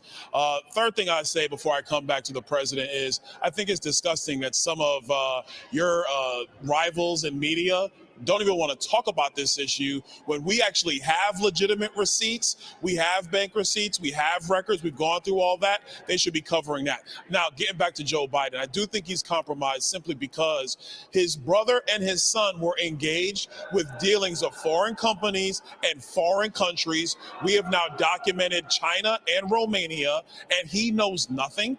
All the LLCs that were created, most of them were created when he was vice president of the United States, and he knows nothing. If he doesn't know anything, he is the dumbest person in the history of the planet and shouldn't be president of the United States. So I believe he does know what's going on. He's been knowing what's going on, and that the brother and the son were able to cut these deals because they had access to Joe Biden, and Joe Biden knew it. Congressman Donalds, can we talk about the sanctity of our federal agencies for a moment? Because as I think about this Comer investigation and John Brennan testifying today, and the notion that the CIA was trying to get those signatures to discredit the Hunter Biden laptop story, which now has been verified, and we know that the laptop existed. Many people knew back then when it was being suppressed, the story was being suppressed on social media. It makes me think a lot about that Steele dossier. That dossier that the FBI based its investigation into former President Trump on as well. And I just sit here and say to myself that the agencies have completely gone AWOL. They just are politically motivated, and are essentially puppet agencies that are being controlled. When that happens in a country like America, it really represents the breakdown of the system. And I wonder what you think about that. No, I think you're absolutely right. And this is something where, the Democrats, they ran their last couple campaigns saying that they're fighting for the soul of America. Well, that's frankly a lie, because what they also believe in is actually having weaponized portions of the federal government to basically cover up for some of their malfeasance, some of their corruption, or however you want to say it. Look, let's look at it this way. Everybody remembers Paul Manafort, right? What they went and got Paul Manafort on was essentially the same stuff that Hunter Biden's been doing all over the globe. Meanwhile, Paul Manafort was tried and convicted, and the Department of Justice still can't even say whether they were investigating Hunter Biden or not. This stuff is outrageous and it stinks. And people see the hypocrisy. Frankly, they're sick of it. We are a nation of laws. We should have one law, and it's got to be for all Americans, not just one law for most Americans and a separate law for those who are politically connected to Joe Biden and the Democrats. I want to switch gears, Congressman, if I may, to talk about the debt ceiling. It was interesting. We heard from former President Donald Trump last night. He had some advice for Republicans when it comes to the debt ceiling. Take a listen. You think the U.S. should default if the White House does not agree to the spending cuts Republicans Well, are you might demanding? as well do it now, because you'll do it later, because we have to save this country. Our country is dying. Our country is being destroyed by stupid people, by very stupid people. I think a lot of economists would say, no, default is never a good idea. What do you make of it? Look, I think what the president is talking about is you have an administration and, frankly, a Democrat Party that has their head in the sands. They want to spend $7 trillion. $7 trillion. That's insane.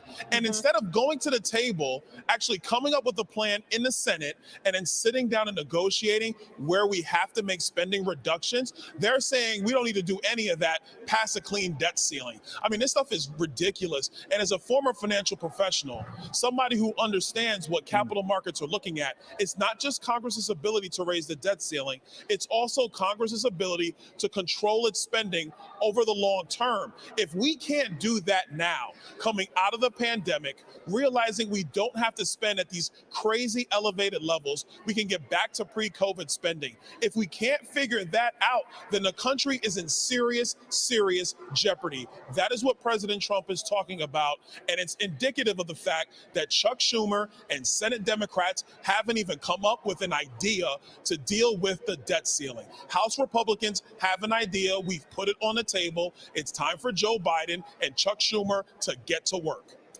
Well said. Congressman, thank you for taking a break from your work to join us here. Under my leadership, we had the most secure border in U.S. history by far. We replaced catch and release with detain and deport. One of my most successful policies was Title 42, which allowed for instant expulsion of any illegal alien who crossed our borders. Anybody. If they were bad, we got them out. We got them out fast. Those who trespassed into our country could be immediately sent back to the place from which they came. Every would-be illegal border crosser knew that with Donald Trump in the White House, our border was closed. It was absolutely closed, and they had no chance of getting in, and therefore they didn't come. When Joe Biden came into office, he terminated every successful border policy that was put into place, including Remain in Mexico, one of the best of them all, deliberately throwing open the borders and instituting catch and release and resettling untold millions and millions of illegal aliens into the United States. They're now your neighbors. Congratulations. Now Joe Biden is preparing to remove the last remnants of my Title 42 policy just a few weeks from now, wiping out the few remaining shreds of our southern border. Hundreds of thousands of people will pour in that day, and the judge already said that's what's going to happen. This will mean complete and total mayhem and utter lawlessness, and unlimited numbers of fraudulent asylum seekers flood into the United States unchecked. They are unchecked. Nobody has any idea where they come from. They don't know if they're healthy, if they're sick, if they're insane, or if they're coming from prisons. Already, tens of thousands of illegal aliens have massed on the Mexican side of the border. They're getting ready to storm across the moment Title 42, which is so important, is officially gone. Can you believe they're getting rid of it? And when that happens, countless more will charge in from all over the world. They're coming from all over the world. And some of the states like California are saying, come in and we give you free health care, free education. People hear that from other countries. They say, well, that sounds good to me. And they're making a mass charge toward our border. It's absolute lunacy. It will be a mass resettlement of millions and millions of illegal aliens into your communities. And the invasion will be aided, abetted, and facilitated by the Biden administration's every step of the way. Every path they take will be made easier by Biden. Congress should move immediately to choke off and terminate all funding for catch and release. We should ban Joe Biden and the communists and the administration from using a single federal taxpayer dollar to set loose illegal aliens into the United States. Now is the time we have to fight to make sure our country survives, because our country cannot take 2 more years of this invasion. And when I take the oath of office on January 20th, 2025, we will immediately begin the process of fully securing the border and removing the illegal aliens Joe Biden is unlawfully allowed to break into our country. Thank you very much. President Trump, thank you for your time Thank here you. tonight. We got a great crowd here in New Hampshire, a lot of voters with a lot of questions about what your 2024 term would look like, what another Trump term would look like. We'll get to the voters shortly, but your polls show that you are dominating the Republican race right now, but you are also under active federal investigation for trying to overturn the 2020 election results. Your first term ended with a deadly riot at the Capitol, and you still have not publicly acknowledged the 2020 election results. Why should Americans put you back in the White House? Because we did fantastically. We got 12 million more votes than we had in, as you know, in 2016. I actually say we did far better in that election. Got the most that anybody's ever gotten as a sitting president of the United States. I think that when you look at that result and when you look at what happened during that election, unless you're a very stupid person, you see what happens. A lot of the people, in this audience, and maybe a couple that don't, but most people understand what happened. That was a rigged election, and it's a shame that we had to go through it. It's very bad for our country. All over the world, they looked at it, and they saw exactly what everyone else saw. You look, even if you just look recently with the 51 intelligence agents, that made a 16-point difference. If you look at the FBI, if you look at the FBI and Twitter, they call it Twitter files, made a big difference. If you look at Mr. President, back to what you just said there, though, it was not a rigged election. It was not a stolen election. You and your supporters lost more than 60 court cases on the election. It's been nearly 2.5 years. Can you publicly acknowledge that you did lose the 2020 election? Let me just go on. If you look at True the Vote, they found millions of votes on camera, on government cameras, where they were stuffing ballot boxes. So with all of that, I think it's a shame that what happened. I think it's a very sad thing for our country. I think it's a very sad thing, frankly, for the world, because if you look at what's gone to our country has gone to hell. Our borders are bad. Our military has been bad. You look at the taxes, you look at inflation, what's happened to inflation. It's just destroying our country. We've really become, in many ways, a third world country. And it's very sad what's happened in this administration. And it's something that will turn around on day one. We were energy independent. Now energy is at a level that we've never had to pay before. Nobody can afford to continue to pay what's happening with energy. But we were energy independent. We were getting out of Afghanistan with strength and with dignity. And instead we got out, we looked like fools, probably the most embarrassing moment in the history of our country. We have a lot of questions about the economy and foreign policy tonight, but what you just said there, Republican officials debunked those claims about fraudulent ballots. We want to give you a chance tonight. Republican officials in Georgia and every single state. There is no, your own election officials, Mr. President. So we wanted to give you a chance. People were afraid to take on the issue. But we have a big problem in this country. We wanted to give you a chance to acknowledge we have elections the results that were horrible. If you look at what happened in Pennsylvania, Philadelphia, if you look at what happened in Detroit, Michigan, if you look at what happened in Atlanta, millions of votes. And all you have to do is take a look at government cameras. You'll see them. People going to 28 different voting booths to vote, to put in 7 ballots apiece. But Mr. President, and they're all I on have camera. to stop you there because there is no evidence of that. Your own election officials testified to that and have said that Republicans in these states did this. In Georgia, there were multiple recounts, including a hand recount. We have questions about the claims that you're making tonight from voters on this topic. I want to bring in Scott Dustin from Concord. He works in insurance litigation. He's an undeclared voter. That's what they call independents here in New Hampshire, as you know. He did vote for you in 2020. Scott, what's your question for the president? Hi, President Trump. Welcome back to New Hampshire. Thank you. Will you suspend polarizing talk of election fraud during your run for president? Will I suspend, excuse me, what? Will you suspend polarizing talk of election fraud during your run for president? Yeah, unless I see election fraud. If I see election fraud, I think I have an obligation to say it. And you know what we went through a short while ago has really put our country in a big problem. I hope to do that. I hope we're going to have very honest elections. We should have voter ID. We should have one-day elections. We should have paper ballots. Set up perfectly for CNN to try to. The answer is yes, and I hope that it's going to be very straight up, because if it's going to be straight up, we're going to win the election. So you will suspend talk to his question about the 2020 election on the campaign trail? I guess we're going to just win. We're at a point now. We're getting so close. Let's just win it again and straighten out our country. One other question on this. I love you, chat. I see you, chat. I see you. When you've talked about the 2020 election results in the past, you once suggested terminating the Constitution. Do you stand by those comments? No. You were able to do certain things. I'm not talking about terminating the Constitution. I'm talking about cherishing the Constitution. The Constitution says that we're supposed to have legal and well-maintained and well-looked-at elections, and we didn't have that. I cherish our Constitution, but we have to live up to the Constitution. We weren't living up to the Constitution. I was just saying there's no evidence of that election fraud. You did once tweet. You're supposed to say that, but I'm glad you say that. But look, That's that was a horrible election. That was a horrible election. And unless somebody's very stupid, and I know you very well, you're not stupid at all, but you perhaps are given an agenda, or you have an agenda. Look, we have to have honest elections in our country. We have open borders. We have. Yes, I've muted my mic, chat. I'm shutting up.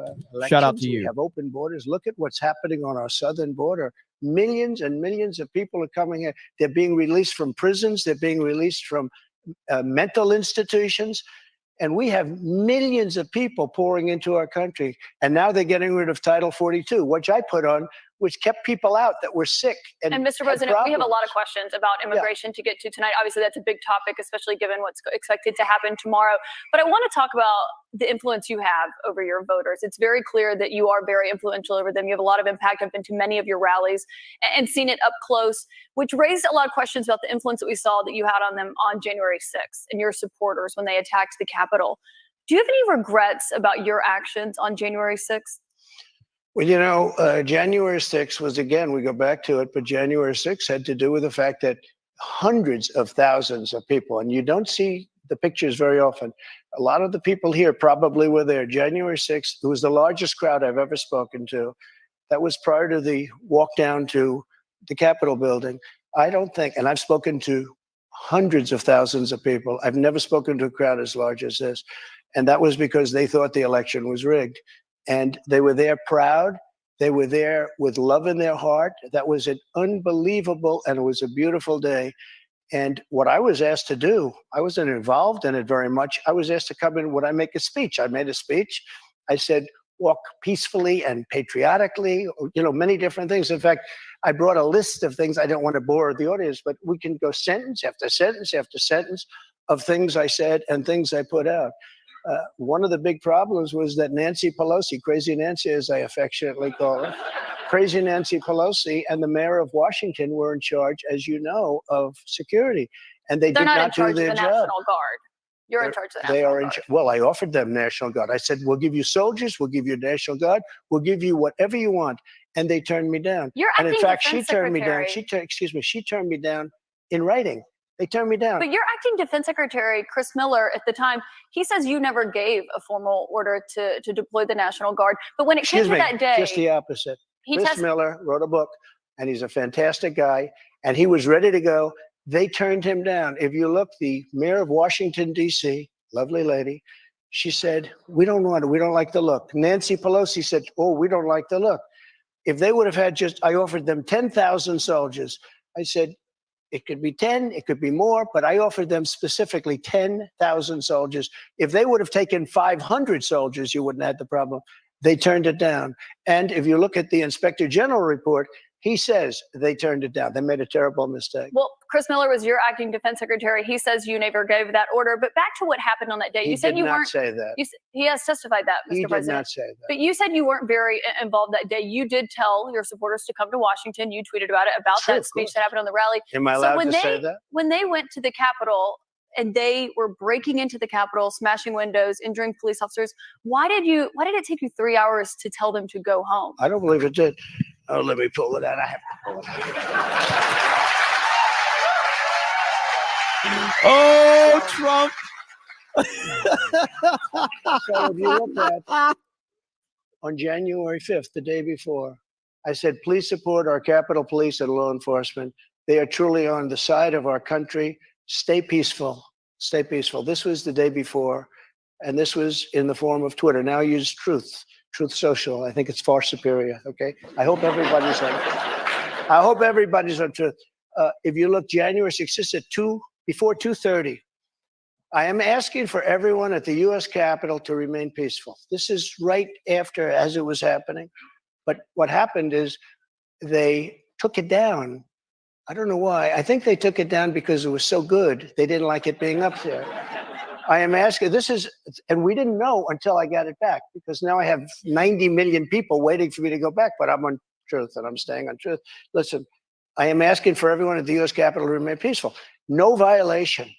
We want no violation. We want no violence. Remember, we are the party of law and order. Respect the law and our great men and women in blue. Thank you. That was at 2:30. That was very early. Mr. President, I looked at the same timeline that you did. No, I Once know, it was but you clear, didn't report that. You know why? Because it was we taken did report down. it. I was reporting it was that taken day. down and it wasn't. But when it was clear to you that they were not being peaceful, you saw them rushing the Capitol, breaking windows. They were hitting officers with flagpoles, tasing them, beating them up. When it was clear they weren't being peaceful, why did you wait 3 hours to tell them to leave the Capitol? They listened to you like no one else. You know that. They do. I agree with that. But So why didn't you tell them to go home sooner? Nancy Pelosi and the mayor are in charge. I assume they were able to do their job. They weren't. But And it Pelosi's not kicked in charge of Capitol And if you remember, security. I made a video right outside the Oval Office in the Rose Garden. And I'm very proud of that video. I didn't have a script. I don't need scripts like a certain person that's in But there what right time, now. the video, it came out much later after they had already attacked the Capitol. It was a great video. And it was a beautiful video. And it said, I mean, I don't want to read it all, but you have to go home now. We have to have peace. We have to have law and order. We have to respect our great people of law and order. We love the people of law and order. We can't play into the hands of these other people. We have to have peace. Please go home. I said that. Referring You know to what the they law did? and order there, They took Mr. that President. down. And you know, to this day, it hasn't been put up. And the reason is it's so good and so conclusive that all of this nonsense and all of the tens of millions of dollars that have been spent are just wiped away with this one. And they've never put it back up. They had another one that they did the same But that thing. video that you referenced there, it wasn't posted until 4:17 p.m. No, I'll tell They you, breached the Capitol at 2 p.m. That video was Mr. President. posted. 4:17 Yeah, p.m. actually a little bit before that. Right. So But that's my question. excuse Because me. in that 3 hours, over Excuse me, 140 it was officers posted were after the injured. first one I just read, though, and that was at 2 o'clock. But I think the reason the timeline is so critical here, because going back to your influence, in Here's that another 3 one I hours, posted. over 140 officers were injured that day. And a person named Ashley Babbitt was killed. Yes. You know what? She was killed, and she shouldn't have been killed. And that thug that killed her, there was no reason to shoot her. At blank range, cold blank range, they shot her. And she was a good person. She was a patriot. One There was person no who was reason there- there was no reason. And he went on television to brag about the fact that he killed her. The officer was not bragging about the fact that he Oh, killed he her. was But one bragging. person who was at the He was Capitol that day, as you know, was your vice president, Mike Pence, who says that you endangered his life on that day. I don't Do think you he was in feel, any danger. Mr. President, do you feel that you owe him an apology? No, because he did something wrong. He should have put the votes back to the state legislatures, and I think we would have had a different outcome. I really do. But he doesn't have the authority to do that, as you know. What? the vice president does not have the authority to reject are you ready? Let's those have this election one out results. just now because it's interesting. Let's keep it interesting, right? I like Mike Pence very much. He's a very fine man. He's a very nice man. He made a mistake. His lawyer said, you cannot move. I called him the human conveyor belt. I said, even if the votes, I talked to his lawyer, even if the votes are absolutely fraudulent, he can't say, yes, sir, he can't say that. And the Democrats played it and the rhinos played it. And then the election was over. They told him he couldn't do it. And Mike said to me, I can't do it. The lawyers told me I can't do it. They can't do it. But the lawyers were wrong because right after the election, they all met, the rhinos and the Democrats, and they worked out a plan to make sure that future vice presidents don't do what I said you could do. That's not what happened. You're referring to the Electoral Count Act. That's I've read that. There is no authority. No, Legal excuse experts, me. including Republican legal experts, say that he does not have that authority, Mr. Caitlin, President. But I want why to move did they on. change the law then, saying that you can't do it? They didn't change the law. They strengthened the law because they were worried about Oh, they presidents strengthened it, exploiting. meaning you could do it. Thank That's, you. that's not what it means. Thank you. They strengthened the law Mike because had they the were right worried. to do it. They convinced him he didn't, and it was a horrible thing for our country. If you would have sent those votes back to Georgia, Pennsylvania, and other states, Wisconsin, which if you look at Wisconsin, they virtually admitted now that the election was rigged. If They you have would have not sent admitted those that, votes Mr. back to President. many of those states, they would not come back in the affirmative. And remember what I said, and you just said it pretty much. You admitted what I said was right. I They did said he not. didn't have the right to do it. And he did have the right to do it. And that's why they changed the law, taking that right away. I should note that your campaign paid for a recount that happened in Wisconsin. It actually had more votes for President Biden by the end of it. But I want to move on to Wayne Byer. He's a retired attorney from By North the way, Conway. so who many is- illegal votes were cast in Wisconsin. And if you look in Milwaukee, Wisconsin, they had so many illegal votes, they didn't even know what to do with them. You're absolutely wrong Mr. about President, that. there weren't any fraudulent votes in Wisconsin. I do want to get to the audience, though. We have questions for you from the audience. Wayne Byer is a retired attorney from This North is Conway. He fantastic. has previously I am served in loving Republican this. administrations. He volunteered for the Republican Party in the 2022 midterms. He voted for you in 2020. What's your question for the president, Wayne? Thank you for coming, Mr. President. Thank you, Wayne. My question to you is, will you pardon the January 6 rioters who were convicted of federal offenses? I am inclined to pardon many of them. I can't say for every single one because a couple of them probably they got out of control. But you know, when you look at Antifa, what they've done to Portland, and if you look at Antifa, look at what they've done to Minneapolis and so many other places. Look at what they did to Seattle and BLM. Many people were killed. These people. I'm not trying to justify anything. But you have two standards of justice in this country. And what they've done, and I love that question, because what they've done to so many people is nothing. And then what they've done to these people, they've persecuted these people. And yeah, my answer is I am most likely, if I get in, I will most likely, I would say it will be a large portion of them. You know, they did and it'll be very early on. And they're living in hell right now. So when it comes They're to living in pardons, hell. And they're policemen and they're firemen and they're soldiers and they're carpenters and electricians and they're great people. Many of them are just great people. Mr. President, one of the Such a people who was perfect answer. convicted was a former policeman, but he was convicted of attacking a police officer, I should note. But when you said you are considering pardoning a large portion of those charged with crimes on January 6th, does that include the 4 Proud Boys members who were charged and convicted of seditious conspiracy? I don't know. I'd have to look at their case, but I will say in Washington, D.C., you cannot get a fair trial. You cannot. Just like in New York City, you can't get a fair trial either. Speaking of New York, I want to ask you about a significant. You verdict are that was not reached going to yesterday. trip I know him this is up, something you want to woman, weigh in okay? on as well. Manhattan jury found that Sure. you sexually abused the writer E. Jean Carroll and defamed her. You've denied this, but what do you say to voters who say it disqualifies you from being president? Well, there aren't too many of them because my poll numbers just came out. They went up. Okay. I think I'm the only person in history who had a charge like that. And usually you leave office, you say, I'm sorry, but I'm going back home. I'm back home to my family and everything. I'm going to be resigned. My poll numbers went up, and they went up with the other fake charge too. Because what's happening is they're doing this for election interference. This woman, I don't know her. I never met her. I have no idea who she is. I had a picture taken years ago with her and her husband, nice guy, John Johnson. He was a newscaster, very nice man. She called him an ape, happens to be African American, called him an ape. The judge wouldn't allow us to put that in. Her dog or her cat was named Vagina. The judge wouldn't allow to put that in. All of these things.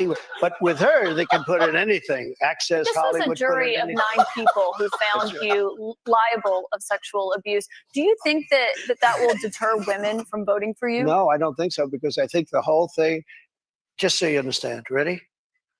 I never met this woman. I never saw this woman. This woman said, I met her at the front door of Bergdorf Goodman, which I rarely go into other than for a couple of charities. I met her in the front door. She was about 60 years old, and this is like 22, 23 years ago. I met her in the front door of Bergdorf Goodman. I was immediately attracted to her, and she was immediately attracted to me. And we had this great chemistry. We're walking into a crowded department store. We had this great chemistry, and a few minutes later, we end up in a room, a dressing room of Bergdorf Goodman, right near the cash register. And then she found out there are locks on the door. She said, I found one that was open. She found one. She learned this at trial. She found one that was open.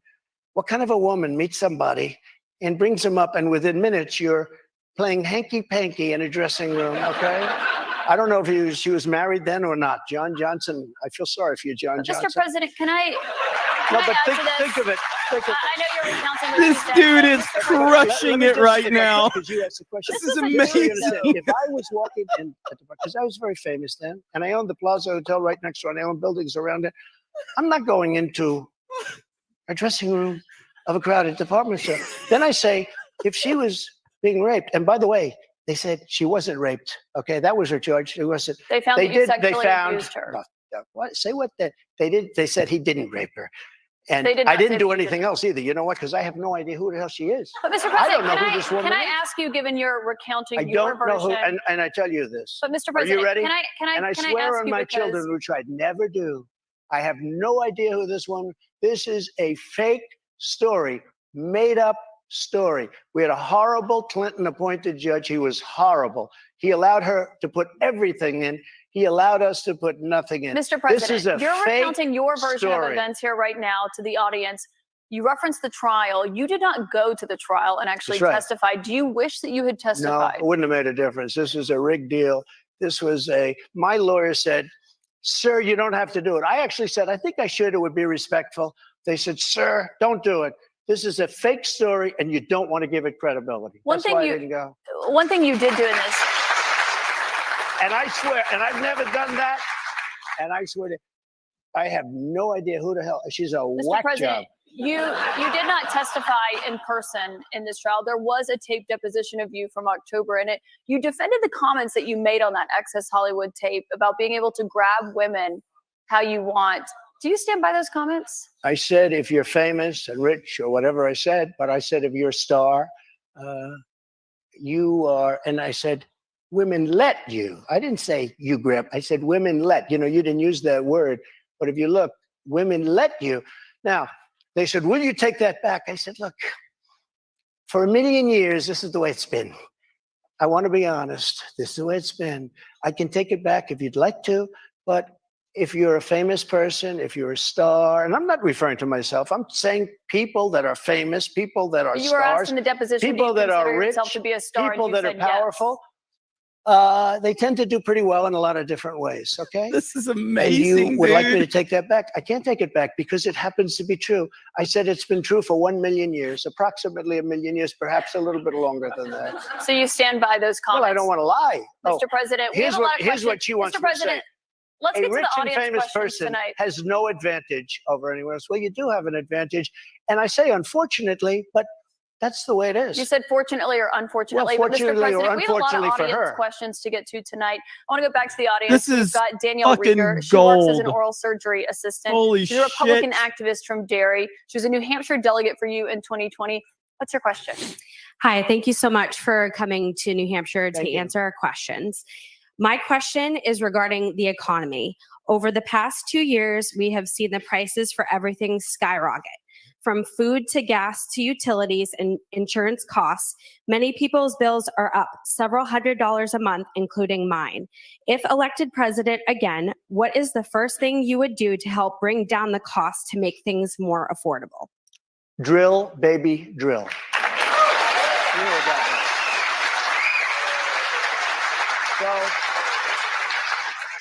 So we were energy independent. We were soon going to be energy dominant. And nobody had ever done what I did. We got oil down to $1.87. Actually, it fell lower than that in some cases. We had to save the oil companies. The price was getting so. We were doing incredibly. We had the greatest economy in the history of our country, probably the greatest economy in the history of the world. We were energy independent, soon to be energy dominant. We were going to be bigger than Russia and Saudi Arabia put together ×2. We have more liquid gold under our feet than any other nation. And these stupid fools ended it. And energy went from $1.87 and even lower for gasoline, for a car. They went from $1.87 to $5, $6, $7, $8, and even $9. And your electricity bills went through the roof. Your heating bills went through the roof. And that's what started inflation. And it hasn't stopped because people are paying now for bacon and for eggs and for the 2 and 3 times what it was just a little while ago. We created the greatest economy in history. A big part of that economy was got you the biggest tax cuts in the history of our country, bigger than the Reagan cuts, bigger than any. And also, Caitlin, as you know, we got the biggest regulation and regulatory cuts. This place was rocking. And then we were given a gift from China, and China paid a big price. And let me tell you something. I took in hundreds of billions of dollars in taxes from China. But prior to COVID coming in, and then I rebuilt the economy again, a second time. But we had prior to COVID coming in as from China, from Wuhan, which I said it came from Wuhan. Everybody said, oh, you're wrong about that. You're wrong. It came from Wuhan. I said it right from day one. So we had the greatest economy in the world. Here's the story. They made energy so high, and energy is all invasive. It is massive as an industry and as a cost. It lifted everything. If you made donuts, no matter what you did, and we had inflation, the likes of which I guess we haven't had, as I said, for 52 years, but I think more than that. We had no inflation. We had the lowest energy prices we've had in decades. This country was rocking and rolling. And by the way, we had the most secure border in the history of our country. Mr. President, we have more questions on the economy. I want to make sure we get to all of those. As you know, the U.S. right now could be just 3 weeks away from defaulting on its debt. That could mean millions of jobs lost, people not getting their Social Security payments. People believe it would put the U.S. economy into a recession. On that topic, I want to bring in Marta Cervella, a student here at St. Anselm. She is an undeclared voter who did not vote in 2020. Marta, what's your question? Hi, Mr. President. Hi, thank you. So my question is, what do you think about the United States' current debt situation, and how can we move forward? Such an important question. So we're at $33 trillion, a number that nobody ever thought possible. When we had our economy rocking and rolling just prior to COVID coming in, like literally, we were making a fortune. And oil, we were going to make so much money from oil, we were going to start paying off debt. But then with COVID coming in, we had to do other things. We had to keep this country alive because it was so serious. But we have to get the country back. We have to lower energy prices. We have to lower interest rates. Interest rates are through the roof. Energy has to come down. It all has to come down, and we have to start paying off debt. But when we have a debt limit, and they use that very seriously to me, they came in, Schumer came in with Nancy Pelosi, and they were using, we'll violate it, we'll do whatever. They talked a whole lot different than they do right now. I say to the Republicans out there, congressmen, senators, if they don't give you massive cuts, you're going to have to do a default. And I don't believe they're going to do a default because I think the Democrats will absolutely cave because you don't want to have that happen. But it's better than what we're doing right now because we're spending money like drunken sailors. So just to be clear, Mr. President, you think the U.S. should default if the White House does not agree to the spending cuts Republicans are demanding? You might as well do it now because you'll do it later. Because we have to save this country. Our country is dying. Our country is being destroyed by stupid people, by very stupid people. You once said that using the that using the debt ceiling as a negotiating wedge just could not happen. You just you wanna said that when you were in the say Oval to- Office. When I talked about, why is it different now that you're out of office? hang Now on. I'm not president. You know what? I'll talk later. I'll talk later. Shut the fuck up, Jeremy. The U.S. defaulting would be massively Well, you consequential don't know. for It's- everyone in it's- this room, for all you don't know. Americans. It's psychological. It's really psychological more than anything else. And it could be very bad. It could be maybe nothing. Maybe you have a bad week or a bad day. But look, you have to cut your costs.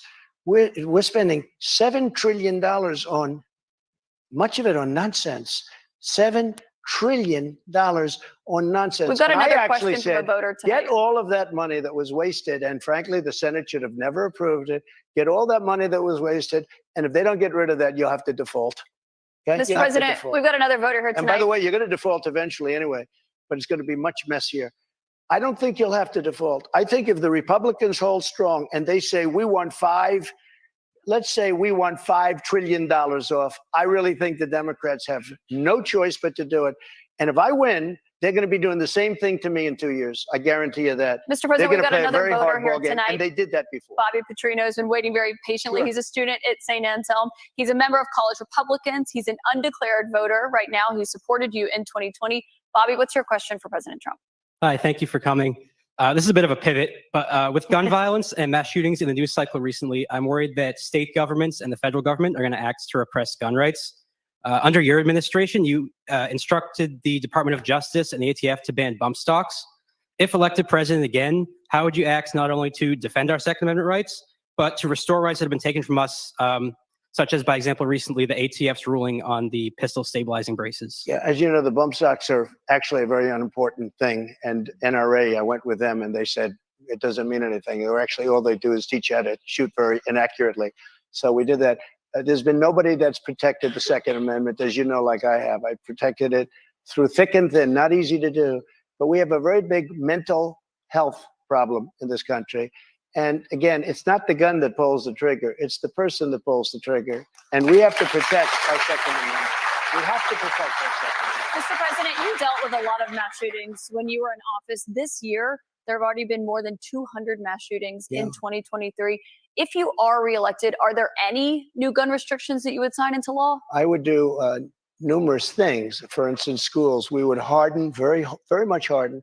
And I'm a very believer. I believe in teachers. I love teachers. I think they're incredible. And they love the children, not quite like the parents, but they love the children in many cases almost as much.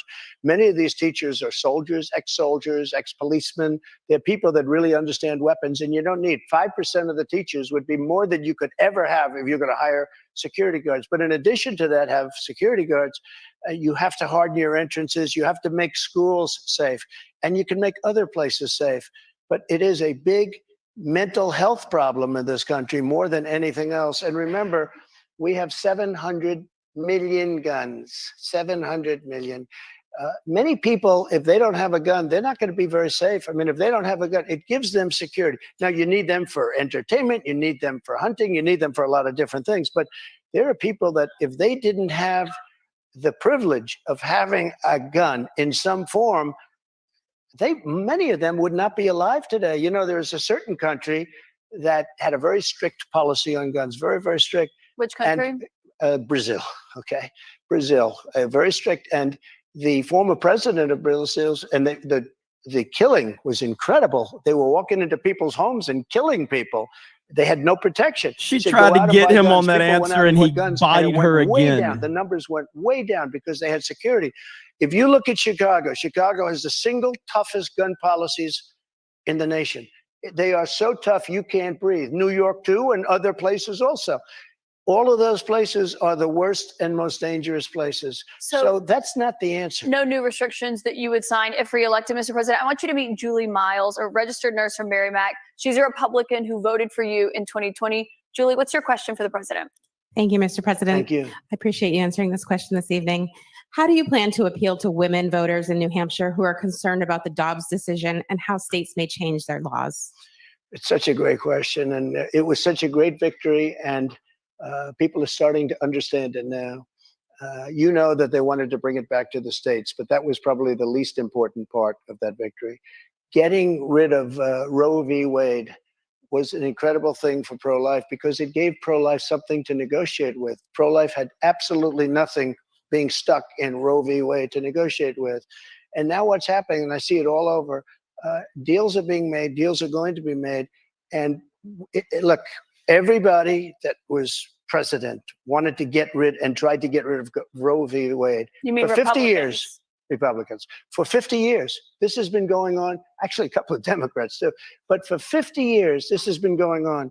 I was able to do it, and I was very honored to do it. But by doing it, things are happening that are very, very positive. And I happen to believe in the exceptions, the life of the mother, rape, incest, like Ronald Reagan believed in the exceptions. But I happen to believe that. I think it's frankly important to do that. But a lot of people are, against that. A relatively small number. But the way I look, I think it's very important to say this. I consider the other side to be radical because the other side, under Roe v. Wade and other things, the other side, they're radical because they will. Remember the debate with Hillary Clinton? I said, rip the baby out of the womb at the end of the 9th month. They will kill the baby in the 9th month. If you look at that crazy governor of Virginia from the former governor, where he said, no, the baby will be born, and then we'll decide essentially whether or not to execute But the Mr. baby. President, can we talk about what you would do if No, you but these are the if radical you are people. reelected? It's not the pro-life people that are But radical. if you are reelected and you're back in the Oval Office and you get legislation to your desk, would you sign a federal abortion ban into law? What I'll do is negotiate so that people are happy. But the fact that I was able, I'm so proud of it. We put 3 great justices on the Supreme Court. We have almost 300 federal judges on the Supreme Court. So just to be clear, Mr. President, you would sign a federal abortion ban into law. I said this. I want to do what's right. And we're looking, and we want to do what's right for everybody. But what's right? But now, for the first time, the people that are pro-life have negotiating capability because you didn't have it before. They could kill the baby in the 9th month or after the baby was born. Now they won't be able to do that. But I think this is a really important question for you to answer because this is something every Republican, including those who are running against you for the nomination, are being asked about is, would you sign a federal abortion ban into law? And many of them are going to give you the same answer as I am. First of all, I am honored to have done what I did. And a lot of people said in 150 years, he's now the most consequential president because he saved so many lives. And I'm honored to have done it. And because of what I've done, we now have a great negotiating ability. That's what I do in life. I negotiate. We have a great negotiating ability. And I think we're going to be able to get something done. What do you mean negotiating ability? Because the question that Republicans have, and some of your allies on Capitol Hill say that they want to introduce legislation when it comes to banning abortion. If they send it to your desk, would you sign it? Some people are at 6 weeks. Some people are at 3 weeks, Where's 2 President weeks. Trump? President Trump is going to make a determination what he thinks is great for the country and what's fair for the country. But the fact that I was able to terminate Roe v. Wade after 50 years of trying, they worked for 50 years. I've never seen anything like it. They worked. And I was so honored to have done it. We are in a very good negotiating position right now, only because of what I was able to do. And remember this, again, you talk about radicalism. People that will kill a baby in the 9th month or the 8th month or the 7th month or after the baby is born, they're the radicals, not the pro-life. I just want to give you one more chance, though, because you did not answer whether or not you'd sign a federal abortion ban or how many weeks into pregnancy you believe abortion should be banned. Yeah, but I've given you the answer probably 4 times already. Which one is it, I'm looking at a solution that's going to work. Very complex issue for the country.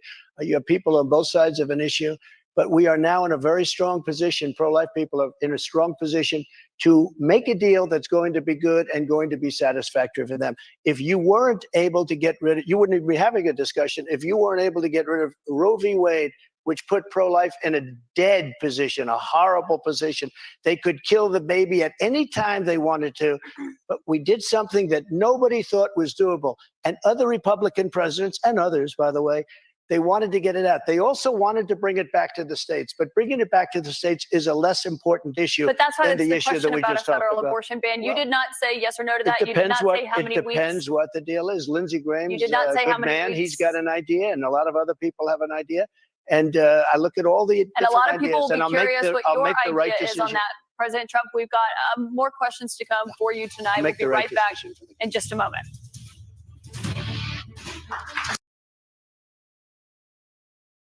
Welcome back to CNN's Republican Presidential Town Hall with former President Donald Trump. President Trump, I'd like you to meet Jennifer Simmons. She is a stay-at-home mom and former town selectman from Wyndham. She's a Republican and she voted for you in 2020. Jennifer, what's your question tonight? Good evening, Mr. President. Title 42 is expected to expire tomorrow. Our southern border and now our northern border are experiencing record migration. We learned on May 2nd that the Biden administration plans on deploying 1,500 troops to the southern border. Do you agree with deploying troops to the border, and how will a Trump administration slow down the rate of migrants coming across all our borders? Sure. A very fair question, especially since tomorrow is going to be a day of infamy. You're going to have tens of thousands of people pouring into our country. Even the judge, the judge overruled them when they wanted to terminate it early. And he said, that you better extend this thing. The judge in Texas said, I hope you're going to extend this, but this is my policy that they're letting terminate because they lost in court. They wanted to go earlier. You're going to have millions of people pouring into our country right now at a level that nobody's ever seen before. These people are sick. Anybody that wants this to happen to our country, they're destroying our country, and this should not be allowed to happen. How they're not going to do a version of Title 42 or my Title 42, which was tough. If people are sick and have infectious diseases and lots of other problems, we don't want them being into our country. We have enough problems right now. We have problems like we've never had in the history of our country. But Mr. President, our country is being destroyed. The reason it's ending is because the health policy, the COVID era pandemic emergency is coming to an end. That's what Title 42 was. You put it in place because That's of COVID. true, but when it comes to big questions about what your immigration policy would look like if you are reelected, some of your Republican rivals have criticized you for not fulfilling the promises that you made on the campaign trail, like finishing the border wall. So how did voters know that you would get those done if you're reelected? I did finish the wall. I built a wall. I built hundreds of miles of wall, and I finished it. And then I said, we have to build some more because there are areas like water going through a dam. There are some areas where a lot of people are coming. You close up one and they come into another. And we started another 100 miles of wall. In fact, I said to my people, if we start this and don't finish it, and then we had a rigged election. I'm sorry to say it. The election was not rigged, Mr. good, President. You can't keep saying that all night long. And so then they took over and they decided not to finish it. It would have taken them 3 weeks. I built hundreds of miles of wall. If we didn't have it, it would be hard to believe it could be any worse. They're just letting people flow into our country. Look, a country has to have borders. There's never been anything like is happening to our country right now. You built about 52 miles of new wall when you were in office, Mr. President. It wasn't the complete wall. One other thing that with No, but I have to respond to that. With your immigration, it was only about 52 can I miles of respond? new wall. This is what she does. I built hundreds of miles. Some of the wall was up there, and it would be laying on the ground, rusted, rotten steel, rusted, rotten wood, a little. And what the radical left, crazy Democrats did, if there's a piece of wood laying down, they consider that a wall. I built 30-foot walls that go down 7 feet into the ground. If there was a little piece of wood sitting in the ground, they said, oh, he's not building a wall. We already had a wall. Because this is the game. They're a party of disinformation. It's not a game, Mr. President. It's about 52 miles of new wall. One other immigration policy you had I built when you were in office. I built new wall. 52 miles, for hundreds of miles. CBP, Mr. What I did is I replaced other wall that was laying down, that was up and rotting in the ground for 30 years. Some of it was steel that you couldn't even see. Mr. President, it was only about 52 miles of new wall. But moving on, another immigration policy you had was the zero tolerance immigration policy that separated families at the border. If you are reelected, are you ruling out instituting that? Well, when you have that policy, people don't come. If the family hears that they're going to be separated, they love their family. They don't come. So I know it sounds harsh, but if you remember they said I was building prisons for children. It turned out that it was Obama that was building the prisons for the children. But would you re-implement that if you're reelected? Is that what you're saying? We have to save our country, all right? So it sounds like that's a yes. When you say to a family that if you come, we're going to break you up, they don't come. And we can't afford to have any more. Look at New York City. Look what's happening. They're living in Central Park in New York City. The city is being swamped. Los Angeles is being swamped. Iowa is being swamped. Our whole country is being destroyed. Millions of people are coming into our country. And you know what the number is going to be, in my opinion, by the end of the year? Not the 4 million that you hear and the 3 million. I think it's going to be 15 million people. And in these people, they have no idea where they come from. They come from 129 different countries so far. 120, not just the four that we talked about. Just to put a button on that, it sounds like what you're saying is that you're not ruling out re-implementing that immigration policy. I want to get to another voter. Caitlin Boissonneau is a student here at St. Anselm College. She's a Republican. This will be the first election that she has voted in. What's your question for the president, Caitlin? Hello, President Trump. Hi. Thank you so much for coming. Thank you. The current administration has made it clear that we should continue to provide military equipment to Ukraine so that they can defend themselves. Do you support this decision? And how would you deal with the increasing threat posed by Vladimir Putin? First of all, thank you very much. It's really nice. And it's an important question, so important, because we're giving away so much equipment. We don't have ammunition for ourselves right now. We don't have ammunition for ourselves. We're giving away so much. But here's the thing. I have to say it to start off, no longer matters. If I were president, this would have never happened. And even the Democrats admit that. Putin knew it would have never happened. And his pipeline would have never happened. A lot of things would have never happened. But this Which would never have Democrats happened. say that, And Mr. all those President? dead people, both Russian and Ukrainian, they wouldn't be dead today. And all those cities that are blown up and disintegrated right to the ground, that wouldn't have happened. Okay, now, here's the problem. We've given so far $171 billion. They've given, meaning European Union, which is approximately the same size altogether as our economy. They've given about 20. So we're at 170, let's say, and they're at 20. You don't have to know too much about history to realize, or geography, to realize that they're a little bit more affected than we are, okay? So they've got to put up a lot more money because they're taking advantage of us like every other country did. That's why I ended NAFTA and replaced it with the USMCA, Mexico, But on Canada. this issue, Mr. President, I should know, I don't know any Democrats who have said they don't believe Putin would have been invaded if you were president. But her question is, would you continue to give Ukraine money and weapons if you're elected? What's the answer? I have a very good relationship with President Zelensky because, as you know, he backed me up with the phony impeachment hoax number one when he said the president didn't do anything wrong. So That I was when you happen to asked him like. for an So I investigation in happen to exchange like. for Yeah, that's right. weapons. And I was totally exonerated, by the way. Just a waste of time and money. You were impeached over that. You were impeached over that. But let's stay on topic here, Mr. President, because the question is, would you give Ukraine weapons I was and funding? impeached by a crazy woman named Nancy But the Pelosi. question here is, would you give Ukraine weapons and funding if you were I elected? would sit down. Let me just put it a nicer way. If I'm president, I will have that war settled in one day, 24 hours. How would you settle that war in one day? Because I'll meet with Putin, I'll meet with Zelensky. They both have weaknesses and they both have strengths. And within 24 hours, that war will be settled. It'll be over. It'll be absolutely Do you over. want Ukraine to win this war? I don't think in terms of winning and losing. I think in terms of getting it settled so we stop killing all these people and breaking down this country. Now, What do you? Can I just follow up on that? You But said one you of the don't things think you in have terms to of do is winning you and have to get losing. you have Mr. to get President, can I Europe. just follow up on that because that's a really important Excuse me, statement let me that you just just follow made up. there. Can you say if you want Ukraine or Russia to win this war? I want everybody to stop dying. They're dying. Russians and Ukrainians. I want them to stop dying. And I'll have that done. I'll have that done in 24 hours. I'll have it done. You need the power of the presidency to do it. But you won't say that you want Ukraine to win. You You said know what when I'll you were- say? I'll when you say were in this. office- I want Europe to put up more money because they're in for 20 billion. We're in for 170, and But they that's not should an be. answer about who And should they win should the war. equalize. They have plenty of money. They should equalize.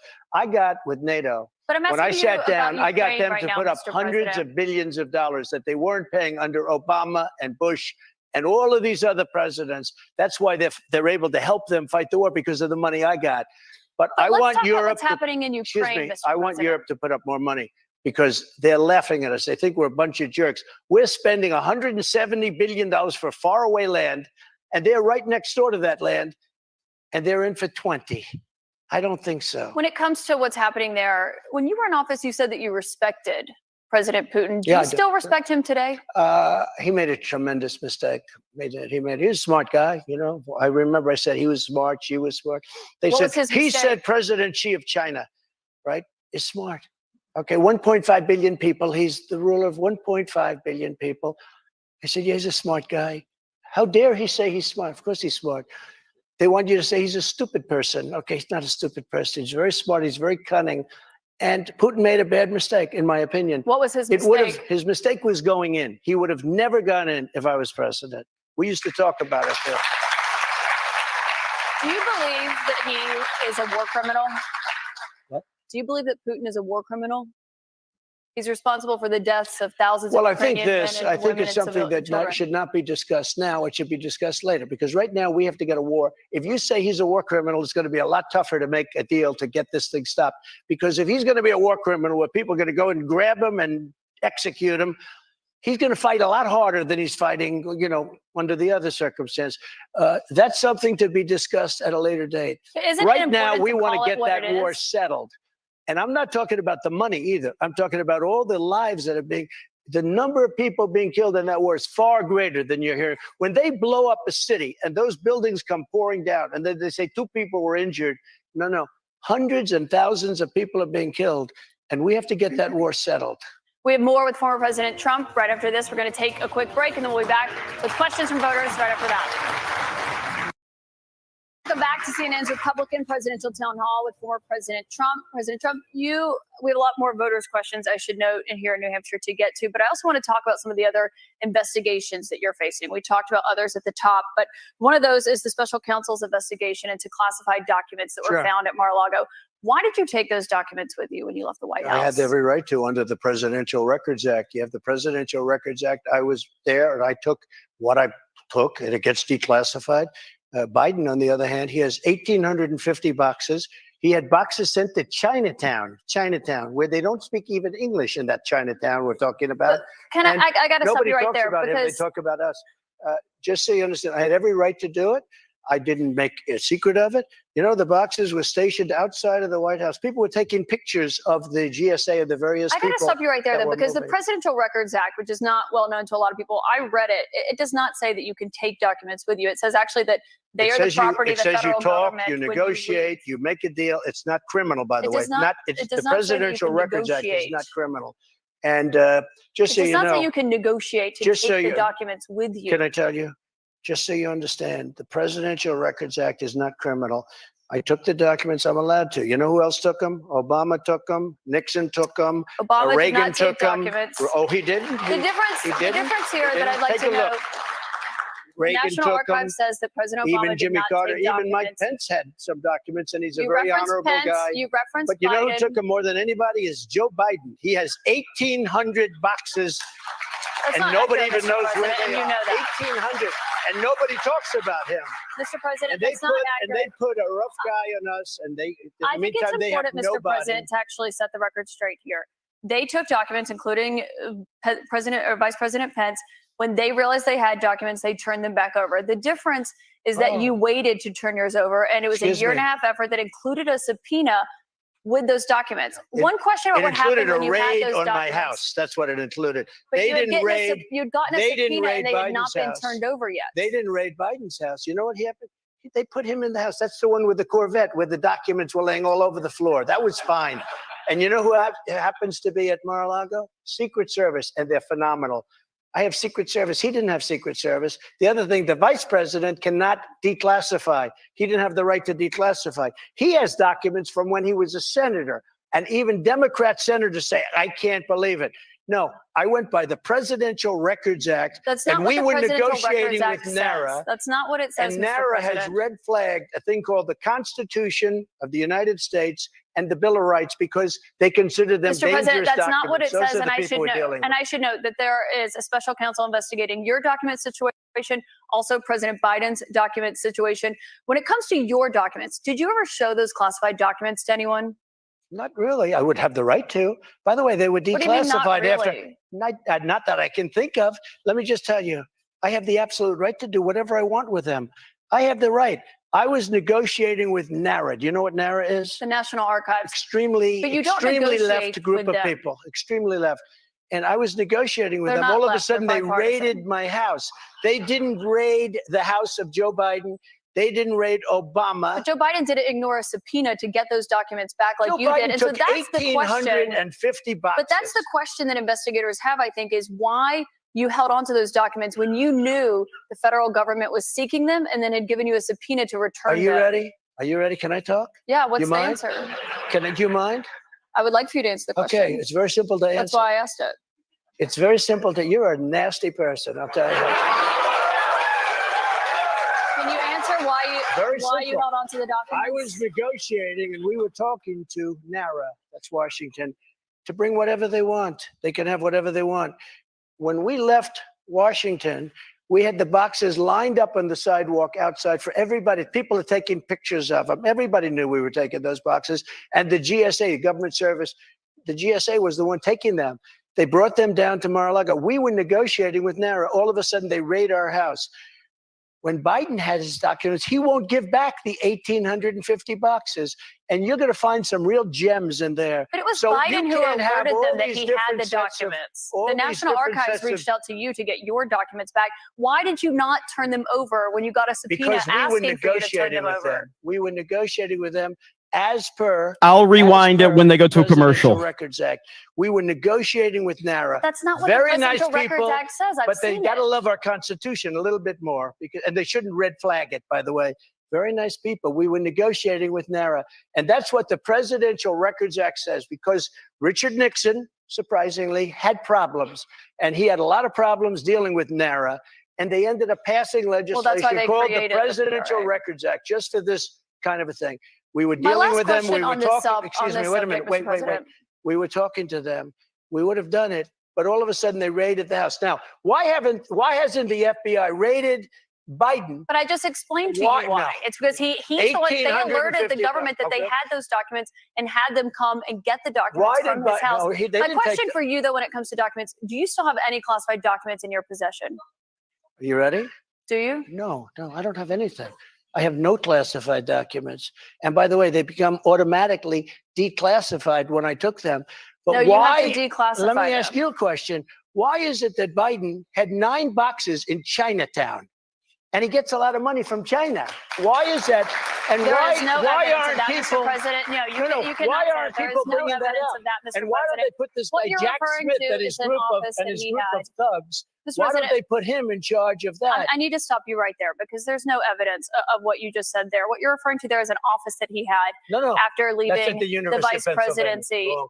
He had a temporary office. But I want to ask you about another investigation You're that so you're wrong. facing. You don't know the subject. I do know the He subject. had and I one do at know the University facts, of Mr. President. Pennsylvania, but he also had I want 9 to move on boxes to another in investigation Chinatown. that you're facing, which is the one She that's doesn't happening understand. in Georgia, where they are investigating your efforts to overturn the election results in the state of Georgia. I did At the nothing wrong. It was center a of that, perfect phone call. let me finish my question. At the center of that is that call that you had with the Secretary Perfect of State, call. Brad Raffensperger. Yeah, sure. Given the fact that there are indictments expected to come in that case this summer, is that a call you would make again today?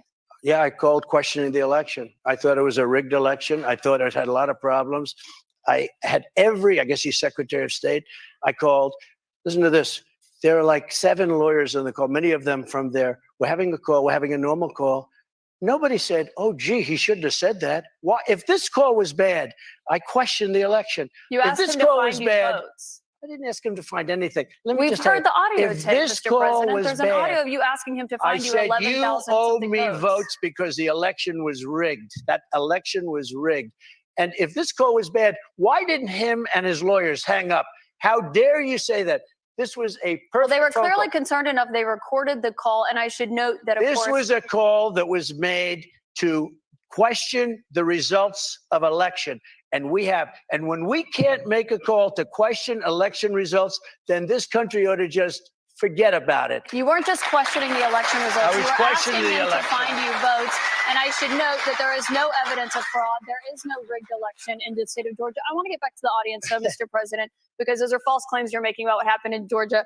Jordan Sullenberger is here. He's an undeclared voter from Hollis. He voted for you in 2020. Jordan, what is your question for President Trump tonight? Thank you, Mr. Trump. Thank you very much. I'm 26. I'm a veteran. I help manage a private aviation company.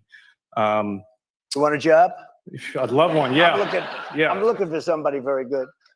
I'm not for mandates or government interference in private business, but I've Right. seen Republicans going after us like DeSantis after Disney. Right. What would you do as president to protect us from government interference? Well, I'm the one that really wants to protect you. All of these fake investigations of me are about election interference.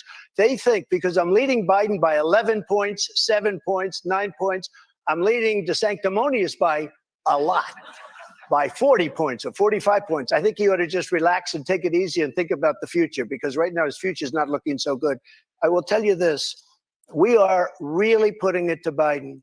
But he's putting it to himself because the economy stinks, inflation is horrible, and the border is a disaster. And by the way he got out of Afghanistan was the single most embarrassing moment in the history of our country. Mr. President, I have one more question for you here tonight, and I think while we're in front of the voters here in New Hampshire, this is a fundamental question for you. You are running in the 2024 race. If you are the Republican nominee and you are in that 2024 race, will you commit tonight to accepting the results of the 2024 election? Yeah, if I think it's an honest election, absolutely, I would. Will you commit to accepting the results of the election regardless of the outcome? You want me to answer it again? If I think it's an honest election, I would be honored to. And right now, we are so far ahead of both Democrat and Republican. And you know what? If I don't win, this country is going to be in big trouble. It's so sad to see what's happening.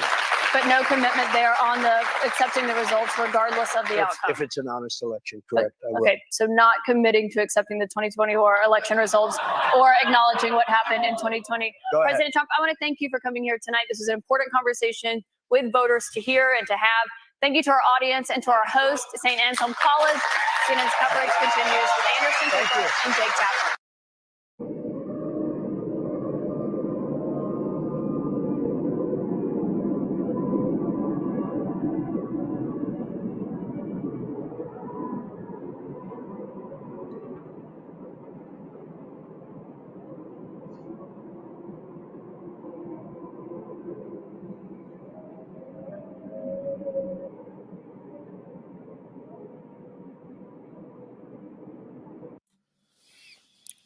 Welcome, everybody. We are back. We are in the crypt, and we are here for another amazing interview.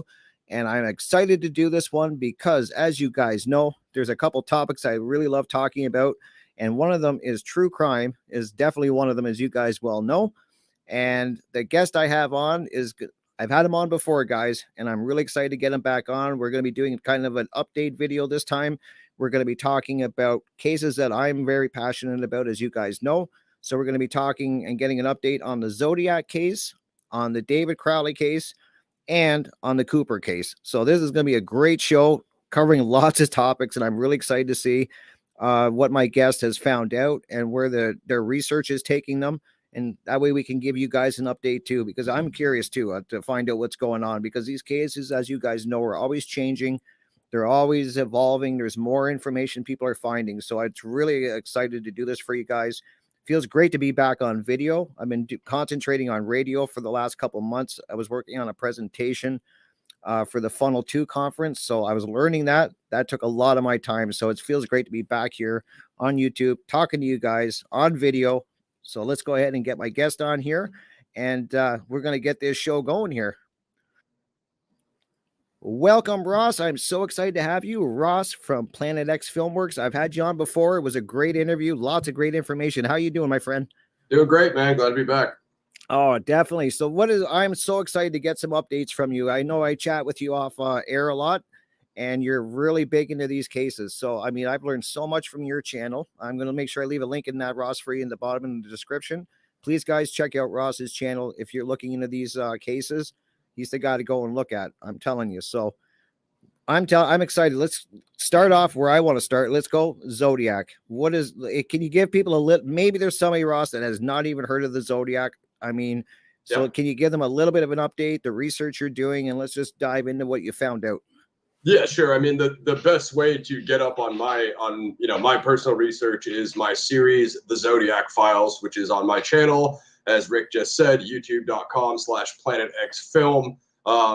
If you've literally never heard of this case, so the Zodiac is an unsolved American serial killer mystery. Took place in Northern California from late 1968 to 1969. That's when the actual canonical murder crimes took place. all of which are unsolved. And then the Zodiac was obsessed with his own ego and his relationship with the media hype. So he was writing letters, much like Jack the Ripper. I think we made this comparison last time. They call Zodiac the American Jack the Ripper. However, Zodiac is much more complicated because in addition to writing letters to the media and taunting the police, he wrote 3-part ciphers, 2 of which remain unbroken to this day, one of which was cracked by a computer science team a few years ago, David Aranchak and the boys and his team. They were featured in the History Channel show Hunting for the Zodiac. There's so many crazy things that happen with it. It's difficult to where you want to jump in. But as Rick and I were talking about last time, during one of these crimes, so 2 of his victims survived. One of which, Michael Majou, was shot several times in the face and shot several times at nighttime with a flashlight in his face. So you can't really get a great description from him. The other attack, which occurred during the daylight, September 27th, 1969, Zodiac was wearing a handmade executioner's hood with a bib with his infamous cross circle logo on his chest. Yeah, that's what everybody knows. Mhm. Everybody knows that picture. Yep. So if you've seen the Robert Graysmith picture that Rick and I were talking about last time, Graysmith was actually a cartoonist who worked at the Chronicle. He was there when some of the letters came in. All of this is, basically reimagined in Dave Fincher's film Zodiac, starring Jake Gyllenhaal and Robert Downey Jr. Granted, Graysmith and Paul Avery didn't know each other and they're best friends in the movie. So that's another thing. We covered that in some of the videos on my channel. But other than that, as far as the look of the time and what they're wearing, what the victims are wearing, the reconstructions of the murder scenes, all of that is pretty highly accurate in the film. As Rick and I covered last time, my series actually focuses on the Zodiac, what's known as the Zodiac pre-crimes or non-canonicals, which are very, very, very, very similar crimes to the 4 canonical crimes in Northern California. However, they take place in Southern California. So that's everywhere from San Diego to Oceanside to Riverside. And that one is slightly mentioned in the film. That's 1996.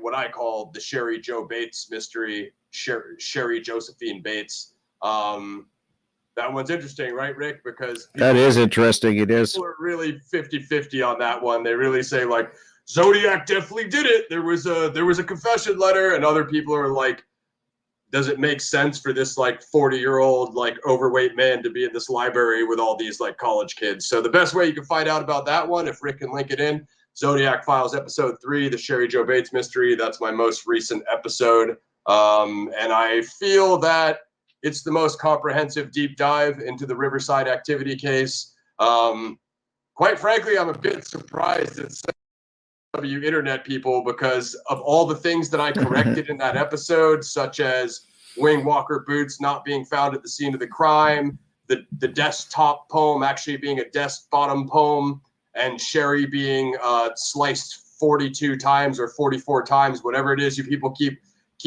repeating.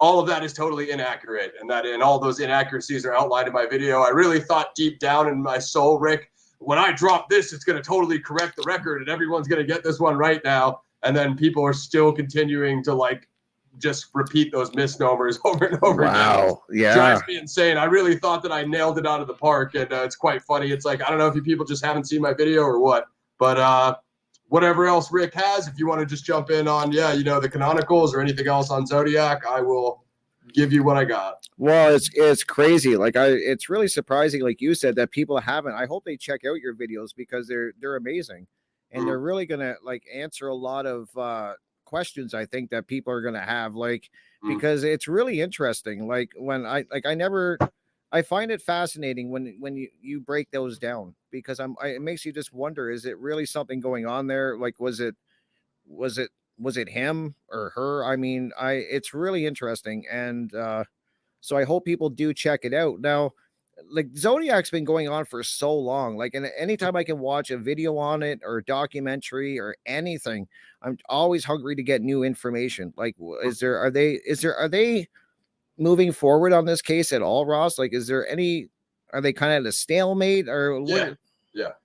Yeah. It's an interesting question, right? Where is law enforcement at on the Zodiac case? Because they couldn't, with the powers of the CIA, the FBI, the military, law enforcement, they couldn't crack his 3 ciphers back in '69. Then much, I think it was 2018 when David Aranchak cracked I don't know if I mentioned his channel, but I'll send you some of his videos. Definitely check out David's series. It's Let's Crack the Zodiac, and he does a lot more. He's considered the cipher expert. He does a lot with the ciphers and other references to Zodiac and pop culture and vice versa. Essentially, you have Zodiac making all these movie references, comic book references, things of that nature. And then as far as art imitating life later on, you have all these movies influenced by the Zodiac, such as the Riddler character in the recent Batman movie. He writes ciphers, and he writes that My Secret Friend card, which is like Zodiac's secret pal card from the real case. So it's quite interesting. You know what I mean? You have this lunatic monster who's obsessed with comic books and movies, and then later on, it's like those movies start obsessing over him. And like you said, it's a 50-year-old case, yet you just had a movie that dropped last year, right? With a character based on Zodiac. So in a sense, he's still with us, which is what he always wanted, because he's obsessed with his own ego and the media hype. Now, where are they at on the Zodiac case? Well, it's interesting, right? Because it's this unsolved cold case. As Rick probably knows, being a interest in true crime, there's no statute expiration in the United States on murder. So if I committed a murder 100 years ago, I'm still guilty for it now. It's not like it just goes away or they throw it away or any of those things. One thing that really drives me nuts about that is like the Sherry Joe Bates cold case, because I don't know how much we went into it last time, but yeah, people think there's been a lot of mistakes in that case and just weird things that have happened. I think for some of them last time with you, but yeah, I mean, it is an open case. It'd be difficult to say, are they actively, investigating it? We don't really know. I think if they have anything that's like a smoking gun, well, let me preface by saying this. There's a lot of, not everything law enforcement has is publicly released on Zodiac. So it's safe to say they have quite a bit of material that we just don't know, whether that's evidence at crime scenes, whether that's other things, maybe letters. It's been theorized and hypothesized. There's quite a few things that aren't public to the general public that we just don't know. So it's difficult. We'd have to kind of speculate where they're at in their investigation. It is open. I think the FBI has made a couple statements on it, like it's an open cold case, but not one that they're actively investigating. I could tell you flat out with DB Cooper, the FBI a few years back said that they're done with it.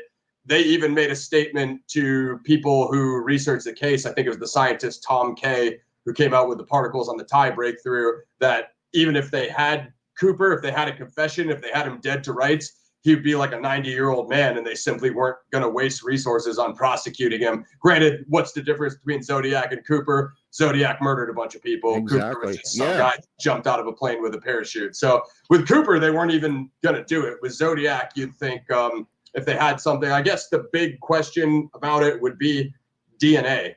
Where are we at on Zodiac's DNA? I was just going to ask you that. I was just going to ask you. Yeah. So it's weird, Rick, because, he writes all these letters, he licks all these stamps, and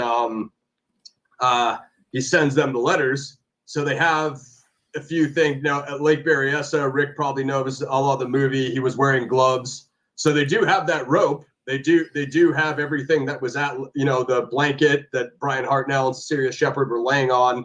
But the problem is when they rescued Brian, I think it's Dennis Land, the park ranger. He comes and takes the blanket and moves it. So he actually moved the murder scene. A lot of people, the crime scene, a lot of people have a big problem with that. You know what I mean? So this is Zodiac, right? It's this constant bullcrap with Zodiac, right, Rick? It's like, okay, you have the stuff from the crime scene, but it was moved, and you have a bunch of other people touching it, much like those Zodiac letters. So Right, yeah. a couple years back, there was an announcement that this is what they say. They say they've extracted a partial DNA profile of Zodiac, and essentially what that means is they can negate suspects with it, but I don't know if they can actually 100% match someone copy for copy. You know what I'm saying? So Okay, yeah. people who have a suspect like Arthur Lee Allen, Robert Graysmith's suspect from the yellow cover book Zodiac, you know, I'm sorry guys, but Allen wasn't a match on fingerprints. And I believe the other thing they have on Zodiac is what they call a palm print. It's like, you know, when you take a pen and you rest your hand on the piece of paper. Yep. Yeah, so they kind of have that from when he was writing. So they have that partial palm print thingy. I'm not a forensic expert, sorry guys. And they have the partial Zodiac, the partial DNA profile. So that's the problem. A lot of the mainstream suspects have been shot down because of that. Now, a couple years back, they tell us that they've lifted DNA from the stamp, and then they come back and tell us that it's someone that couldn't be Zodiac. So what does couldn't be Zodiac mean? Well, for one, it was from the front of the stamp, not the back, which is where someone would have licked it back. Exactly. then. Yeah, I was just thinking that. And I think we discussed this last time, but you know, they said certain populations of people back then, late 60s, let's say you were in a corporate environment, like you were someone who dealt with a lot of mailing letters at your job, like you were some kind of like mailroom person or something like that.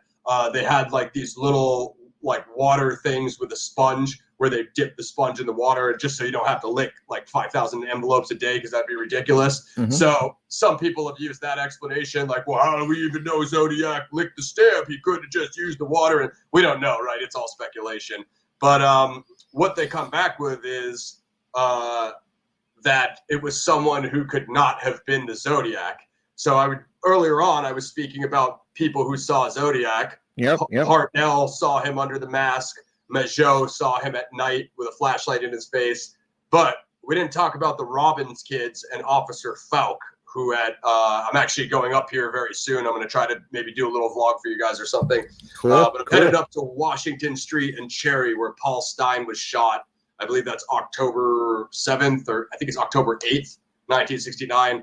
That is the last known canonical crime of the Zodiac, downtown San Francisco, the Presidio, right outside the Presidio Park. So he takes the taxi ride. You know this movie scene, Rick, I'm assuming. He takes the taxi ride with Stein, shoots him in the back of the head. He has the weird cloth in his hand. He gets out. The Robbins kids see him from the window across the street, wiping down the cab. He bounces out. Falk comes flying up with his partner, pulls up to him, questions him. Unfortunately, I don't know if I went into this last time, it went out on the police radio that it was a black male, which it obviously wasn't. No one really knows where that came from. It's the late 60s, possible racism. You guys can speculate. Yeah, that's really weird, how that went out. I always found that weird. That blew the entire case, because Yeah. if you would have had a white male with horn-rimmed glasses and a widow's peak, you would have stopped him right then and there. And 5 minutes after he killed Paul Stein, he would have got him, and none of us would be here now. So, it'd be more like a David Berkowitz, Son of Sam thing, where they actually got the guy. So Falk sees him. Some people have problems with Falk's description because he changes his story a couple times. It kind of got swept under the rug. Falk doesn't really, you can see his rendition of the story, and his name was, this is the Zodiac speaking documentary. It's on Tom's Boy channel. And I think the documentary his name was Arthur Lee Allen. So those were the interviews with all the detectives and the police guys and stuff like that. And Falk is on there. He gives his story. People have said that he's wavered in his renditions of the story. So Falk sees him face to face, questions him. Have you seen anybody suspicious? He says, yeah, I saw a guy waving a gun that way. he ran off, so they take off trying to catch the guy. Little did they know, they probably just questioned the guy and let him walk free. Once he gets into Presidio, I was just looking at the Presidio on Google Maps. It's freaking huge, man. So are you really going to be able to go in there at night on a foggy San Francisco night, be able to find one guy that probably is like thousands of miles away by then? Right, you know, right. who knows? That's the whole thing. So when they say that they got DNA from someone who couldn't have been the Zodiac, well, then I'm assuming that we're all assuming that it means it couldn't have been from an adult white male. So it could have been from like someone who's a non-white, non-Caucasian person, in which case it's probably not the Zodiac, probably just somebody who handled the letter like at the mail, you know, the post office or wherever the office where the letters landed, because they went to the Chronicle and they went to different places. Or maybe like a child or something like that. I don't even know if you can analyze that by DNA. Again, guys, I'm not a scientist, so excuse me. But that's pretty much where they at. They come out a couple of years ago, say they have a DNA sample, and then they announce that it was someone who could not have been the Zodiac. So that's very interesting. Yeah. Wow. Yeah. Now I got a question, and this is something I wanted to ask you. And I don't think I asked you this in the last time I had you on. So I'm glad that I kind of thought of this now. What I find weird, Ross, about this case is that after all of these years, is there anybody has anyone come forward? I can't find anything where anyone's ever come forward claiming they were Zodiac, knew the Zodiac, because usually with time in a case, somebody along the way starts talking or something, like something gets revealed. And I find with a few of the cases I'm looking into, which are cases we're going to be talking about in this interview with the David Crowley case, I find this really weird that nobody's talking and nobody's ever. I just want your thoughts on that. To me, I find it weird. I mean, so I just want your thoughts. My biggest problem is, so I have a research team now that's actually helping me with the series. So I have access to basically all the articles and a bunch of other things. And I do know quite a few things about the case now that I can't say publicly because I've been sworn to secrecy. There are people who have claimed to be the Zodiac. There is tons of people who have claimed to claim to know the Zodiac. Every single one of them has been an idiot and has had absolutely no proof. I mean, dude, there's been 900 deathbed confessions of DB Cooper. You know, that's true. Yeah, that one's kind of cool, right? He's this badass folk hero that got away with 200K, and you know everybody respects that guy. Who wants to go around claiming they were the Zodiac because he's a piece of crap? Now, there's been mentally unstable people that have done it. Well, I mean, I guess the earliest one that you would go to is, and I know you had Drew Beeson on your channel. Yep, is great Don interview. Cheney. You remember when they talked to Don Cheney in the movie? He's kind of the first guy that comes forward and brings forth Arthur Lee Allen. But then, under scrutiny, Arthur Lee Allen falls apart rather quickly. And then you start looking at Don Cheney, like, why did he bring this guy forward? And then you start to see that the suspect profile of Don Cheney matches to what the Zodiac was way better than Arthur Lee Allen does. That's true. You know what I mean? So I think you did. Did you get to read Sighting In on the Zodiac? Yes. Yes. By Drew Beeson? So that was interesting to me because when Drew was my second guest on my interview series, and I found him through his Zodcast. Everybody go subscribe to the Drew Beeson channel on YouTube. He knows every case, dude. That guy's a true crime genius. But you know, that was kind of, Don Cheney was interesting for me because he was the first newer suspect that I had heard of. Granted, he interjects himself in the Zodiac case. So I guess what you would come to is, where do you place the Zodiac? Do you place him as a lone person that would never speak of this to anyone, a la like a DB Cooper? Or would you put him as like, his ego is so big, he's like a Don Cheney and he's going to try to interject himself into the case, assuming that he's going to outsmart law enforcement and they're never going to figure out that he interjected himself in the case? That's the issue with Don Cheney. Like, if it's somebody who is involved in the case, well, then the Zodiac is Don Cheney. My whole thing is like, I can't picture the Zodiac going on Zodiac documentaries and talking about himself, pretending not to be the Zodiac. Like, that'd be insane to me. If Don Cheney pulled that off, then he's a master criminal. You know what I mean? And maybe he did. Like, I'm saying he's probably one of the strongest suspects. It's just, my whole thing is, what I'm going to interject is, what my zodiac theory is, and I don't know how deep I went into it in the last show, but personally, I think he's a cult member. If he was a member of like the Church of Satan or the Process Church of the Final Judgment, which were the massive, occultism and Satanism, they saw this massive rise in the 60s, especially in Northern California.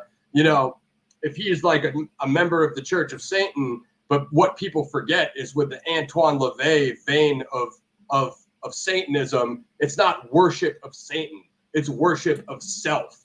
So when I read Zodiac's writings, what I see is self-worship maybe he's conscious of all these other occultic demonic entities such as Lucifer and Baphomet and these other demons that these satanic sects worship.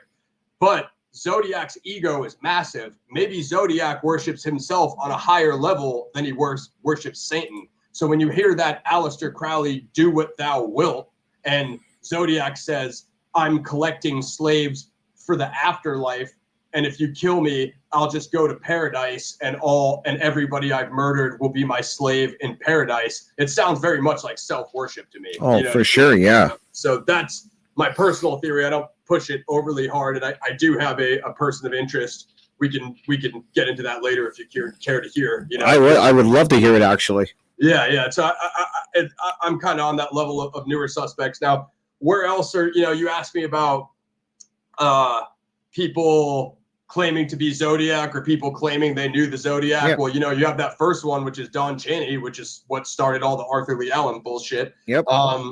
Most recently, okay, let's talk about the case breakers real quick, because these guys are idiots. Me and Eric Eulis roasted them on my recent DB Cooper episode. Go check that guys out. Cooper Chronicles Volume 2 with Eric Eulis.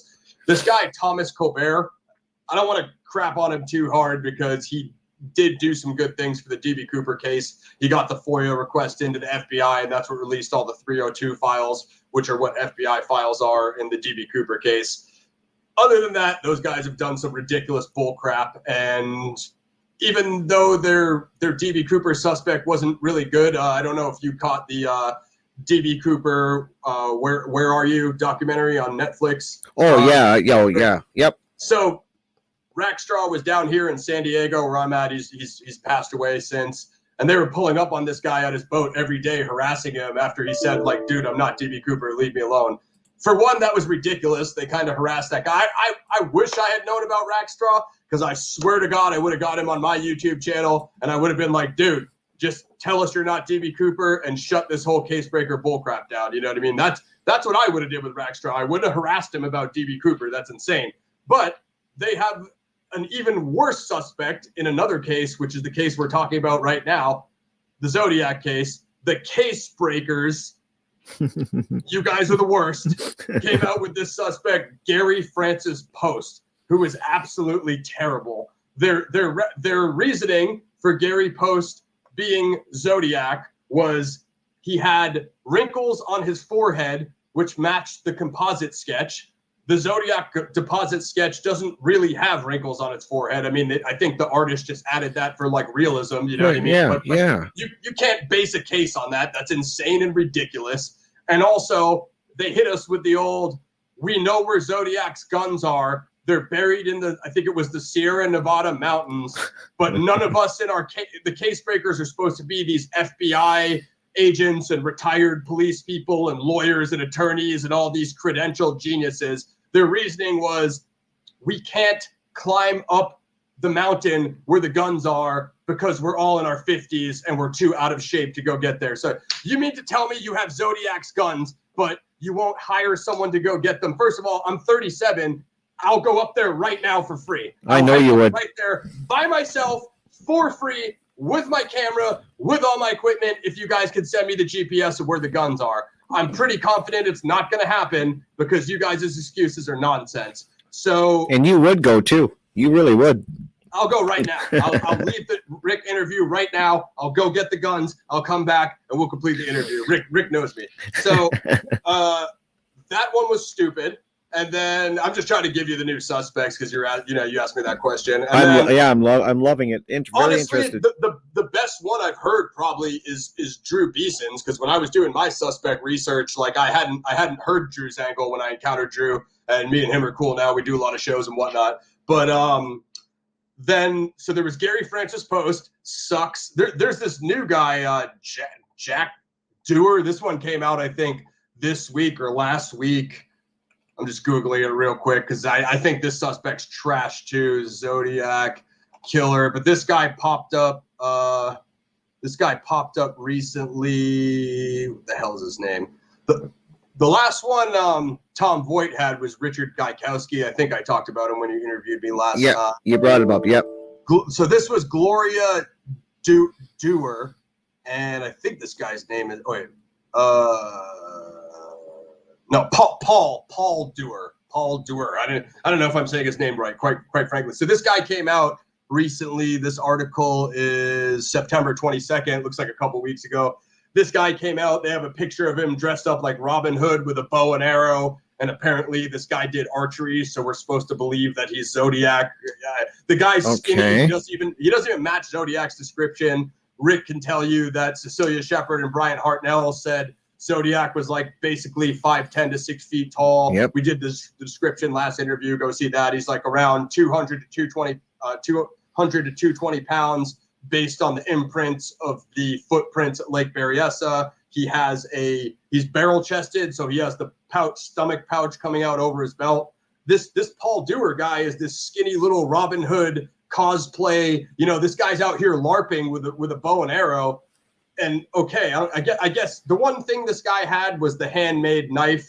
Me and Rick talked about the handmade knife sheath last time. Yep. So that's the only thing I see with Paul Dewar is he can apparently do leather working and made a handmade knife. So apparently this woman, Gloria Dewar, I think was his wife or his daughter or something. She came out with this suspect a couple weeks ago. I'd give this suspect like a C-, being generous. He's probably more of a D-. Wow. And let me see. Gary Francis. So of the new suspects, the two best ones are Don Cheney, who isn't really new because Drew's book came out, I think, in 2018 or something. Mm-hmm. And then Michael Morford. He's been on my channel. Me and him and Black Box Ned did a review of the Zodiac film. Morph is really good. Morph is one of the probably top 3 suspects on Zodiac in the world. He does an awesome podcast with my boy Richard Grinnell, who I interviewed last in my interview series. Richard Grinnell is ZodiacCiphers.com. Morph's website, I believe, is ZodiacKiller.net. And they do the Zodiac Speaking podcast. I plugged it for him last time, but it's amazing. I'm going to do it again just because you know how I do, Rick. If you want the whole story, every detail, because the movie, for one, zooms in on a suspect that no one thinks was the Zodiac killer. That's and true. For 2, it only really focuses on it from Graysmith's perspective. Exactly. And a little bit of Paul Avery. I mean, Paul Avery was amazing. People have some questions about him too. I brought those up last time. You know who I'm referring to when I say Paul Avery, Rick? I sure do. Yeah. So the Zodiac Speaking podcast, this will give you every little detail of all the little tangential things like the Santa Rosa hitchhiker murders, which happened very close to the Zodiac activity. It could possibly be related to Zodiac. It was mostly like younger girls who were found in these ravines and thrown off the highways. It was like, like hitchhikers that were by themselves and stuff. But, Santa Rosa, even Arthur Lee Allen had a trailer in Santa Rosa. So it's kind of almost like the epicenter of Zodiac activity, right along with Vallejo. Wow. So Morph came out with his suspect recently, which is William Andrew McDuff. He's a younger Zodiac suspect. I think he was in his 20s. He kind of has big ears. He has glasses. So in my opinion, the only decent new suspects that have come out in recent years, Don Cheney and William Andrew McDuff. They call him Mac. So, people have a lot of questions about McDuff with him being younger and whatnot. So I'll let you take it from there. What is your gut telling about Mac? I'm curious. Is he good? Is he the best? Yeah. I'll tell you this: he's in the right place. He seems to have some of the right experience. I think I talked briefly with him. Morph, man, get at me, Morph. I'm trying to get Morph back on the show to do a McDuff deep dive so I can really get the goods on him. But I know Morph is planning to do a deep dive on McDuff. That'd be amazing. It's kind of the last epilogue episode of Zodiac Speaking, because they've kind of they covered everything. Like, I'm not gonna. I love that podcast to keep going, but they have literally covered everything, and they don't want to just like regurgitate known stuff. That makes so sense. Yep. Morph is talking about coming back on and doing kind of a William Andrew McDuff deep dive analysis on there. So I'm hoping after he does that, I can get him over on Zodiac Files interview, and I can kind of pick his brain on that. I like McDuff. I'll tell you this: he's in the right place. I totally agree with Morph's technique for locating McDuff, which is called geoprofiling. He was essentially analyzing everybody that was like a white Caucasian male that was kind of in that right location, which is the northern San Francisco Bay area, which is like Vallejo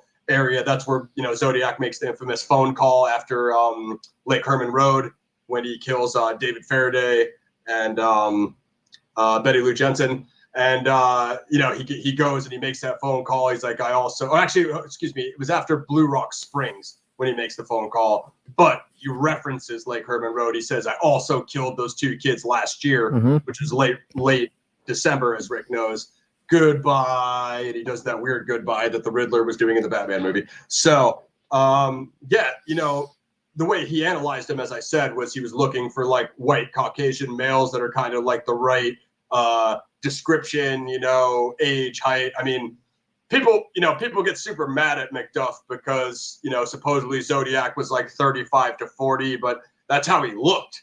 We don't know, right? Exactly. And some people are doubting, some people are even doubting Falk's, description, and he supposedly saw him from the closest. But the problem is nobody ever went directly up to Zodiac in his face, as Rick was saying, and tried to size it. Hey, like, I'm about 5'10". How tall are you, Zodiac? That never happened. It was always either people sitting in cars like Falk and Majot, right, or uneven ground like Brian Hartnell. And Brian Hartnell is like 6'7", so he's not going to be able to tell if you're 5'6" or 5'8".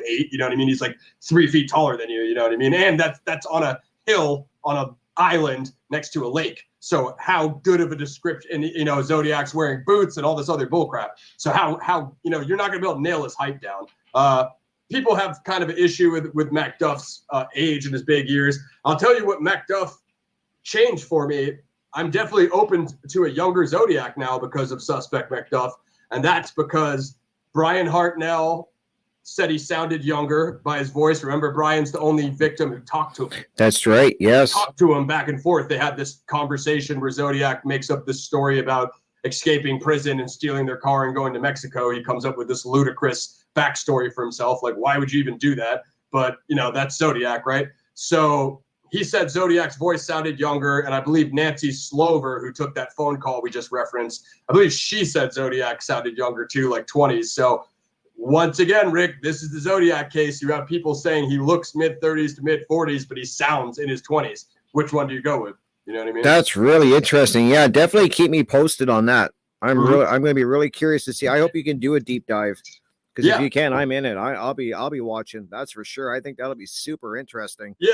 Morph said he was down for a show, so Morph, get at me. Let's get this done. Morph does a lot of work, and he lives in Florida. They just had the hurricane down there, but I'd love to get you back, Morph. Let's do this. Oh yeah, I totally agree. I'm totally gay. I'll be watching. That's for sure. Yeah. So so Morph knows the shit. Yeah, keep us posted on that. So that's where we're at with the Zodiac then. So I'm thank you for the update, Ross, because that's amazing. I'm happy that we can kind of keep people posted, and if there's new suspects and your thoughts on it, that's really interesting to me. So and we're moving along now. So now we're going to go. I want to touch on, like I said, guys, this is an update. So we're updating with Ross and talking about some of the cases that we talked about when I had him on the show before. So the one big one that I've had many people on talking about is the David Crowley case, which is another one that there's definitely two sides, Ross, to this. I hear people saying that David is definitely guilty. The evidence shows it. And the other side saying there's no way David could have done it. And I many times, I admit, I've been bouncing back and forth when I started looking at the research. I kind of, I was one day I thought he was guilty, and then I'd read something, look at something else, and then he wasn't. So I want to speak to somebody that who actually, you spoke with David, and you actually you interviewed him, and you were following him when he was doing doing the Gray State trailer and working, giving updates on YouTube and that. I want from what you know of David and that, give me, what are your thoughts? Like, you actually talked to this man a few times, and I'm really curious, like, what are your thoughts on this case? And then we'll start there, and then God knows where it's going to go from here. Yeah, absolutely. Well, I just want to say a couple things on this. So yeah, I do bounce back and forth myself. I'm not like, overall, I'm probably like neutral on, whether David did it. I mean, before we deep dive this, let me so this is sorry for stepping away. This is okay. This is what happens to you when you're not a big true crime guy, which is what I would have referred to myself to as like 3 years ago. Not a big true crime guy. I was always into other things, more of the stuff like what Rick covers on his channel, like extraterrestrials, alternate history, forbidden history, Oak Island, UFOs, cryptozoology. Yep. That was always, I know you've covered all that stuff, Sasquatch and Bigfoot. Yep. That was always my bag. I was always way on the deep end. I'm 0 to 100. I always went all the way in. So as far as like basic true crime cases, none of it ever really got me up in, like we said last time, up until Zodiac, and I was kind of on Jack the Ripper before that. But yeah, that's another interesting one, Jack the Ripper. For sure, and that's why they call Zodiac the American Jack the Ripper, because of so many parallels. Well, this is where not really being a big true crime guy gets you. I probably have about 30 true crime books on my bookshelf behind me that you guys can't see. I just finished reading this last night, and this is what I want to get you into, Rick. Chaos by Tom O'Neill. This is the actual real story of the Manson Tate LaBianca murders. Okay, I got to read that. It's called Chaos, Charles Manson, the CIA, and the Secret History of the 60s. I just finished this last night. And the other one I want to get you into, Rick, is Son of Sam, the David Berkowitz, because there's some crazy stuff there. The book is The Ultimate Evil by Maury Terry, saying that there's an actual cult, and they were passing around that 44 pistol, that 44 right. pistol. And David Berkowitz is the only one that gets arrested. The Carr brothers both die recently after, and everybody else gets off. Just a theory. I'm not saying either this or the. Well, I saw the documentary on Netflix, I think Yes. it was, and I've watched it like 5 times. Like, it's Sons of Sam, and actually you can check out my interview with Carl Denaro, David Berkowitz victim, on my channel, which is my Sons of Sam cult conspiracy interview series. And I had Carl Denaro on there. He worked with Maury Terry, the author of Ultimate Evil, and he also has his own book called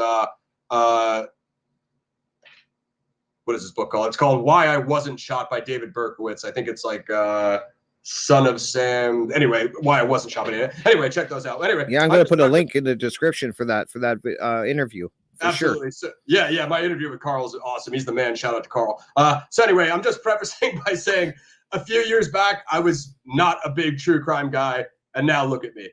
So it's crazy, man. So David Crowley, yeah, again, like I would say, like I'm probably like neutral on this. The reason why I brought up Chaos and Charles Manson is because, let's just say the other group, the group of idiots that constantly troll Greg and Dan and just spout moronic BS and nothing that you guys say has any grounding. They like to think that like every case is a slam dunk and law enforcement does awesome. Well, I'll tell you a bunch of cases where law enforcement didn't do that good. Zodiac, DB Cooper, JFK, they lost his brain. They lost a bunch of evidence. They botched JFK crazy. Kurt Cobain, they wiped the entire rifle down, and they don't even have Kurt Cobain's fingerprints on the shotgun lying right next to him. Yep. So how am I supposed to believe that Kurt Cobain shot himself with that shotgun when you can't even show me fingerprints on the gun lying 6 inches away from him? And I say that to say this. Same thing with David Crowley.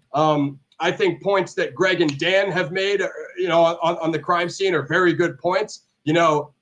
Apple Valley police out there in Minnesota, they're not used to those kind of murder crimes. They're very rare. For them to walk in and say, oh, well, there's a gun lying next to him, and, this and that and that. It's definitely a murder-suicide. Well, doesn't that sound a lot like there's a shotgun lying next to Kurt Cobain, so it's definitely a suicide, and then they just rule that suicide in 24 hours, and they don't do any actual investigation while Courtney Love is banging the coroner and every single one of the officers on the police It's so team. true. Super legit police work, guys. So I mean, Yep. those are just a couple things there, but yeah, you know, give me one sec. I see that's the problem I've always had too with people saying like, well, just read the police report and that'll show you that David did it. And I'm like, okay, I'll read the police report, but as you just said, Ross, which is key, and I want to make people realize that police mess up cases all the time. Like, I mean, if you dive into that, you're going to be busy for the rest of your life. All the time. All the time. So I'll just say, yeah. The DB Cooper, for example, 302s, you're talking about FBI agents. And, you know, me and Eric just covered this a deep dive. There's so many inconsistencies about his eye color, and people said this and people said that. You're talking about people that were on the plane when it happened, and they come off and get interviewed, and they can't even give the same story of, you know, you're talking about being inside a plane. You're not talking about a football stadium. So if you can't even get people to agree on those descriptions, like much like Zodiac, you have multiple composite sketches, you have multiple DB Cooper composite sketches. So, I mean, there's, you know, with them not, okay, so when Greg and Dan first started doing their lives, I think it was Dan's old channel that got deleted. I was the first, there was nobody in the Facebook group back then. I was the first person to come on live with them, and I was telling them about how I was a crowdfunder on what was going to be the Gray State feature film. Right. And this is actually a hilarious story because I thought that Gray State trailer was awesome. It's still online. You guys can Google it. Gray State concept. I like it too. Yeah. And I was super into that. And then, you know, Greg and Dan got those full versions of the script. Just for anybody who doesn't know my backstory and my involvement with the project, and then I'll get back into the Crowley case. Okay. I was a crowdfunder. I spoke to David twice. We had a little pre-dry run where him and my co-host Gaz, we talked to Dave and we just kind of, you know, plotted out how the interview would go. Then we have the full 2-hour interview, which is on my old music channel, Planet X Records. And then, you know, Dave and I had some back and forth emails that when me and Rick do a full Crowley case breakdown from my perspective, I don't know if you could show screenshots and stuff like that, Rick, but I have like some emails of me and Dave. I still have them. And then he gave me access to their Dropbox, which had all the Gray State music because David actually composed that music, which is in the Gray State trailer. And my old rap group was called Guerrilla Alliance. It was me and my boy Mac. We were supposed to take some of that Gray State music and we're going to make like a hip hop track with it. So it would have been the authentic Gray State music composed by David. And we would have kind of, it didn't pan out for obvious reasons for anyone who knows how the rest of the story goes. But yeah, it was interesting. Those are just some behind the scene things that not a lot of people know, since people always like to tell me how the project went and how David was when none of you guys even talked to him, period, or did any work with him. So there's that. Yeah, that's why I'm glad that I actually got you on here to chat with you, because I want, like, you actually talked to him. Right, like, you know, and you were following his work and stuff. And I think that says a lot, because not a lot of people that are talking about the case, me included, I never talked to David. You know, I mean, what I see is most people got involved years later. Like, exactly. You know, that other group didn't pop up for years later, and it's just a Greg and Dan, you know, fan club. So the official group is Justice for David Crowley and Family. If you guys are on Facebook, go over there, and you know what I mean. Greg and Dan, Sophia, Catherine, they all have really good information on there. Greg has his book. I think you can download Greg's book on his website. I don't know if it's free or it's still free. Yep. Yeah, he's got hard copies maybe on Amazon or something. Yep. So he, you know, that is I really like his work there. I really like Dan's old work. So, you know. So what happened here, right? What happened here, Rick? So that's what we're all trying to figure out. What the hell happened here? I'm sitting around, you know, I throw down a decent amount of money. I've said what the amount of money was before on streams with Greg and Dan. And you know, they send me some actually, I don't know if you can see this. Reaching into the abyss. I love it. Reaching into my bag of tricks. This is the executioner mask from the trailer. because when you crowdfund back when we crowdfunded it, they hooked us up with a bunch of stuff. I have this and a couple other things. I had the poster framed, and they sent me like a big those ammo belts from like the machine guns. Yeah, from the yeah. trailer. So they said I got all that stuff in the stash, Rick. Well, when we do the deep dive. Oh yeah, I didn't know you had the mask. Oh yeah, I mean that's not I don't know. That's not the exact one from the But trailer. yeah, but I it's get like they had yeah. a bunch of copies. So yeah, I got a lot of stuff. So idiots. I'm talking to you, the people who like to troll on YouTube and Facebook, when you try to tell me how the project went and how the trailer went and how the feature film crowdfunding was going. First of all, you guys don't even know what crowdfunding is because you're idiots. Second of all, you didn't pop up till 5 years later, so don't try to tell me how David was or how the project was going because you guys don't know. You tried to say that I said I was involved with the crowdfunding of the trailer. Let me get close to this, Rick. You are a fucking idiot because they didn't crowdfund the trailer. They crowdfunded the feature film. I don't even know how you could get that confused. It's pretty simple. So let's get back to the case.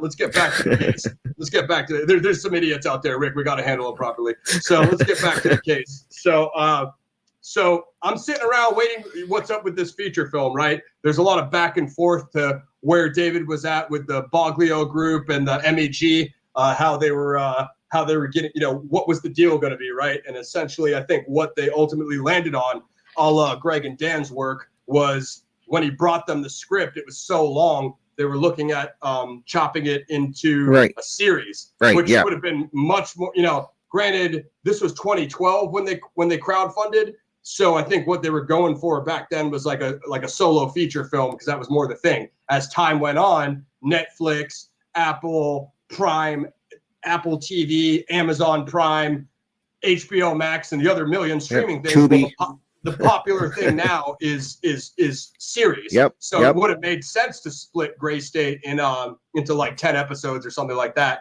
If you go back to my interview with David, which you can link if you want, Rick. All right, will do for sure. You'll hear him talk about Gray State, a Gray State sequel, graphic novels, video games.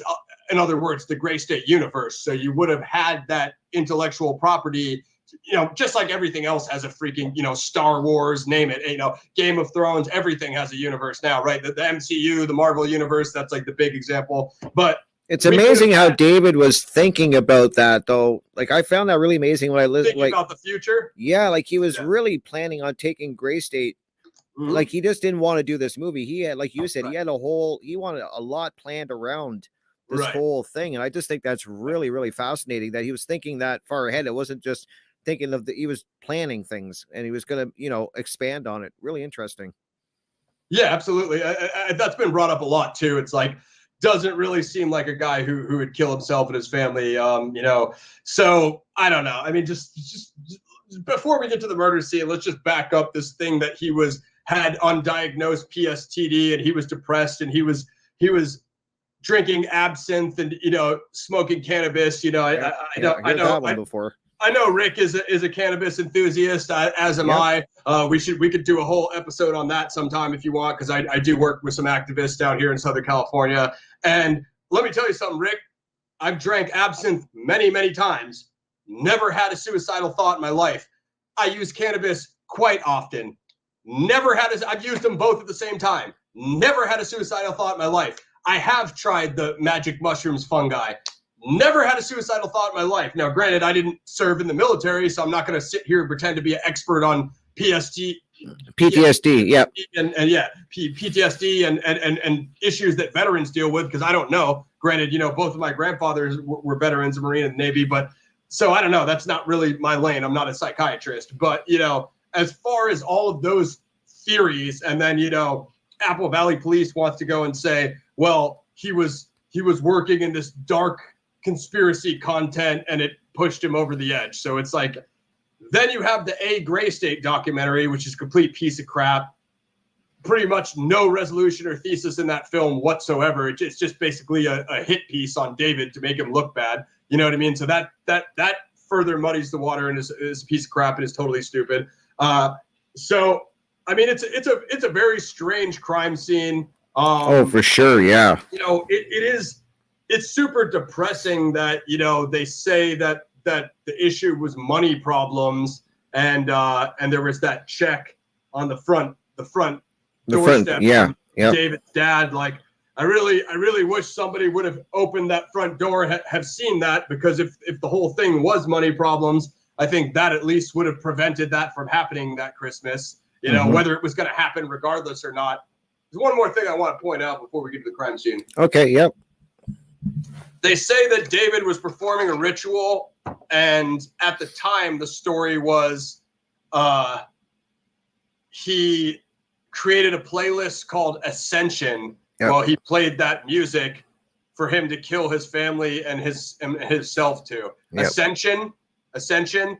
And then later on, our boy Greg proves that was actually David's Ascent, which was a USB attachment to the computer. So if you ask me, that's quite a fucking leap from he created an Ascension playlist to kill himself and his family to oh wait, it was just a USB attachment called Ascent. Oops. That one was a little bit of a mistake, so I wasn't really pleased about that.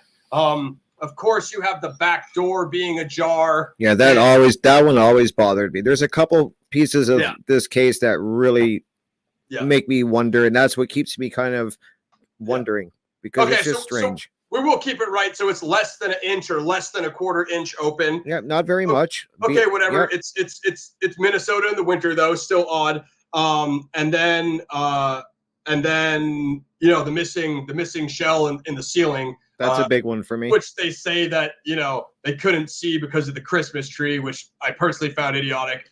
So that's where we're at. We have this quite strange crime scene here. The bullet in the floor is another one, which I found weird because a lot of them say that he was shooting it probably at the dog, and then he missed the dog, and then I'm like, okay, if he missed the dog, why would he just not go shoot it? Okay, we can't have it both ways. We can't have it both ways. They say he's a military combat veteran he's basically the military advisor on the Gray State trailer and project. He's the one showing everybody else, like, you know what a military advisor does on set, Rick. They basically make sure people are holding weapons authentically and making sure everything is the movements correct, authentic from a military perspective. But then he is so out of his mind off absinthe and marijuana, probably neither one would even make me miss my target at the shooting range, that he can't shoot his own dog in the house. We can't have it both ways. He can't be a military firearms expert. He's a alt-right, right-wing nutcase, but he can't shoot his own dog with, like, what was it, a 45? Like come on, bro. Like, what are we talking about here? Is this the same? Is this the same murder scene? Is this what we're talking about? He's an elite firearms veteran expert, but he can't shoot his own dog from like 6 feet away. Like, what? So that makes zero sense in my opinion.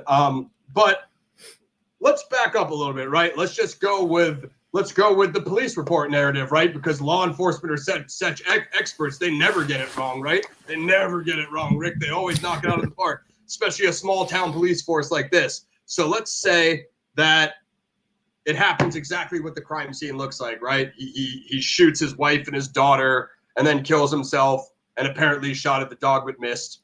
Okay, it's weird, but the whole story's weird, so we're just going to roll with it. Yeah, let's roll with it. Well, the stuff that Dan Hennon dug up about the Gray State goons, as Greg calls them, it's absolutely ridiculous. These guys are, dude, I wish Dan's channel didn't get wiped. I think Greg may have re-uploaded the videos on the Gray Stage channel, if I'm not mistaken. The curious case of, you know, Eric Sayward and the other, you know, they basically break down each one of these guys. I mean, how about this creepy weirdo at the Ron Paul Freedom Fest when they go up to David the first time and they go, hey, do you have your wife and your daughter with you? Can we see your wife and daughter? And David, like, noticeably steps to the side. No, thanks, man. I'm all good on that. Like, bro.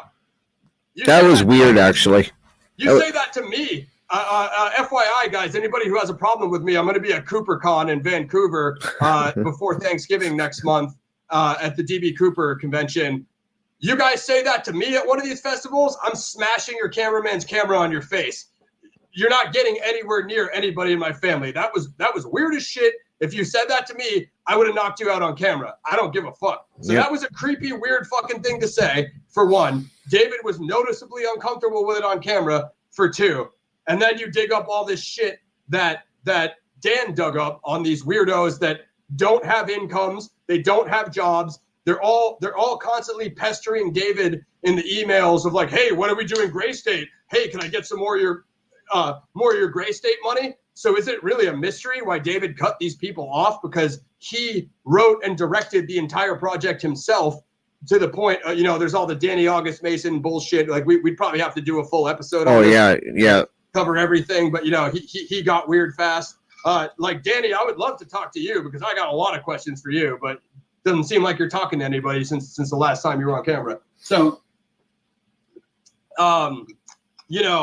then Dan digs up all these stuff on these guys, and it's like everything about them is all BS. They're posting fake Facebook posts. This one dude posted, I think it was Eric, posted his daughter, and it was like an old picture, and it was like an alibi for him to say that he was with his family during that Christmas, but he really wasn't. You know what I mean? It's like he dug up some shit on these guys, and then you have them talking about they're in the house after the fact, after the crime, but before police, and supposedly, I think, was it Sayward or one of those guys supposedly had the picture of a hand on his cell phone that he was going around showing people. So let's just say just for sake of the other group, because you guys are so, dedicated to your police reports, let's just say that it happened how the police reports say it happened. Well, then you have these other guys, Chris Klein and all these other guys, the Gray State goons, coming in the house and going around the house looking for something, supposedly having a picture of a hand on their phone. And so what the hell is the deal with all that stuff? You people don't have a problem with that? Even if David is the would-be murderer, right? Mm-hmm. But what about all these weirdos going in the house afterwards and taking pictures and looking for stuff, probably going through the hard drives and taking who Lord knows what else? And then Klein, they spell Klein's name wrong in the police reports, and then they give conflict. Supposedly, that part, Rick, where the car was seen outside of the house, after the fact. And then they go and they lie to the police about when they were there and why they were there. Yep. So at the bare minimum, if it happened the way it happened, as the police reports tell it, we should have a lot of questions about what these people were doing in the house after the fact. Obviously, they were trying to steal either the footage or the intellectual property or the script. Seems like they were trying to steal something. And I'll just end with this. Later on, Danny August Mason, he tries to go back to the MEG group, and he tries to re-pitch Gray State as Gray State Universe. They set up a new Facebook page called Gray State Universe. This is after David's passing, and he essentially tries to hijack the project. And they found Gray State Universe LLC, and they try to re-engage the MEG group, who at that point had nothing to want to do with the project. So I'm not gonna, me personally, I don't know. I think there's something going on. I haven't deep dived the police reports. I was thinking about coming back to the Crowley case full time, and so I could cover it the way that Greg and Dan and Sophia and Catherine cover it. And I was even thinking about maybe doing a Gray State interview series on my channel. But it kind of turned me off once all those weirdos were trolling, and they started trolling me, tried to label my name. They tried, it's funny, I tried this is hilarious. I got it. So a certain idiot that we all know of who go unnamed, who really spearheads that movement of trolling Greg and Dan. I was trying to tell them how, listen, I've worked on more films than David Crowley worked on. I have done short films. I was in Stronger, the Gyllenhaal film, which is directed by David and Gordon Green. I was on that set. That's a major production at the time when I was living in Boston. So quite frankly, my IMDb resume is longer than David Crowley's was. So I think I have a much better idea of filmmaking than any of you idiots on Facebook do. But I told them about how I crowdfunded this Rob Zombie movie. It's called 31. I don't know if you've seen that, Rick, but I think you're into horror. Oh God, I love horror. Are you kidding me? Of course I've seen that. So check out 31. It's kind of like an indie crowdfunded movie that Rob Zombie did. I was telling them how I crowdfunded that, using the example, I've crowdfunded Danny Trejo projects. I've crowdfunded Dolph Lundgren projects. I've crowdfunded Rob Zombie. So I'm making the argument that this is no different of how I crowdfunded Gray State, of how I crowdfunded all this other stuff that actually did get made because the director of these other movies didn't die in the pre-production process, like the Crowley case. And they're going, oh, and they looked up my name and they go, oh, Ross is in the special thanks. And then they looked up like what the general definition of special thanks was, and they were like, it's when someone offers like a location or they lend something to the film like for the set, and they're like, yeah, Ross probably brought the donuts. Hilarious joke. No, I told you I crowdfunded it, you fucking moron. That's why my name is at the end of 31 in the credits, just like my name is in the bunch of other movies that I fucking crowdfunded. It's no different than Gray State or any other movie I crowdfunded.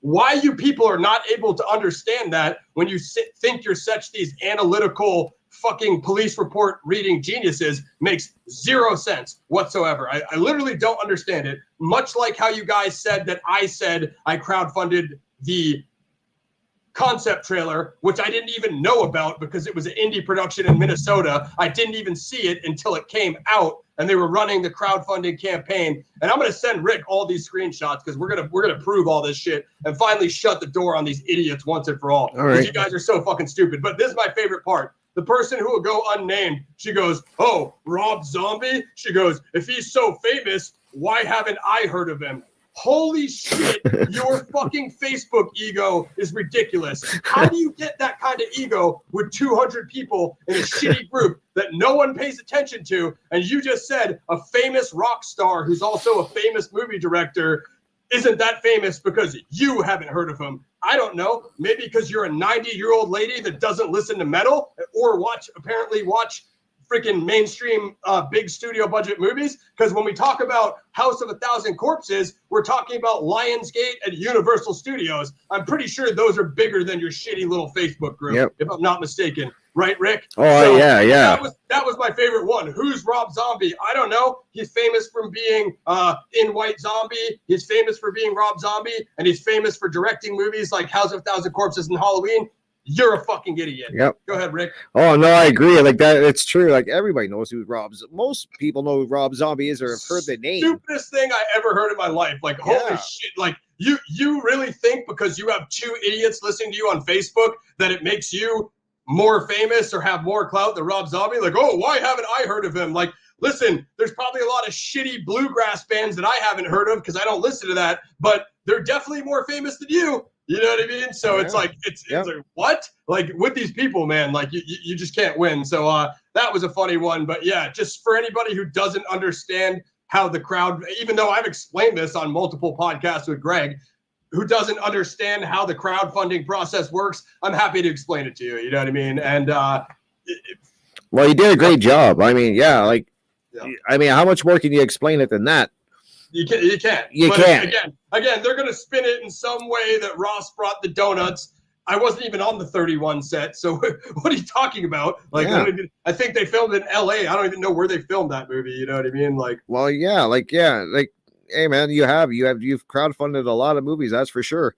And I'm on IMDb. You guys can definitely check it out, guys. Like, that's what I keep saying, check it out. And so like I definitely we've kind of talked a little bit about the case. So I'm more what I'm curious about too, Ross, is when you talk to David and I'm going to post a link to the interview that you did with him so people can see that. And what was you said you kind of talked to him off the air and stuff like that. What was your take of him when you talked to him? Did he sound crazy? Did he?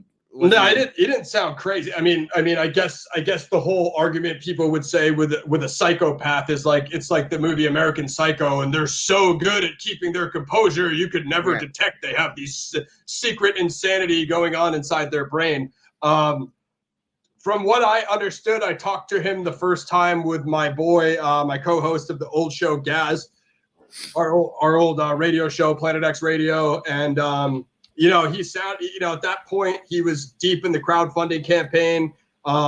He was, they were just he was working through the script. From what I understood, they were doing a lot of, things to try to make it authentic. Like he was looking to try to get some retired Navy SEALs to rate it just for military authenticity. So it sounded like a serious, pre-apocalyptic, military, sci-fi or action thriller, whatever you want to call it. It sounded like a serious project to me, which is what got my attention and why I wanted to be involved in it. I mean, what's kind of funny is Greg and I have kind of like crossed opinions on that, because I was a fan of the trailer and I was super into the project. And then when that first copy of the script leaked, I was like, okay, this is like not really what I was going for. You know what I mean? Because it didn't really incorporate a lot of the elements that were shown in the concept